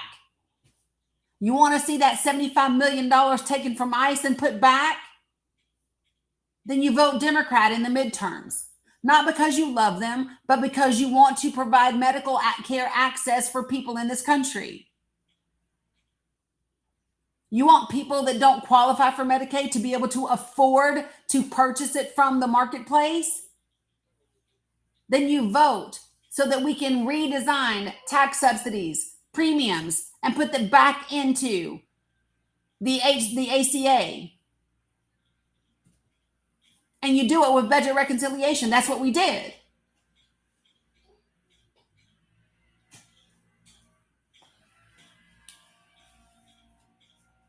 James, I will answer your question if you click this link and you join me on my panel. Other than that, I'm not answering you. If you want to have a discussion about the rights of men versus the rights of women, then you click that link and you come join my panel and you have a conversation with me. One-on-one. So this is my thing, Heidi. So number one, the ERA is easy because they've already attempted to do it. That's number one. Number two is understand where we are. It is the pressure of the people that is making them do what we want to do. We had almost half of all the Democrats in Congress vote to not fund Israel anymore, including fucking Nancy Pelosi. Why? Because they feel the pressure, because they want to stay in office, because they don't want the people to vote them out.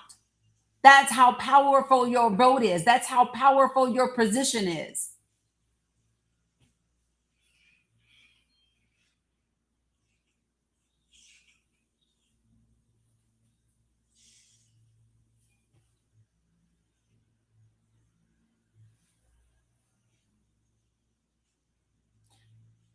you metaphorically keep your foot on their neck.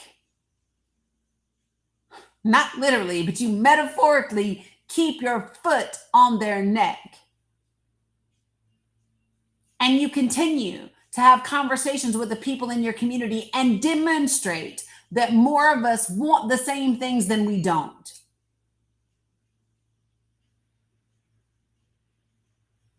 We live in a country where up until 1973, women couldn't have credit in their own names. You couldn't have credit cards. You couldn't buy a house without your daddy or your husband. We live in a country where you still, as a woman, cannot determine what type of health care is best for you and your body with your physician.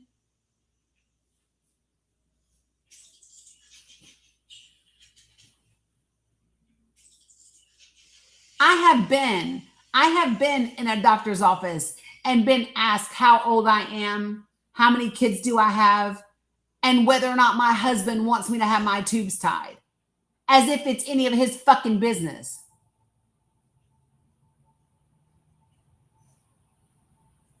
Do men have to get permission from their female counterparts to get Viagra? Maybe we don't want your shit to be up all the time or for that damn long. Do men have to ask permission from their spouses before they get a penile pump? Maybe it's God's will that your shit don't work.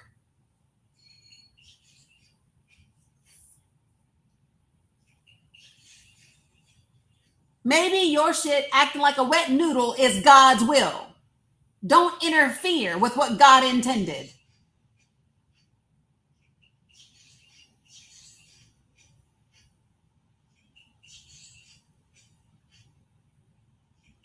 No, they don't have to ask for a vasectomy.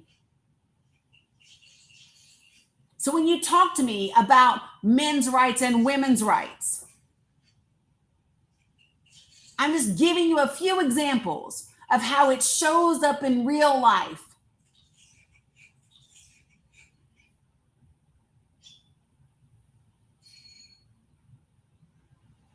Women are the only group of people on this planet that bleed every single month, and it's a matter of our health and cleanliness and societal well-being, and we got to pay for our shit and be taxed.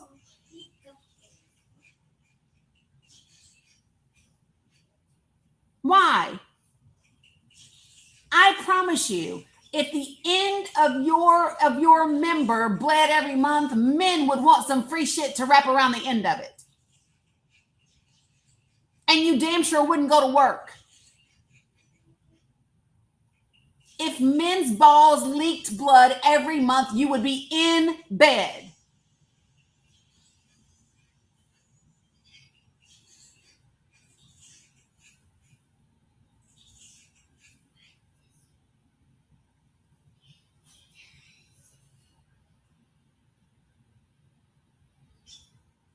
I don't want to hear it.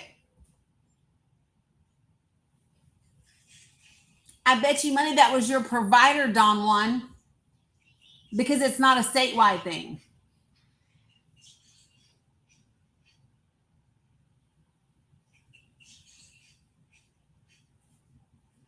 I'm just saying.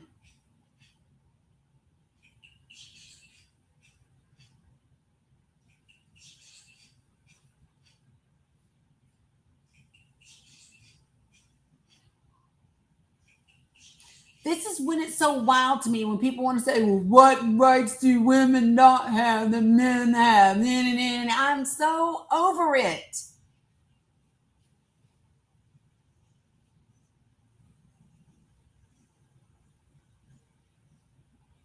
I'm responding to a question in the comments on YouTube, James. I'm responding to the fuckery that I heard today only from men. So I'm going so hard on men today because men got on my panel in YouTube and on TikTok with their fuckery today. So if men don't want me to go so hard on them, don't come in here with no bullshit. And by the way, there's not a damn thing that I've said that isn't accurate. And why do men go so hard on women every damn day? Lose some weight, gain some weight, smile, don't smile too much, be pretty, have self-confidence, don't think you're too pretty because you ain't all that. Oh, I can't take you on a date? Well, you're a bitch and you ain't all that anyway. Don't drink too much. Don't wear that skirt. You need to be sexy. Don't be that sexy. Only be sexy the way I think you should be. Don't have long hair. Don't have short hair. Don't wear too much makeup. Be natural. Girl, you need to fix that up. Go get some Botox. Get big titties. Don't get none. We like them fake. We like them big. We like them this. We like them that. Don't bend over. Do bend over. Wear heels. Don't do that. Wear barefoot. The only thing that I hear consistently from men is how you can figure out how best to control women to suit your desires. And the thing is, we are not here for your desire. We are not here for your pleasure. We are whole ass autonomous individuals here for us. We're not here to bring you pleasure.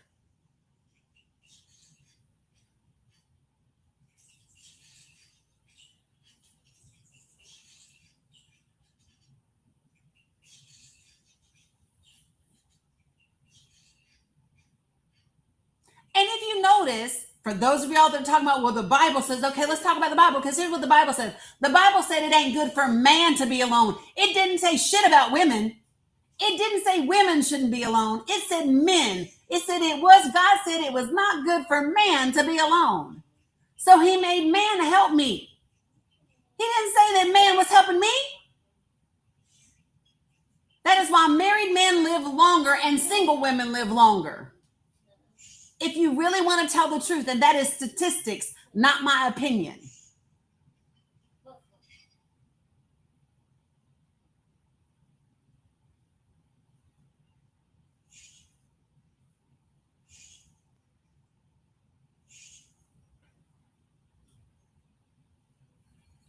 No, it's not. Maybe it's a benefit for both of us. That's not what the Bible says, James. And that's not what the statistics show.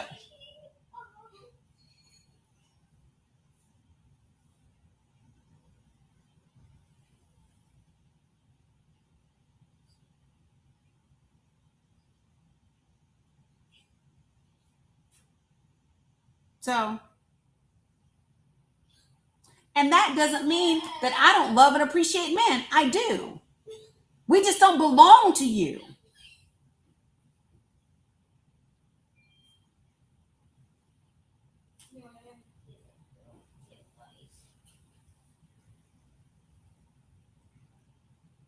And that's part of the problem with this society, especially Western society.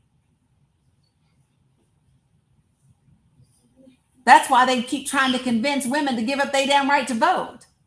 Girl, don't you dare.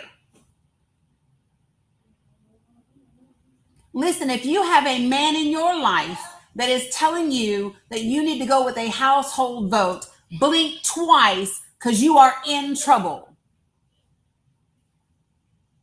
Blink twice because you are the fucking trouble.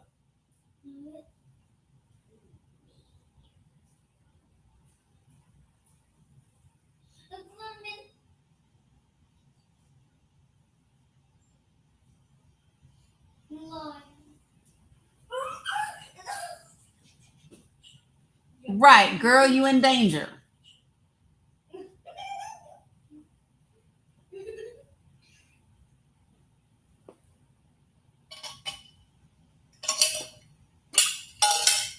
Dominic, can you come help me?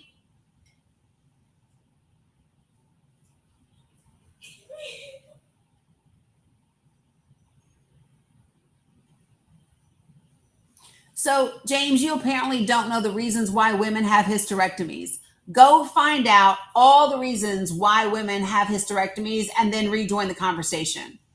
Thank you.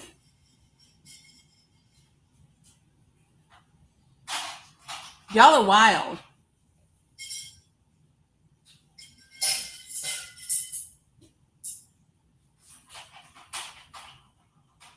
What's up, Titus? Did you mean to request up? I was boosting. I was just tapping. My bad. I figured you were. Hope you're good. What's up, Mr. Barrios? Buenos dias.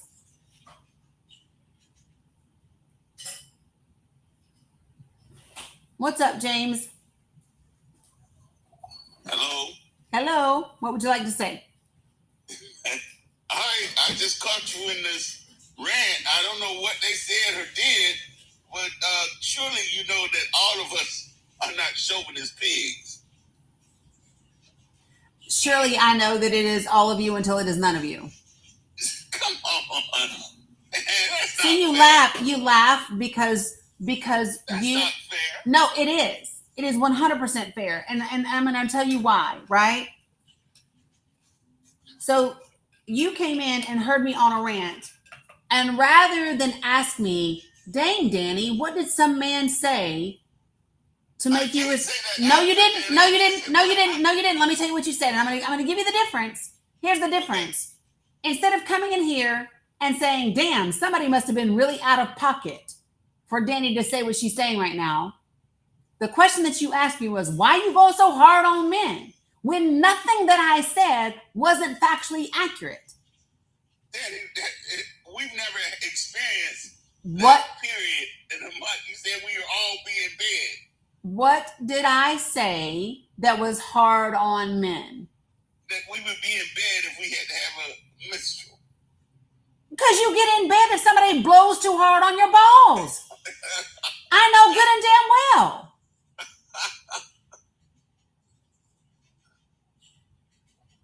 Okay, can you share with me what they said or did that made you so angry? I'm not angry. I'm irritated with the foolishness, and I'm irritated with grown-ass men acting like they don't understand what toxic masculinity has done in this country and around the world. That's what I'm irritated at. This is not anger. This is flat-out irritation with grown-ass men acting like they don't understand the societal impact of the patriarchy on women in this country. That's what I'm irritated about. And that is all men? James, I have a question. How many men do you know that have sexually assaulted a woman?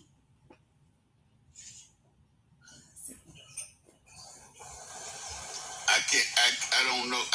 I haven't taken that kind of survey. Then it's all men, and that's exactly the point. Because you tell me how half of the women in the world and in this country have been sexually assaulted or sexually harassed, but y'all don't know not one of the men doing it. How the fuck is that possible? How is it possible, James, that the majority of women, right, because you don't want to know, but you know the friend, but you all know the men that are making this obnoxious jokes. You know the men that have sexist views. You know the men that think about women as if they are pieces of meat and objects. You all know them, but you don't want to ask the question because you already know the answer. So you want plausible deniability. Meanwhile, it is the women in the world that suffer.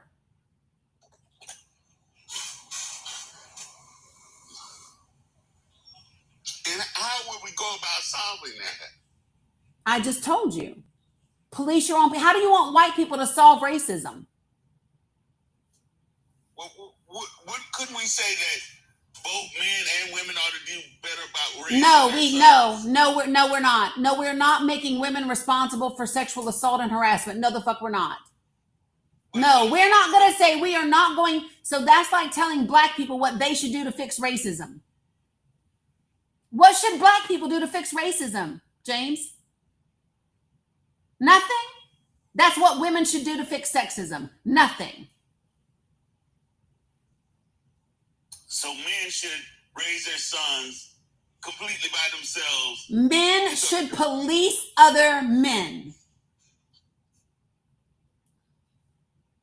Men should police other men. The same way black people can't do shit about racism is the same way women can't end sexism and misogyny. It's on you.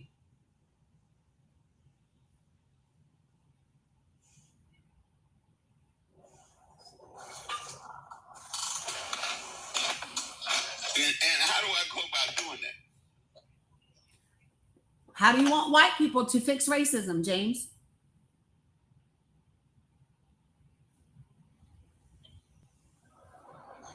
What should white people do?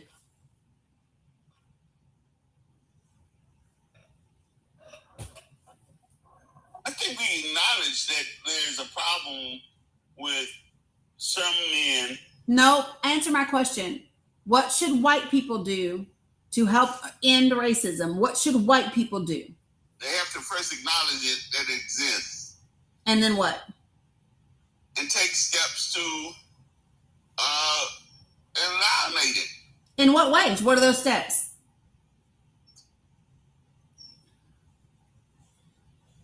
Creating a fairer system that acknowledges the worth and value of all people. And how do you do that?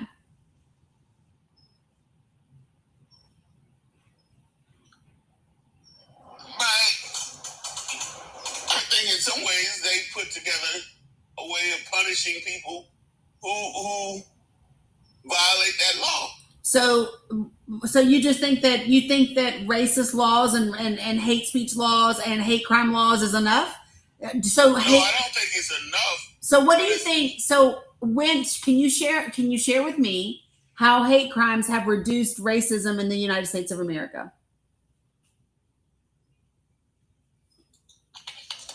It puts people on notice. I ask you, how have hate crime laws reduced racism in the United States of America? I'm sure that for some people who respect those laws, it's put them on notice and they don't do it. So you think that the absence of committing a hate crime means you're not racist? I don't know if you can completely go in a person's spirit and change their spirit. This is my question. Do you believe that just because someone doesn't commit a hate crime, they can't be racist? No, I don't believe that. Correct. So what I asked you before is, what steps can average regular white people do to help end racism? They could change their individual mindset one person at a time. And how do they go about doing that? First, acknowledging that it exists within their spirit. And then what else? Then turn away from it. James, you're a damn teacher. What is the answer to the question? Because you know the answer is through education, deconstruction, and conversations. Yes. So why the fuck you can't just say that? Right, but that's acknowledging it. No, that's not. No, that's not. Don't you first have to acknowledge that you have a problem? And then I said, and then what? So let me just share this with you. Hold on, James. Listen. Okay. So let me just say this. The laughter, the refusal to be able to simply say, deconstruct, get educated, have tough conversations, right? Right. That is what makes you a danger to women, because you perpetuate the society in which men get away with doing the things that they do. But the laughter is not diminishing. So the next time, so I just want to be clear. So if we were sitting here together and we were having a conversation about race and the impact of racism on the lives of Black and brown people, and we were talking about Philando Castile and Sandra Bland and Ahmaud Arbery and George Floyd and Nolan Wells and Carmelo Anthony, and there was a white man on my panel that laughed the way that you just laughed, you would not see that as a fucking problem. I would recognize it was an issue. You would say it's a problem, right? Right. So the fact that I am sitting here and I am discussing, I am on YouTube, Sharon, the fact that I am sitting here discussing issues around women, and there's a man on my panel that is laughing, I recognize it as a fucking problem. No, not laughing because it's nervousness. You got to recognize some people. you know, when you got an issue in front of you that you might be nearly overwhelmed with, because I have a daughter too, okay? I only have one daughter. I don't have a son, okay? So certainly I want the world to be as kind and gentle to her as and correct as it is to any man. Okay, so then this is my question. So how as a man with a daughter, how do you think we best get men of all ages to not see women as objects for ownership, for pleasure, for entertainment? How do you get men to see women as fully whole, autonomous individuals in and of themselves with absolutely zero obligation for your fulfillment? You have to start out educating them and help them realize as boys. I mean, you have to recognize that. But what do you do with the men who are already men?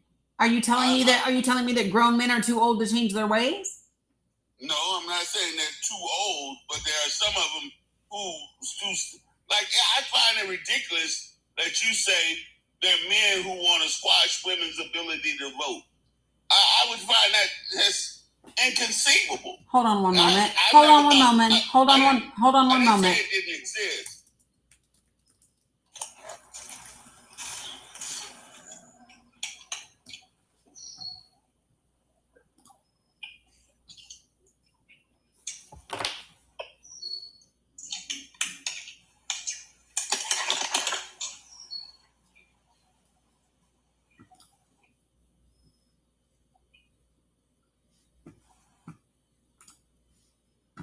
Give me one moment, please.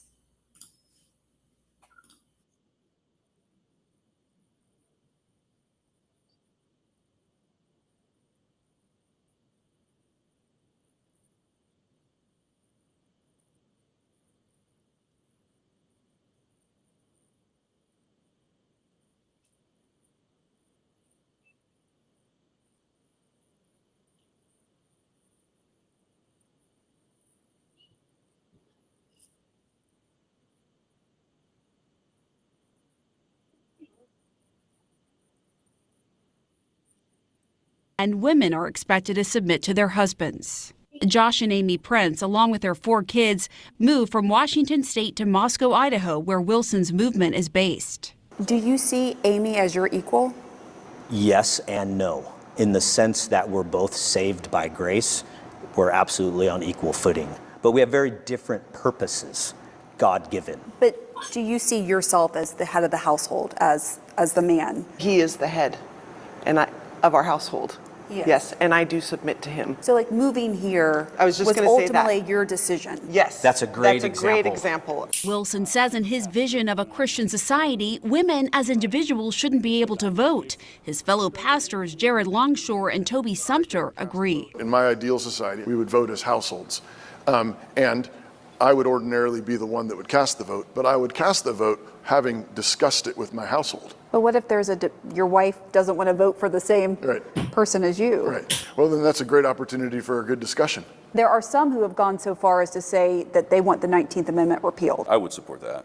And I'd support it on the basis that the atomization that comes with our current system is not good for humans. And Wilson, a veteran himself, is unapologetic about his view that women shouldn't be in certain leadership or combat roles. Looking at the leadership page for Christ Church, it's all men. Do you accept women in leadership roles in the church and in government? In the church, no. Why? Because the Bible says not to. Well, that's not what happens in the Bible. Women do lead all the time. Progressive faith leader Reverend. So I'm going to stop right there because I think everybody gets my point. In case, for those of you all who do not know who Doug Wilson is the pastor for Pete Hegseth. Doug Wilson has... Yes. Doug Wilson is Pete Hegseth's pastor. Not only do they have their church, they have schools. Pete Hegseth's children go to their schools. this ideology that women should not be in certain roles in the military, which Pete Hegseth said comes from his pastor. This pastor has been invited to speak at the Pentagon. The man that I just played was invited to speak at the Pentagon by Pete Hegseth. He wants a theocratic society. Listen, I don't know where y'all are, what world you're living in, but if you aren't concerned about the autonomy and the health and the well-being and the sovereignty of women within themselves, it's because you are in a position of privilege and you are not paying the fuck attention. The same way there are white people. I have supported and always been a person who appreciated and respected women's ability to do all types of things. I've been under a woman's leadership. That's not what I'm talking about, though. That's not what I'm talking about. What I'm saying is, so now here's what you sound like. You sound like white people. I have lots of black friends. I think you know what? I have lots of black friends. I mean, we had a black president. I like Barack Obama. I can't be racist. No, that is not who I'm suggesting at all. I'm saying to you, my whole thought pattern related to females is equal. I've never thought or suggested that somehow I should be some. So you don't consider. I'm saying what upsets me about what you played was how they got on Barack Obama about his minister, but yet. Nope, I don't even want to go there. Nope, I don't even want to go. I'm staying right here. I'm talking about women. Okay. I'm talking about women. So James, in the household, are men the head of the household? Are men the head of the household? Mm-hmm. Yep. I align myself with thinking men are head of the household. I know you do. But not because of any dominance or demand. I feel like with the 2 times that I've been married, I was head of the household because they allowed me to be, not because I walked in and beating on my chest. Right, because they allowed you to be, because they submitted. Okay, so it wasn't something that I walked in every day. My dinner got to be. Nope, that's not what I asked you. Okay. See, you are like white people when we talk about overt racism and covert racism. You, like white people think because they're not walking around with fucking burning crosses, calling everybody the N-word, they're not racist. And you and I know better. And you think that because you're not coming in verbally abusing a woman and demeaning her, that you can't be sexist, my friend, and that's not true. Well, what type of attitude or behaviors would make me sexist if I'm not doing that kind The of fact that you believe it's not all men, and the fact that you cannot say that the way to eradicate sexism is by holding your peers accountable. That's how I say that. I just don't know a vehicle that would allow me to have any influence over adults. Really? So what happens when people go to school? Well, I mean, what happens when people go to so you're telling me that you do not believe that adults are influenced by their peers? Is that what you're telling me? I'm saying that there is not a present vehicle, even in education. I have not seen where we have put together a class to try to educate me. It's not about a class. Are you telling me, James, that when you and your guy friends have conversations, what your friends say to you has no impact? I certainly share with my friends if we get in those discussions that how I don't agree with men dominating. That's not what I asked you. I'm asking you in your conversations with your friends, are you trying to tell me that you do not believe that when we have conversations with our friends and with those of us that are in our immediate circle, that the things that we say to each other don't have an impact? Yes, they have an impact. So that's your vehicle. The problem is you can't use the vehicle because you in your own way.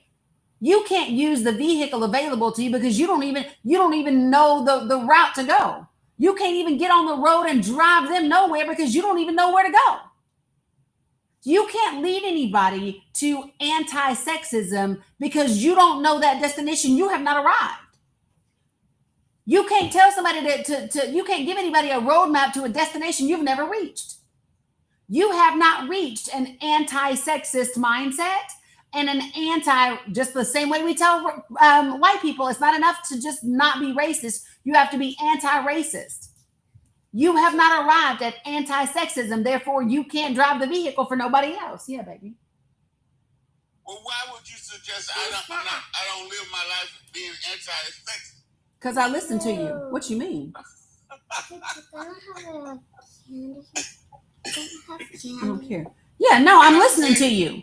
How do you know white people, James? How do you know white people aren't anti-racist? Right, but what would suggest to you that I'm not anti-sexist? Because I'm listening to you. I'm literally listening to you. The words that are coming out of your mouth. Well, I'm not aware of them. That's my point. That's my point. You're not aware of them, which tells me you have not done enough deconstruction. It tells me you are not proactively working to not be sexist. That's the problem. That's the problem. And then you refer to women as females. Wild. Crazy word. I'm not supposed to use the word female? No. Why? Like, bro, the fact that you don't know. Wild to me. But I mean, we use the word male. Hey. Why won't we? Are you looking for something, baby? Okay. But do you need something too? Okay. When did we disallow the word female? It's not disallow. It's about choice. It's about choice. So do we use the word colored people? Should white people call black people colored people? No. Because we didn't outlaw it. But we know better, right? And when white people don't know better, when white people don't know not to call black people colored people, what do we know about those white people? I didn't know there was a movement to get rid of male and female. It's not about a movement to get rid of it. It's about understanding and knowing that women are not females. Okay. And that's my thing. So this is what I'm telling you, James. You're asking me, how do I know? I know because of the language that you use. I'm looking to be educated. I know. So listen, this is what I'm telling you. When you talk about men, you don't call them males. You call them men.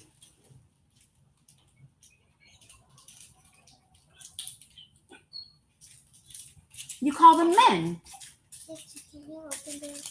So I'm disrespecting women if I say they're female?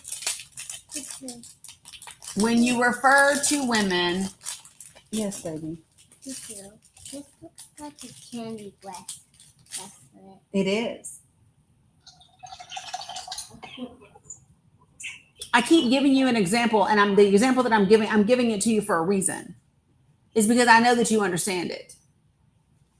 I mean, I haven't seen an issue where James, listen, follow me, okay? I am. Okay. So if you are talking and you are in conversation with a white person, and in their conversation they use the word colored, you know as well as I do that means that person has not done an iota of work in terms of deconstruction around racial issues. It tells you that they are not invested or concerned about racism as an issue or a problem. Because if they were concerned, right, about Black people, they would already know that colored is not appropriate. And so what it says to me is, if you were concerned, just as a human being, if you were aware of the issues facing women, if you were aware of the attack on women and the negative impact of the patriarchy, right? And you would be proactively already aware that that's not how we talk. That's not how we talk about women. Imagine a young man coming to you, talking to you about your daughter, talking about, yeah, I met this female the other day. That's how he going back talking about your daughter like that. Yeah, I met this fine female the other day. Versus I met this woman the other day. You understand English language. You understand the sentiment. You understand what I'm saying to you. You're just uncomfortable with what I'm saying. Because no, I'm acknowledging that I didn't know that word was an issue.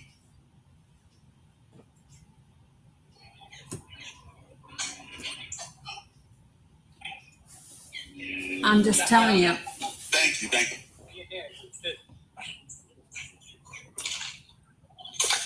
I was on the phone, that's why. That was the mailman. Mm-hmm. I'm outside.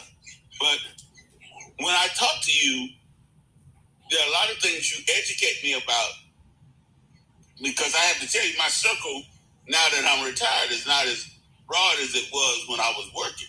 Mm-hmm. And for me to hear that there's some negativity related to that term.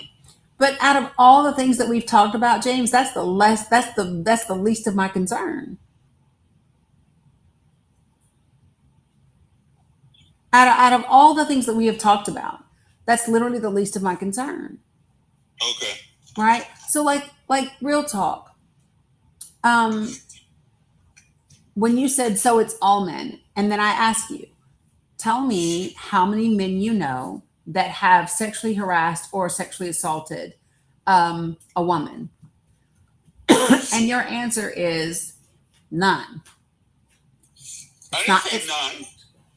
I didn't know any. Right? You don't know any. Exactly. Right. You don't know any. And my thing is that's impossible.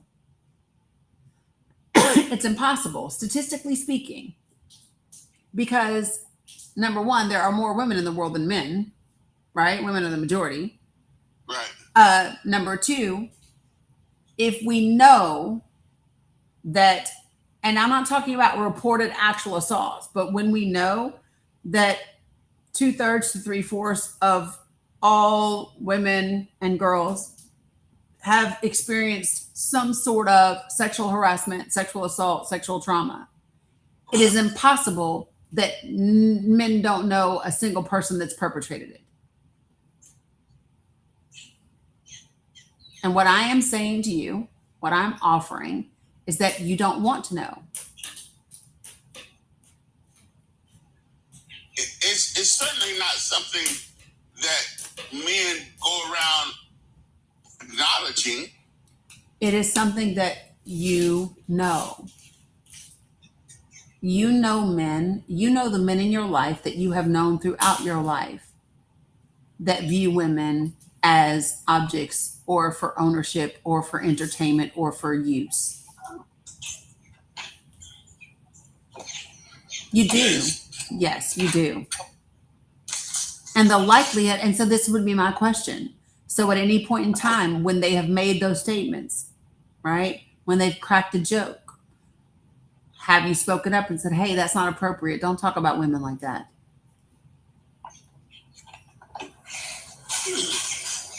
The answer is no. Right. The answer is no. And that's part of the problem. Because I bet you money that if men simply started checking other men, it's like, yo, we don't talk about women like that, it would curtail that behavior. It's wild to me when I see women who've been assaulted and somebody will say, oh, she had too many drinks. And then my question is, how many men have ever stopped in and said, yo, bro, don't buy her another drink. She's had enough. How many men have seen a man follow a woman up the stairs, around the corner, down a hallway to her car, and stepped in and intervened and said, hey, where are you going? Nah, bro, she's good.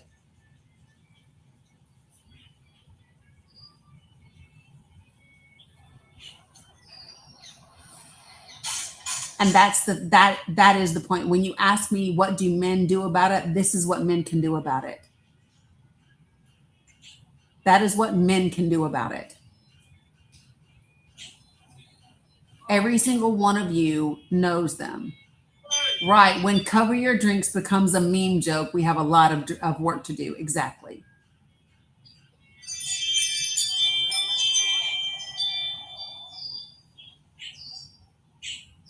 And it's clear that we have, that men do have some of those issues.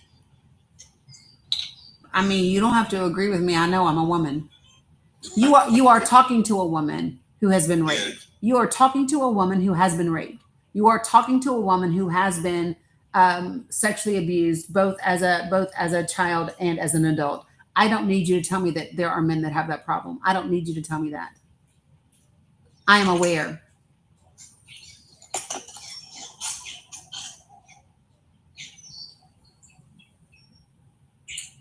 Does that make us all culpable? The fact that you asked me that question makes you culpable.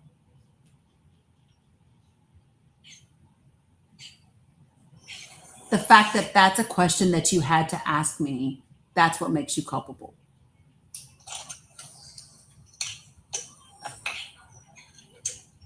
That's what makes you complicit. Because I promise you, James, that if your daughter came home and said, Daddy, somebody raped me, you would not say, but does that make all men culpable? I promise you, you would not have that attitude if your daughter came home and said to me, and I don't know if you've ever asked your daughter, but you might want to. You might want to ask your daughter if she's ever been sexually harassed, sexually assaulted. It might open your eyes. Because if she hasn't, she's very lucky. Because the majority have.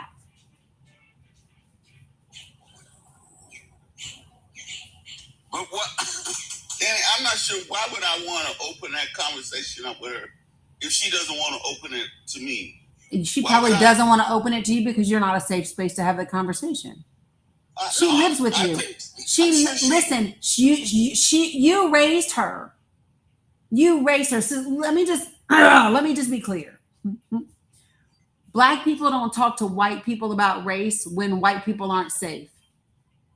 Women don't talk to men about sexual assault and abuse when those men aren't safe.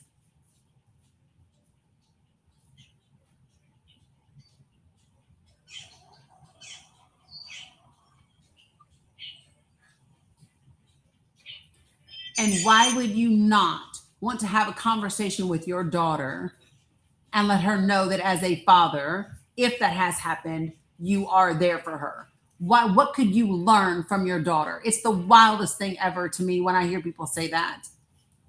In the course of raising her, I've tried to instruct her on how to deal with men. No, why don't you instruct the men on how to deal with women? No, and no. Instruct the men. Why should we have to deal with you? Why should we have to figure out how to navigate our lives? Why do I need mace? Why do I need to walk to my car with my keys in between my fingers? Why do I need to park underneath a damn light in the parking lot? Why do I need to look behind my back when I walk out the door to make sure I'm not being followed? Why do I need 3 locks on my damn door? Why do I need to cover my drink?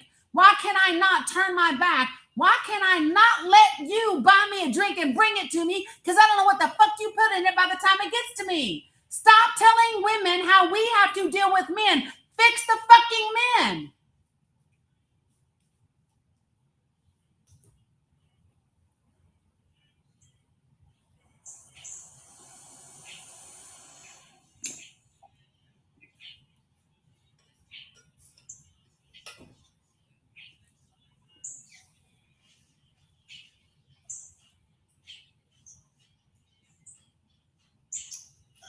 This is why we choose the bear. The bear? This is why we choose the bear. And who is the bear? I mean, literally the bear. This is why we choose. There's a meme that went around that said, Women, would you choose would you choose to be alone with a bear or a man? I'm choosing the bear every fucking time because I know what to expect from the bear. All the time. I know what to expect from the bear. Y'all's ass? Nope. There's no telling. Y'all want to know what's so crazy about this? So do you all remember a few weeks ago, I was on a live and we were talking about sexual assault and we were talking about all of those things. And I went to look up, we were talking about Christianity in the United States of America. And then we were talking about the Catholic Church and the Southern Baptist Convention. Do y'all remember this? Oh, you give me a high five, girl? Get your sticky hands off me. And do you remember, you all, that I went to look at, remember when the Southern Baptist Convention put out that report and it listed all of the people that had been accused that belonged to the Southern Baptist Convention? And I was like, wait, where's the report?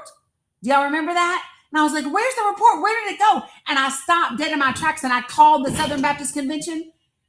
I forgot to tell y'all, his ass called me back. His ass called me back. And do you know what he told me the reason was? The Southern Baptist Convention took the report down. Do you know why? Because they were being sued by the men where the allegations were alleged, and they were paying out too much money, so they took the report down. That's what he told me. We had a long ass conversation. You can be sued for reporting something that is true. So they was sued because they reported the allegations. It was a civil court case. And so basically what I said to him is, oh, okay, so again, you all chose money over women. He said, no. And I said, that's what you're saying. You're telling me that for the Southern Baptist Convention, your bank account was more important than the well-being of the victims. You basically just said to the victims that we don't matter more than your bank account does. Well, Dani, that's not what I meant. Well, that's what you said. Well, we do a lot now to prevent sexual abuse. Really? What do you do? Well, we have things that say like, that one person can't be allowed alone. And I said, really? Have you ever been to Vacation Bible School? There are lots of times when you have a volunteer that doesn't show up and all of a sudden you got one person with 20 kids. What are you doing? Don't tell me about your policy that's supposed to be proactive. Tell me about the validity of the women who have already experienced it. Why can't I look up to see in this area, in this church, if this person has an accusation, has an allegation? Why? This is the part that irritates my soul. This is a society that chooses their bank accounts and their egos over women every day. You choose your bank accounts and you choose your egos over the health and the well-being of women every day. And then expect us to have your babies and populate your earth. And then you got the nerve to talk about submit. You know what's crazy? If we talk about, because I would hazard a guess. Feel free to correct me, James, if I'm wrong. But the whole head of the household things that you're talking about, you get that from the Bible, right? Men are the head of the house and women should submit. Is that what you're saying, right? Right? That's what it comes from Christianity, right? Yes. Okay. I'm going to show you something because it's really important.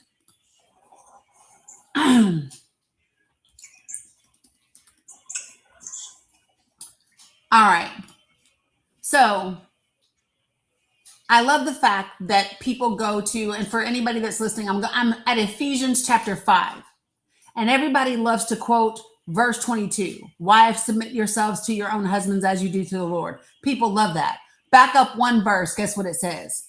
Submit to one another out of reverence for Christ. That's the first thing it says. It starts at verse 21, where it says, submit yourselves to one another. That's the very first thing that it says. Okay. And then it says, and I'm just going to read it. Wives, submit yourselves to your own husbands as you do unto the Lord. For the husband is the head of the wife, as Christ is the head of the church, his body, of which he is the Savior. Now listen to this. Now, as the church submits to Christ, also should wives submit to their husbands. But then it goes on to say this: husbands, love your wives just as Christ loved the church and gave himself up for her, to make her holy and cleansing her by the washing with water through the word, and to present herself as a radiant church without stain or wrinkle. I'm going to ask you, how many men are loving their wives as Christ loved the church? I don't know not near man that will walk his ass up on a cross for a woman. I don't know not near man that will sacrifice himself for a woman. I'm going to finish speaking. Okay. And then it says in verse 28, in the same way, husbands ought to love their wives as their own bodies. I don't know not a single man that cherishes his wife the way he does his own body. If he did, you would not be sitting up here, and I'm talking about men sexually assaulting women. And then it says, he who loves his wife loves himself. After all, no one ever hated their own body, but they feed and care for their body just as Jesus Christ does the church. That's what it says. And you know what's even crazy? It ends by saying this: each one of you must also love his wife as he loves himself. It talks about women submitting, but it talks about men loving their wives as Christ far more often than it talks about women submitting. And by the way, it is a reciprocal relationship. If you are not loving her as Christ loved the church, don't expect submission, because there's nothing to respect and there's nothing to submit to. Y'all act like y'all people are supposed to submit and y'all don't even know how to lead. The fuck out of here.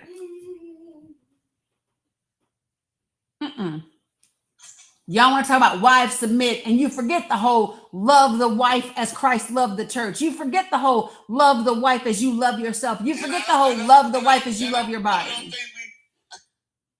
I don't think all of us forget that. I am telling you. So you know what it is to speak in generalities. You were an educator. You know what it is to speak in generalities and not totalities. So don't act like you don't know the difference, because you do. Right. Okay. I do. Right. And you know that I'm speaking in generalities for a reason. Right. And what I will say, though, is based on the statistics. There's a lot of men who love their wives and their families who are willing to give their lives up for them. And there are a lot of men who love their wives and their families who are, and there are a lot of men who love their wives and love their children who also sexually assault them and other women.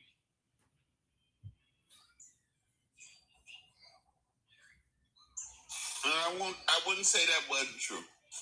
Right, because you cannot, because it is.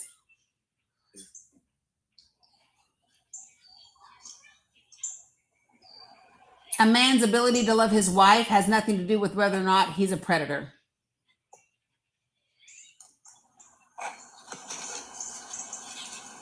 I don't think we are. Well, you're right, isn't it? I'm just. It is the same way white slaveholders could have sex and children with black women and still be racist as fuck and beat the skin off our backs.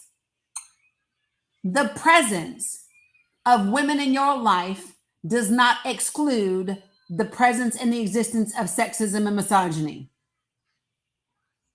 The same way the presence of black people in white people's lives does not exclude them and eliminate the racism.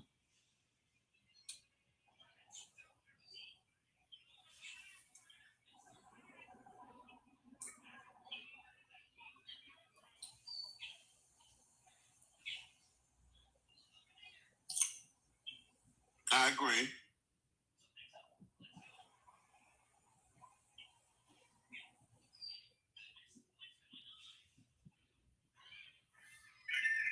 And you know what's crazy? And I'm not picking on you.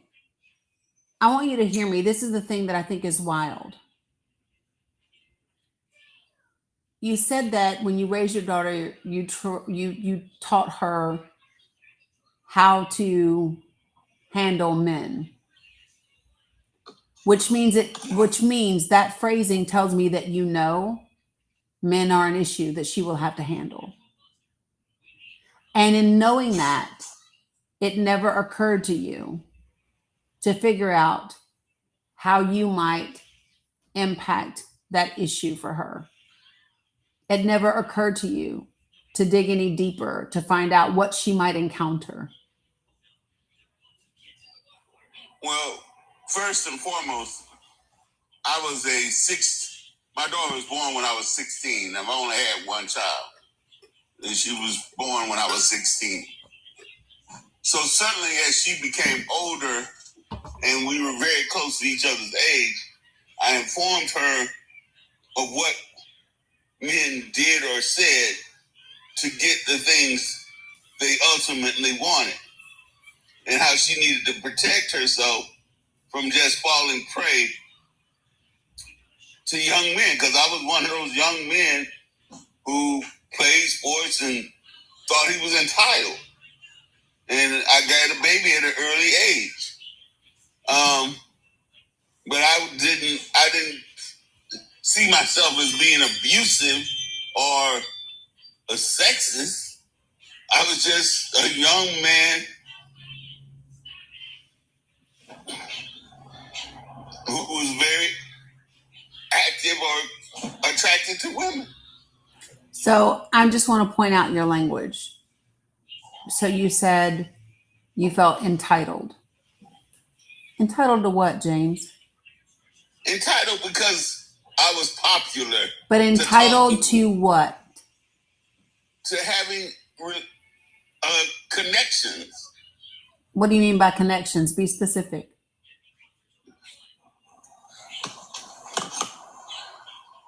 Young men just talk them ways into things. Entitled to what? So do you understand when you talk about manipulation, when you talk about that, you are talking about a lack of respect for consent. I'm using your word, James. I'm using your word. I'm using your words. You said you felt entitled. And what you mean is entitled. You felt entitled to sexual relations with women. And I know that you did, because then you turned right around and said you told your daughter not to fall prey because you knew that men were predators. Well, maybe I shouldn't say predators. They were aggressive. No, it doesn't. That's a predator. When you say you told your daughter not to fall prey, that means you know that men were the predators.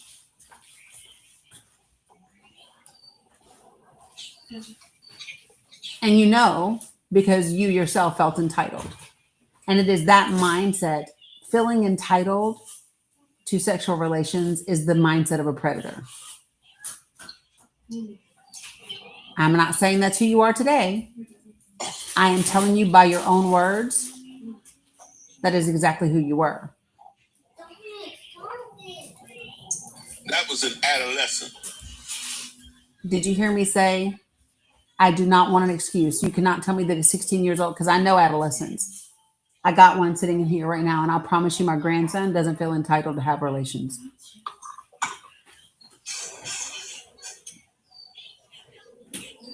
My grandson does not feel entitled to have relations with girls.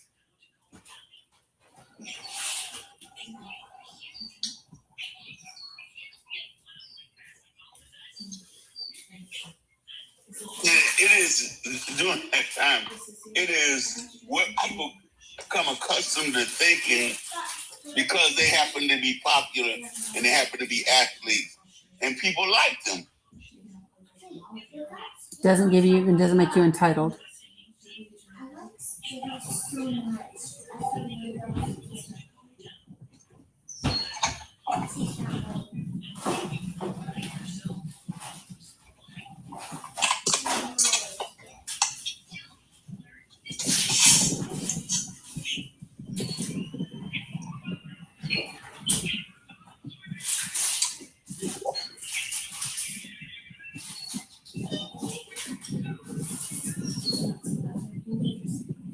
But that was commonly how athletes. Right, which is why I said it's all fucking men. It's crazy. You just said to me it's not all men, but then you said, but it was common. We were all this way. I know. No, I'm just saying. I know. Listen, you can't do that. You cannot say it was common. We all thought this way, and then try to tell me it's not all men. Yes, it is. And you are literally describing exactly what I'm telling you it is. I was just talking about athletes. I didn't say all men.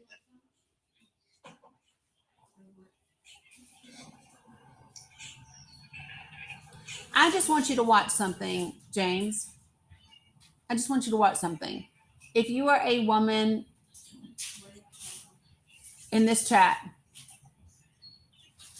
you too, Tootie, do me a favor and put a yellow heart if you have ever just been sexually harassed. A yellow heart for being sexually harassed. Just harassed. Yellow hearts only.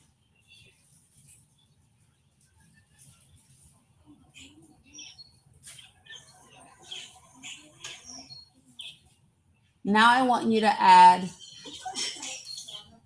a brown heart if you have ever been sexually assaulted. Not necessarily penetrated or whatever, but brown hearts for being assaulted. And then I want you to add a black heart if you've ever been raped.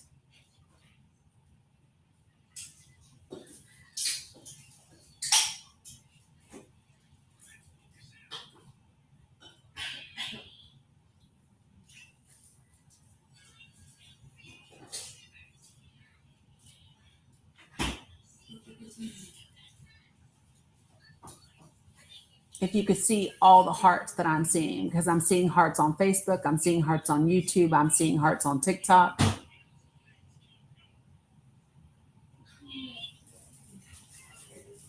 This is why the laughter is irritating, even if the laughter is because you're uncomfortable. Yeah, he left, y'all.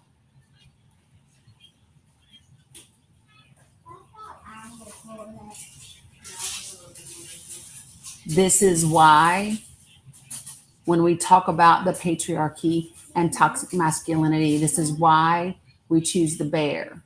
This is why we say it has to change. This is why when you say to me, well, what rights do men have that women don't have?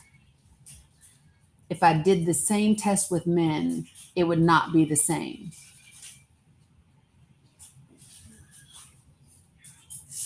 If I did the same test with men, it's not the same.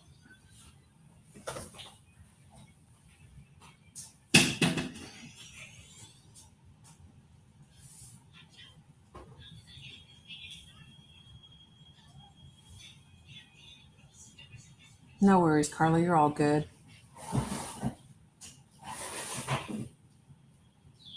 And I bet you that if this many men had been violated the way women have, we'd have different laws. We'd have different structure. We'd have a different society.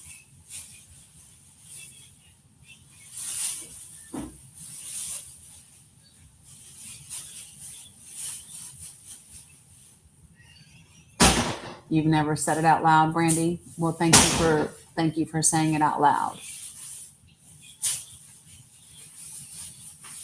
I'm okay.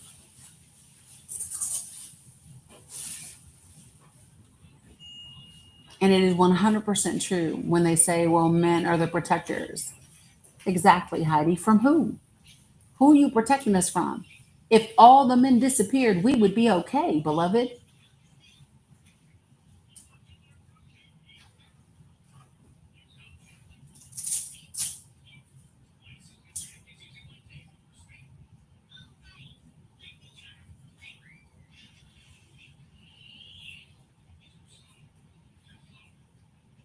This is why I ask, how many men do you know that have ever been a violator? And the answer is always no. The answer is none.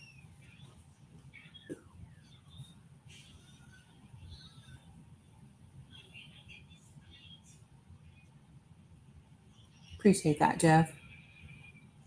And let me be clear, it does happen to men. It just happens at a much lower degree. And this is the frustration that people have.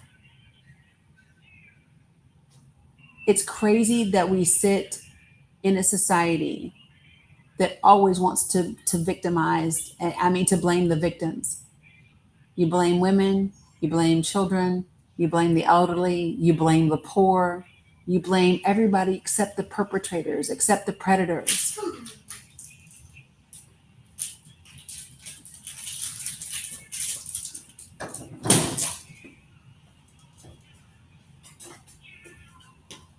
I said this before and I'm going to say it again. We are in the middle of a transition to where this will no longer be the case. I'm okay, Raja. I'm okay, Raja.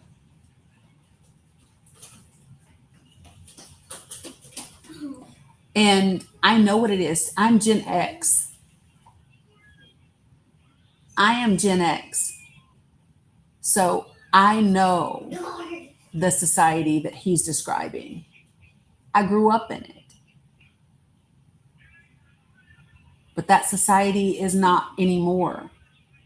Kids today know so much better. They do. You all think kids today are weak. They are so strong and they are so smart.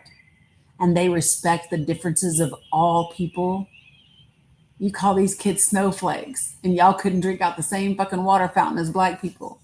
You call them snowflakes, but men couldn't do the same thing as women. They are knowledgeable. They have emotional intelligence. They are taught emotional regulation.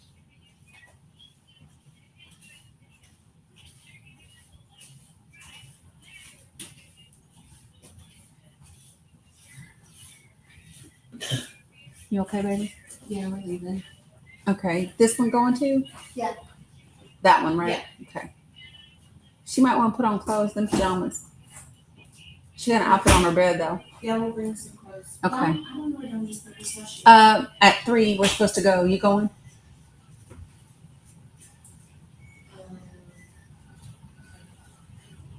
Because I needed to finish. Okay. Stuff, but I got you. I am going to. Okay, that's good to know. So then I'll just take your clothes. I say 3. It might be 4, 3 or 4, because after that, Dominic wants Luke to spend the night.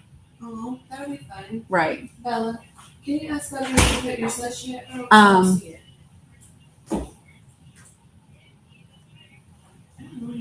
Yeah. Thank you, Shimmy. Because, yeah, you know, Raj would be all about that life. Raj is like, who upset Dani?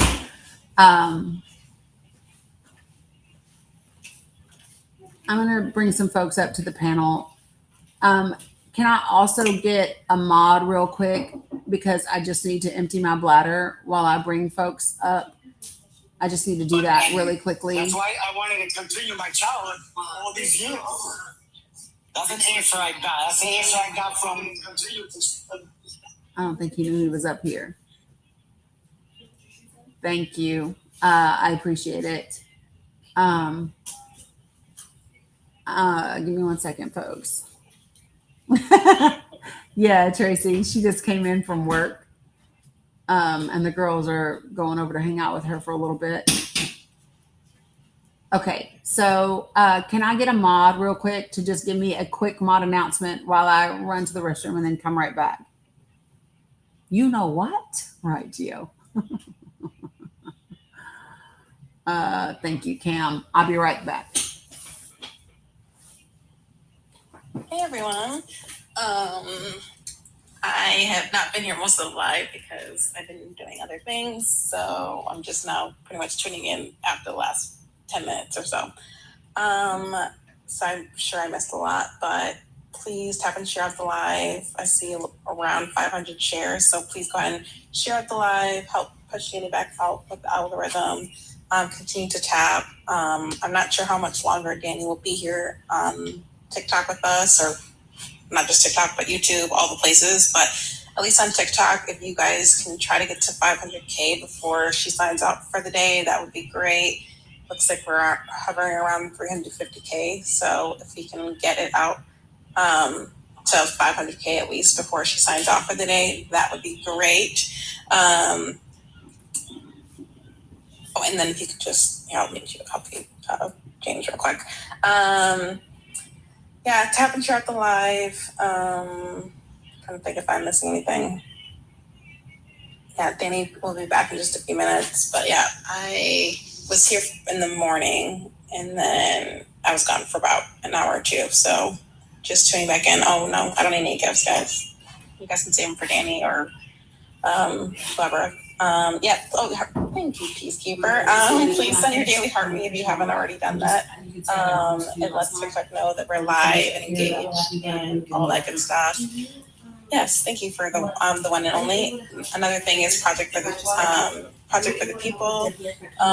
We have our meeting. We should have our meeting this week, I believe, on Thursday. Dani will be back probably pretty soon. So I am back. If you're already signed up, the meeting is on Thursday. If you haven't signed up, I'm sure Dani will inform you about Project for the People. Maybe not right now, but yeah, we'll talk about it later. But so if you know, go ahead and go to the meeting on Thursday. But if you're not sure what I'm talking about, you can go to her link tree to kind of poke around and find it there. But if not, she'll mention it, today's live or tomorrow's live. So yeah, I'm pretty fat. Scotty, I had to go. If you know, you know. Thank you, Cam. Appreciate you so much. All right. Yeah, no, Scotty said I went to the bathroom fast. And I was like, yeah, because I had to go. I had to go. So before I talk about what Cam was talking about in Project for the People, James is back, and so is Discourse Man. And so I want to give them an opportunity to join the conversation as well. And Danikins, how do you all feel about just me letting Raja hold a space? How do y'all feel about that? I know it might do something in terms of requests and stuff, but it doesn't matter. I don't care. Yeah, that's the way I feel. Always, I feel the same. So, Raja, up. Did y'all like that? Raja, up. Okay, thank you, Cheryl. I gotcha. Yes, righteous giggles. Do y'all see him? Because I don't see him. There you go. Cam got him. Okay, awesome. All right. So thanks, Cam. I saw you got him. All right. So hella, Raja. I miss you, Raja. Okay, so James and I'll let James come in, and then miss you, Dani. Miss you, Raja. How are you, Dani? I'm good, Anaya. Yeah. So have you ever met Raja? Always Hold on. the best, Dani. So this is Raja in Gaza. Hold on, this, the kid's mom. So look, there he is. Best, Dani. So it's my daughter, Raja. See, I don't know how to say daughter. So I don't know how to say daughter, Shimmy. Okay. Shimmy. Okay. Shimmy. How are you, Shimmy? Yeah. So so come folks. Up, Shimmy, come up. He said, "Come up, Shimmy." Up, Shimmy. See, Raja took over the law. Let me see if I can do this real quick, and then I'll expand me. Okay, there we go. That works. Yeah, Candy Kiss, I know. All right, so you guys, Raja is a friend of ours who is in Gaza, and things in Gaza is they are very rough.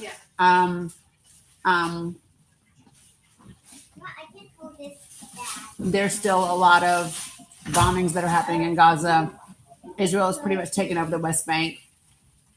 So let me see. Raja, what's wrong with your hand? Raja, what's wrong with your hand?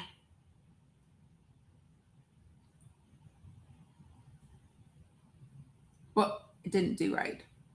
I'm trying to. It's not doing what I want it to do. There we go. Raja, let me see your hands. Yeah. He's muted. Appreciate you, Kat. الحمد لله فايق من المية حمل المية. The water. Yeah, carrying the water. Okay, I got you. الحمد لله كويس. Kois. Okay, so Kois, he's saying he's okay. But yeah. Thank you, Dani.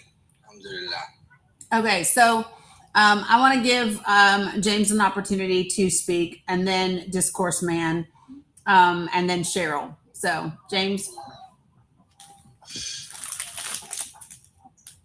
I think of this as an opportunity because you're always educating people. So I guess I'm first one to say I don't run away from education, and I'm always honest. So if something happened, like I got kicked off, I didn't think you kicked. I might have touched something and I got kicked off, but I don't run away from education, and I don't run away from the truth. And so that's why I give it to you, even when it may not be in my best interest to say it. But I share it because it's real, and I know I grew from then to now. But it is, I may think more positive of what my position is than the reality of what you see.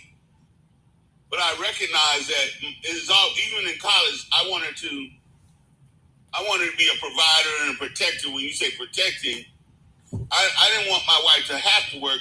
I wanted her to want to work. And not because I couldn't be a good provider.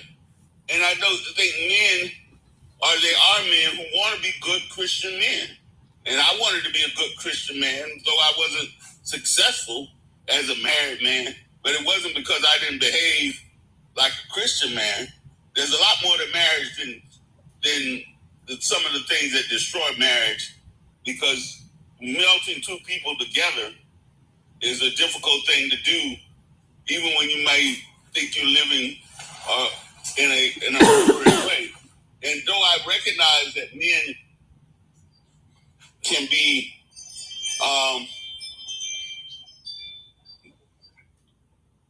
evil in some ways and behaviors, I think there are some of us who try to be decent and who want women to be their equal, or who think women are their equal. So first of all, I know that you don't run from education. I know that you're honest, even when it is not the best look. I get that. What I would say, though, is that this is where I feel, yeah, Shimmy, that's what I got from it. I interpreted Roger pretty good. I thought he said from carrying the water. Thank you. So let me. So here's my thing. You said you wanted to be a provider, and what is sad for men, especially Gen X and boomers, right, is that you have been taught to equate provision to finances. Men aren't taught to provide emotional security, emotional balance, emotional regulation, emotional security, emotional safety. You're taught that it's about your finances. And the reality is women are smart enough to make as much money as we make if men would get the fuck out of our way. If women had equitable access and equal pay for equal work, we don't need men to financially provide. Okay? And that's one of the reasons why this administration and certain types of men and institutions don't want women to have economic access and economic freedom, because then that means that there are a fair number of men who have nothing else to bring to the table, because they are taught that their only value is in their monetary provision. And that's what makes it sad.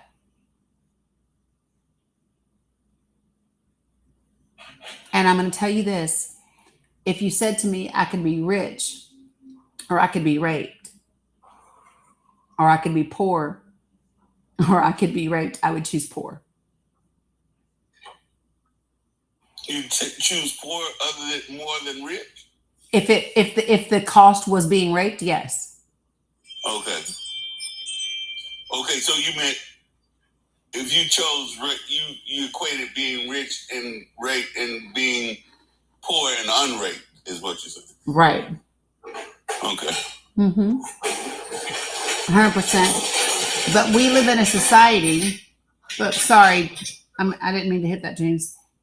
We live in a society that equates for women financial security or relationship with men with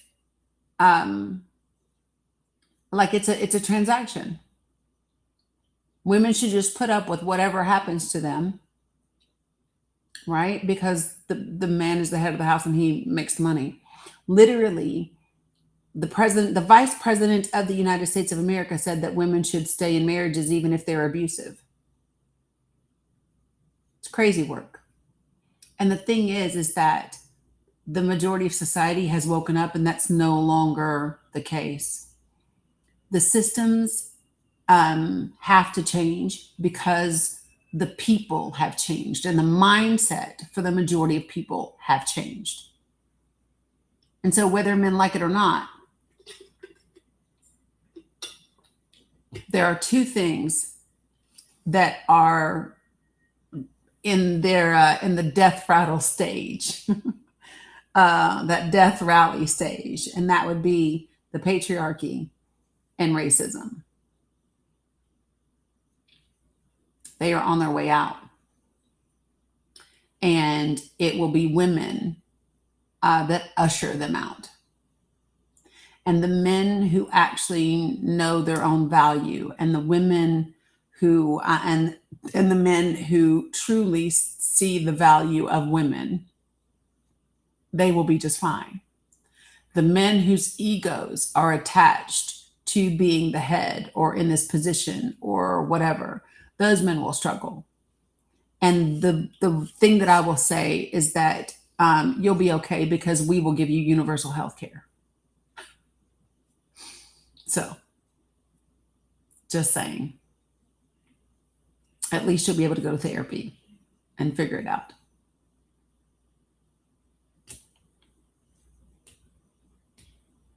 So, Discourse Man, you want to hop in here?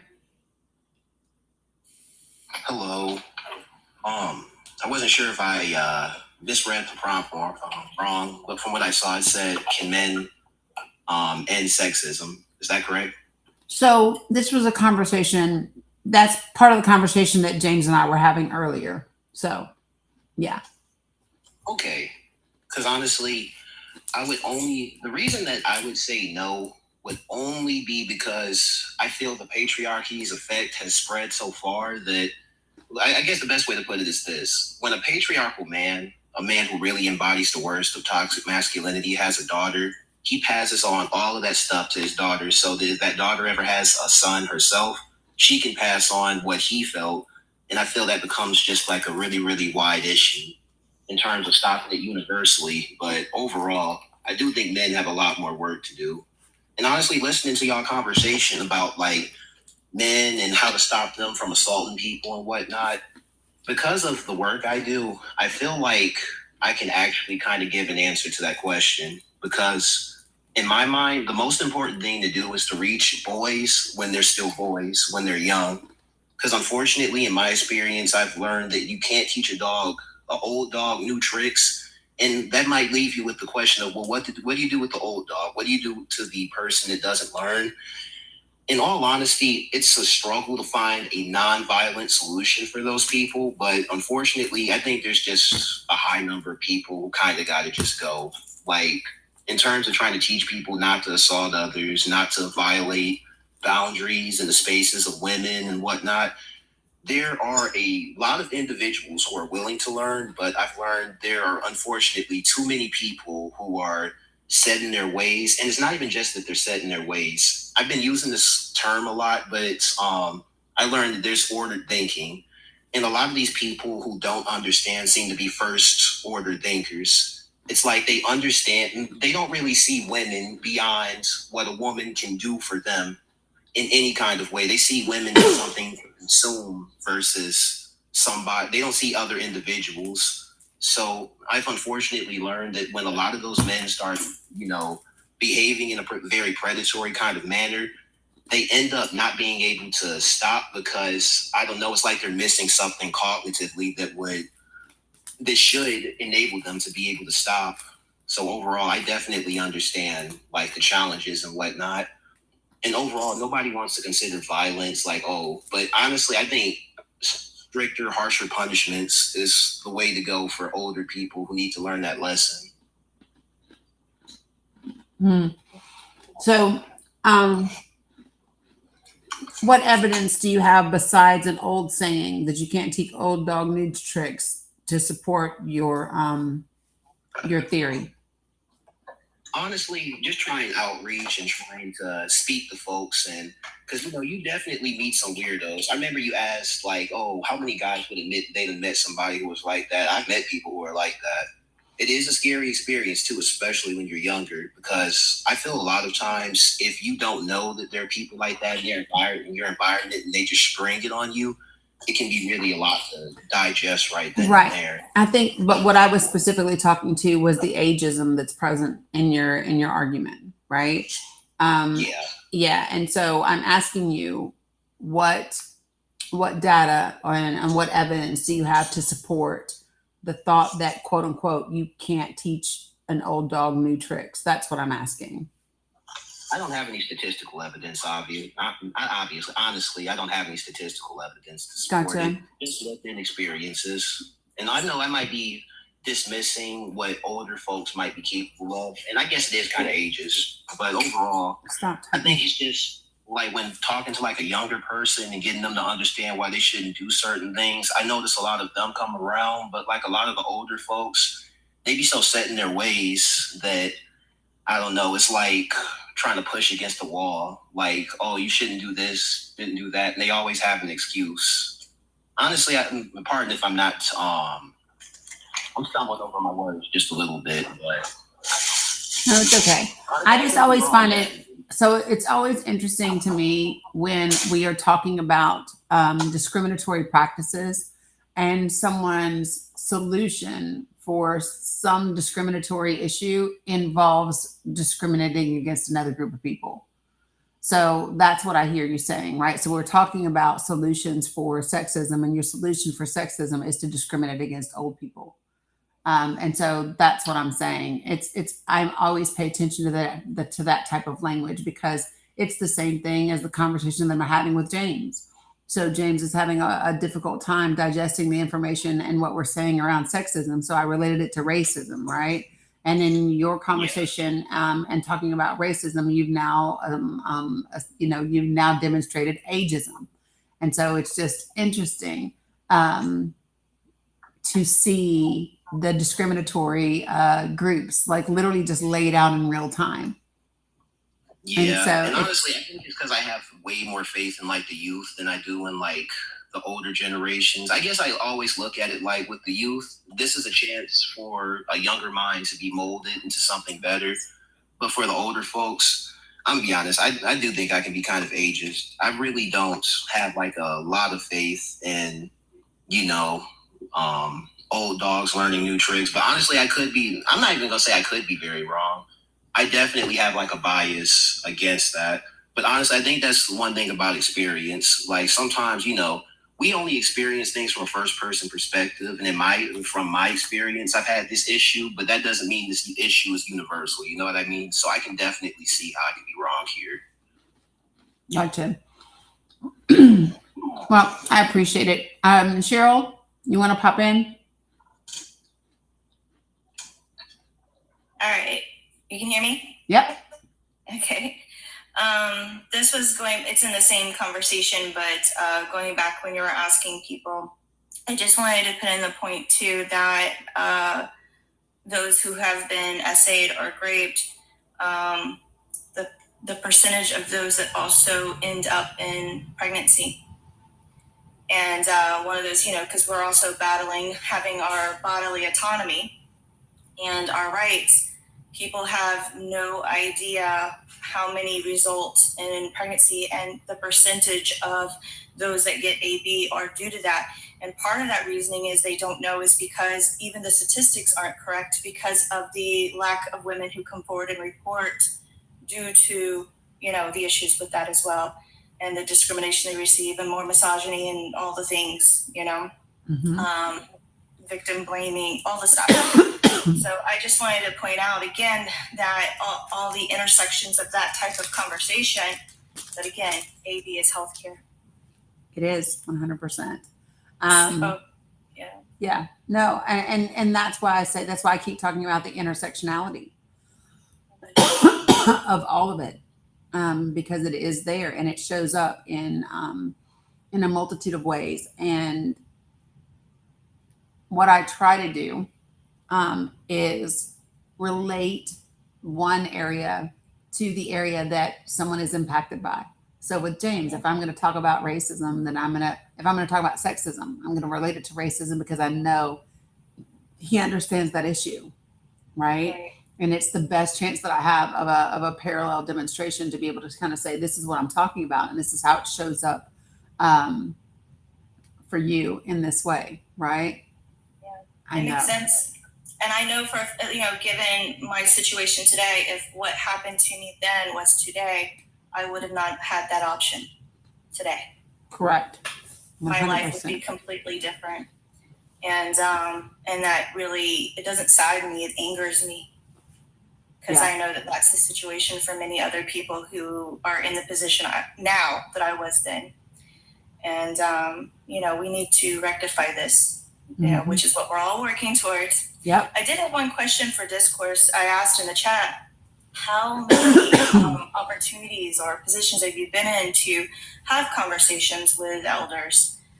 This is something I do regularly. And while for myself, my own experience, it definitely takes more time and effort, I find, than it does with somebody who is younger than me. And I'm probably your elder because I'll be, I'm almost 50, but I'm talking about people older than me. But I'm absolutely able to have these conversations and bring along understanding. And I've definitely changed many minds in many different areas with these conversations. It just takes a lot more effort, I will admit, but I was wondering how much time have you had in that situation? How many opportunities? That might be part of what's skewing your viewpoint too.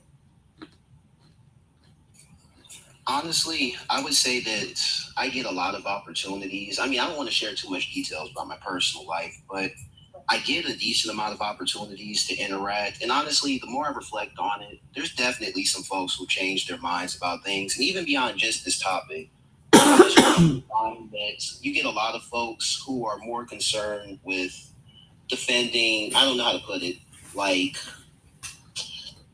tradition. They're too busy trying to defend behaviors they don't want to change. And it becomes transparent to a certain level. Like, it becomes obvious when somebody's arguing, mostly because, they don't want to change their behaviors. They're not really trying to see your viewpoint. They're not really, and how do I put it? Some people are talking with you. Some people are talking at you. They're telling you what they want you to know, but they're not interested in hearing back what you have to say. And I get a lot of that.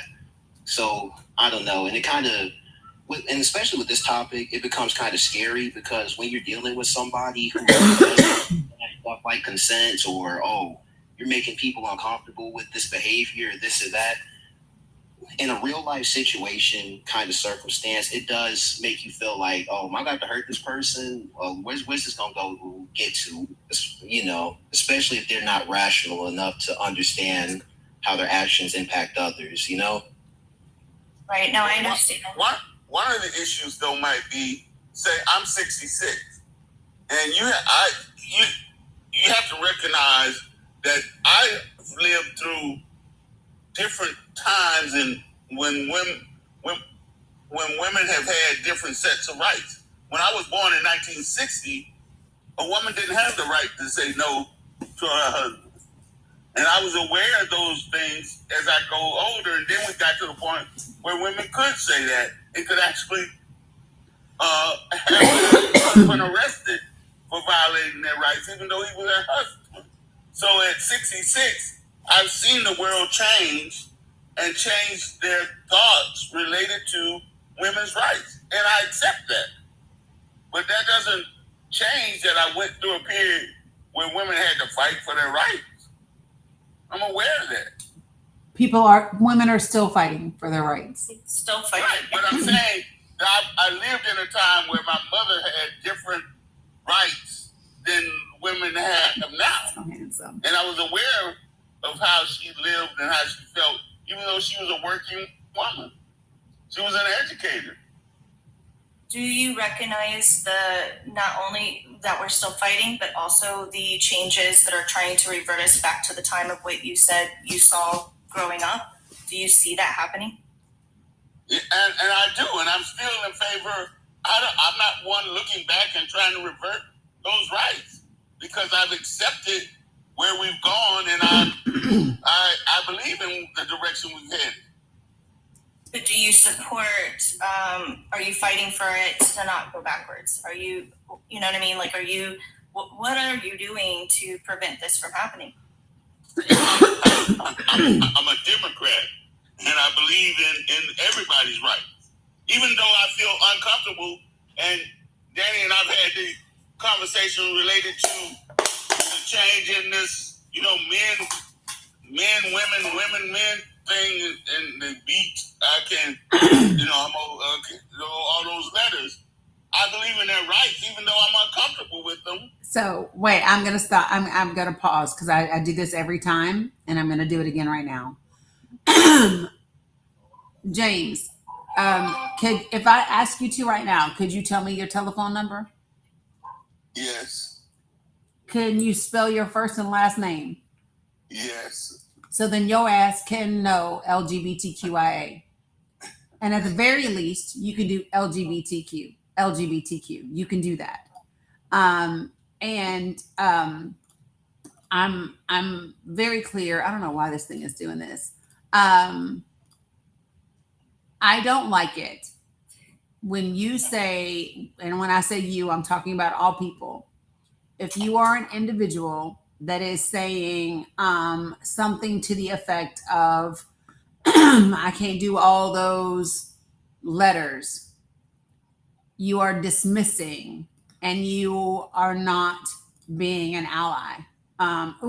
This thing just went really crazy on me, y'all. Sorry. And that's important. It dismisses and ignores the validity of those group of people, as in, like, their identity isn't worth taking the time to know the letters. And it's not difficult. It's literally 7 letters. And if you, as an adult and a former educator, cannot memorize 7 letters in a certain sequence of events, then there's a problem with your education. Can I add that? Nope. Hold on a second. Right? It's that you don't want to take the time. It's that you're not acknowledging that it's important. It's the same thing. If people gonna walk around still calling you boy, how about everybody just started calling you? Everybody keeps James. Every time you come in, you can just be colored boy. Because I don't want to take the time to learn Black American or James or African American. You can just be colored boy. You get how that would be dismissive. Yes. Right. So LGBTQ plus.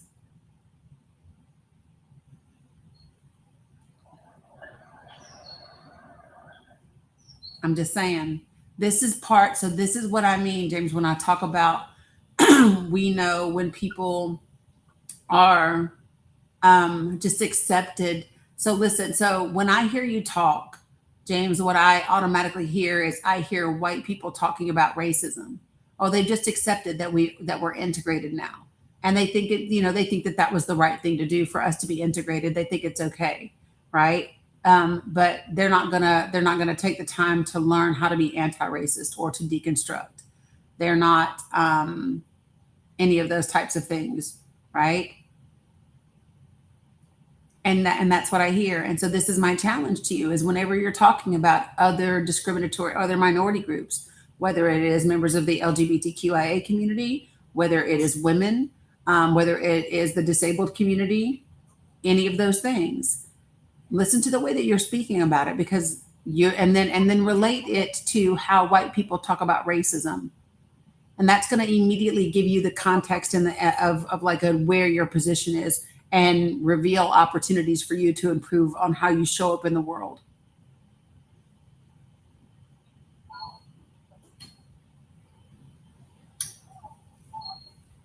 I'll give it some thought.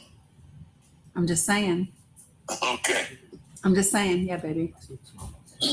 Huh? Yeah. Yeah. I'll text her as soon as I get off. I'm almost done, baby. So, folks, it's not difficult. It's literally do unto others as you would have them do unto you. It's not difficult.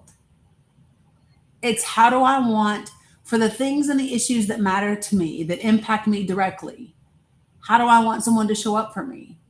Do I want people to be able to show up for me in a way that says they see me, they hear me, they acknowledge me, I am included, I am recognized, I am seen? You know what it feels like as a Black man to not feel seen, right? And so what I'm offering is making an effort to ensure that other communities don't feel that way as well around you.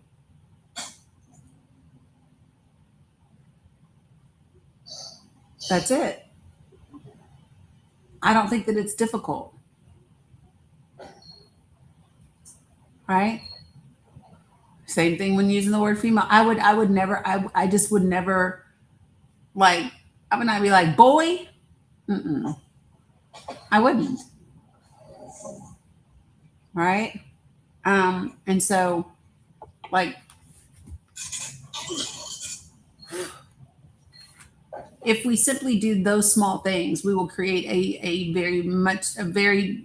different society that is greatly needed. 100%.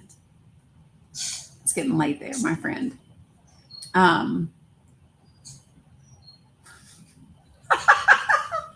I knew he knew I was doing it to him. That was me sticking my tongue out at Raja. I'm just saying, folks, when we talk about where we're going and how we create a country that works for the majority of all people, this is why I say it's not just about winning elections. Winning elections is important, and it's critical, and it's crucial, and we will do it, right? And we have to have conversations in our communities, in our neighborhood, in our communities, in our families, and in our online communities that build connection, right? And those connections have to be about the issues that actually matter, right? Because that's what changes hearts and minds over time. And we have to change hearts and minds over time, or we will always be onto this pendulum back and forth trying to win elections. And then government accountability will always be dependent upon who's in power at a particular moment in time. And it cannot be that way. And that brings me to my last point. Yeah, Carly, he saw my whole face and was like, what's wrong with Dani? What's wrong with Dani? So I'm gonna share this really quickly before I wrap it up. I've been on here for a long time. Okay. Good God, maybe 5 hours almost. So I'm going to share this with you all. I believe that we have to get serious about winning elections. And when I say we, I mean progressives.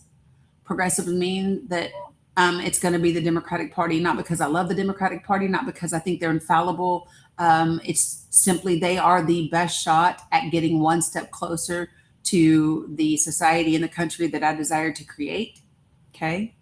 So that's that. Next is about having conversations in our communities and across the board. So what I have done is I have taken the time to put together a ton of resources and graphics and flyers and information for you to be able to share with the people in your lives and the people across social media, and with your elected officials and all of that. People are having get-togethers and donuts and democracy, caftans and cocktails. People are going to fairs and festivals and community forums and community centers, public libraries, all of those types of things. And so the resources that I have created are graphics that outline for you the impact of Medicaid loss, SNAP loss, ACA tax subsidy premiums expiring, data centers, both on the state level and by congressional district, poverty levels in your state, voter registration deadlines in your state. All of those things are graphics that I put together in a Google Drive. I've also put together potential legislations, right? So when we talk about potential legislations, there's actually a bill that's been done by Hawaii that is signed into law that limits the powers of artificial persons meaning corporations. So Hawaii's law limits the amount of super PAC and dark money that can now be in their state and local politics. Every state could pass that same law. New Mexico's law that makes it illegal, even under the color of law, to put armed troops at election places and polling locations and any of those types of things, right? That's in there. And so there's a mechanism and there's a way for us to be able to get petitions signed. I've got sample petitions along with the legislation in my drive. Why? So that collectively we can demand power. We can have power and we can demand that things be done. So there are 3,100 counties in this country. We've been at this for 4 months. And in 4 months, we have at least one person in 525 counties across the country. We are approaching 1,500 people that have joined in Project for the People. This is about people. This is about community, us, citizen-led. That's it. And so if you want to find out more, if you want to have access to the resources, we meet every other Thursday at 8 p.m. Eastern Standard Time. We meet this Thursday, as a matter of fact. We role play, we go over the graphics, we talk about strategies and all those types of things. You'll get an invitation to do that. If you go to makingamericatruly.great.com, fill out the information, you will get an email from me that gives you access to my Google Drive. And here's all I'm going to say about that. Please operate with integrity. Do not share the Google Drive. Share what's in the Google Drive, but don't share the Google Drive. Share makingamericatruly.great.com, because I'm tracking all of the people that are registering so that I can see where we are. Like, I know right now that we are in 35 counties out of North Carolina's 100 counties. We're in more than a third of the state of North Carolina. That's the kind of thing that you can build on and make power happen, right? And if I just give you, it's crazy, but I'll share with you some of the states where we have the most participants. So in California, we're in 27 counties. In Florida, we're in 29 counties. In Georgia, we're in 29 counties. In Louisiana, we're in 15 parishes. In Michigan, we're in 16 counties. In New Jersey, we're in 14 counties. In New York, we're in 23 counties. We're in Tennessee, we are in 24 counties. By the way, y'all, Tennessee only has 95 counties. So we are in more than a fourth of the state of Tennessee, which is one of the reddest states in the country. So, hoo-ah. Texas, we are in 31 counties. Virginia, we are in 22 counties. So this is a movement that is growing. So again, don't remove the watermarks. Operate with integrity, because here's all I'm going to say is I put out really, really good energy. And what you don't want to do is do some fuck shit to me and have karma come for you. Okay. Just don't. I don't want to have any negative energy come your way. So don't bring any my way, because that karma will get that ass. Okay. So, I'll give you just a couple of more before I go really quick. You ready? Alabama, we are in 11 counties. I'm going to do all double digits. Alabama, we're in 11 counties. Illinois, we're in 11 counties. Appreciate you. Illinois, 11 counties. Indiana, 15 counties. Louisiana, I said 15 already. Maryland, we are in 12 counties. Missouri, we are in 12 counties. New Jersey, I already said 14. New York, 23. North Carolina, 35. Ohio, 19 counties in Ohio. Oklahoma, 10 counties in Oklahoma. Pennsylvania, 21 counties. South Carolina, 12 counties. Washington State, 11 counties. And Wisconsin, 11 counties. So those are all of the states that have double digits in terms of the number of counties that we are in. Why you say, so you all right? You sitting in the dark? He didn't mean to come off mute. So anyway, yeah. So if you want to know what we're about, we don't just sit on the internet and gripe and complain or argue and debate. We are actually about doing things that actually matter. And there's a plan. And there's a plan for getting the ERA added to the Constitution. There is a plan for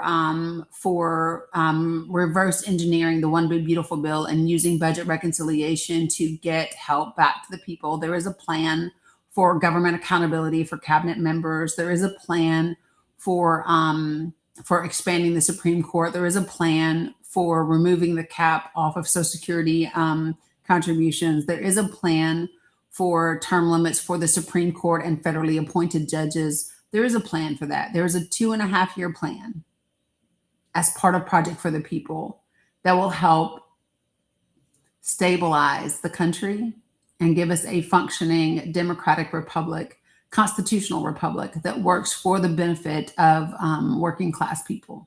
Okay, so that is what we do. Make sure that you're following me across the socials. I am at the Dani Cook. The podcast relaunches in 1 week, which I'm excited about.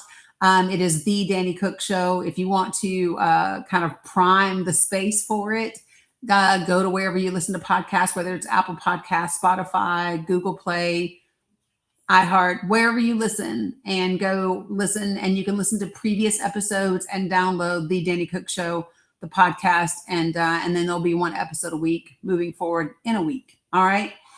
So that's all I got, folks. It's been about 5 hours now. Your girl's going to go. I'm going to clean house, take the kiddos, have some fun. And then I got to do school supplies and all that shit. So I will see you all tomorrow morning right here for another live.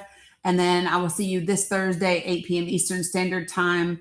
I'm on YouTube already, Funny Face. So right now I've been live on YouTube, Substack, Twitch, and Facebook, along with TikTok today. I started at 9:30 a.m. Eastern Standard Time, give or take a few minutes. Okay. Raja in Tegalbi, Raja in Tegalbi. Love you, friend. All right. You guys have a good one. I will see you later. Thank you. Yep. Bye, guys. My father. Oh, let me see. Hello, Vivi. Yeah.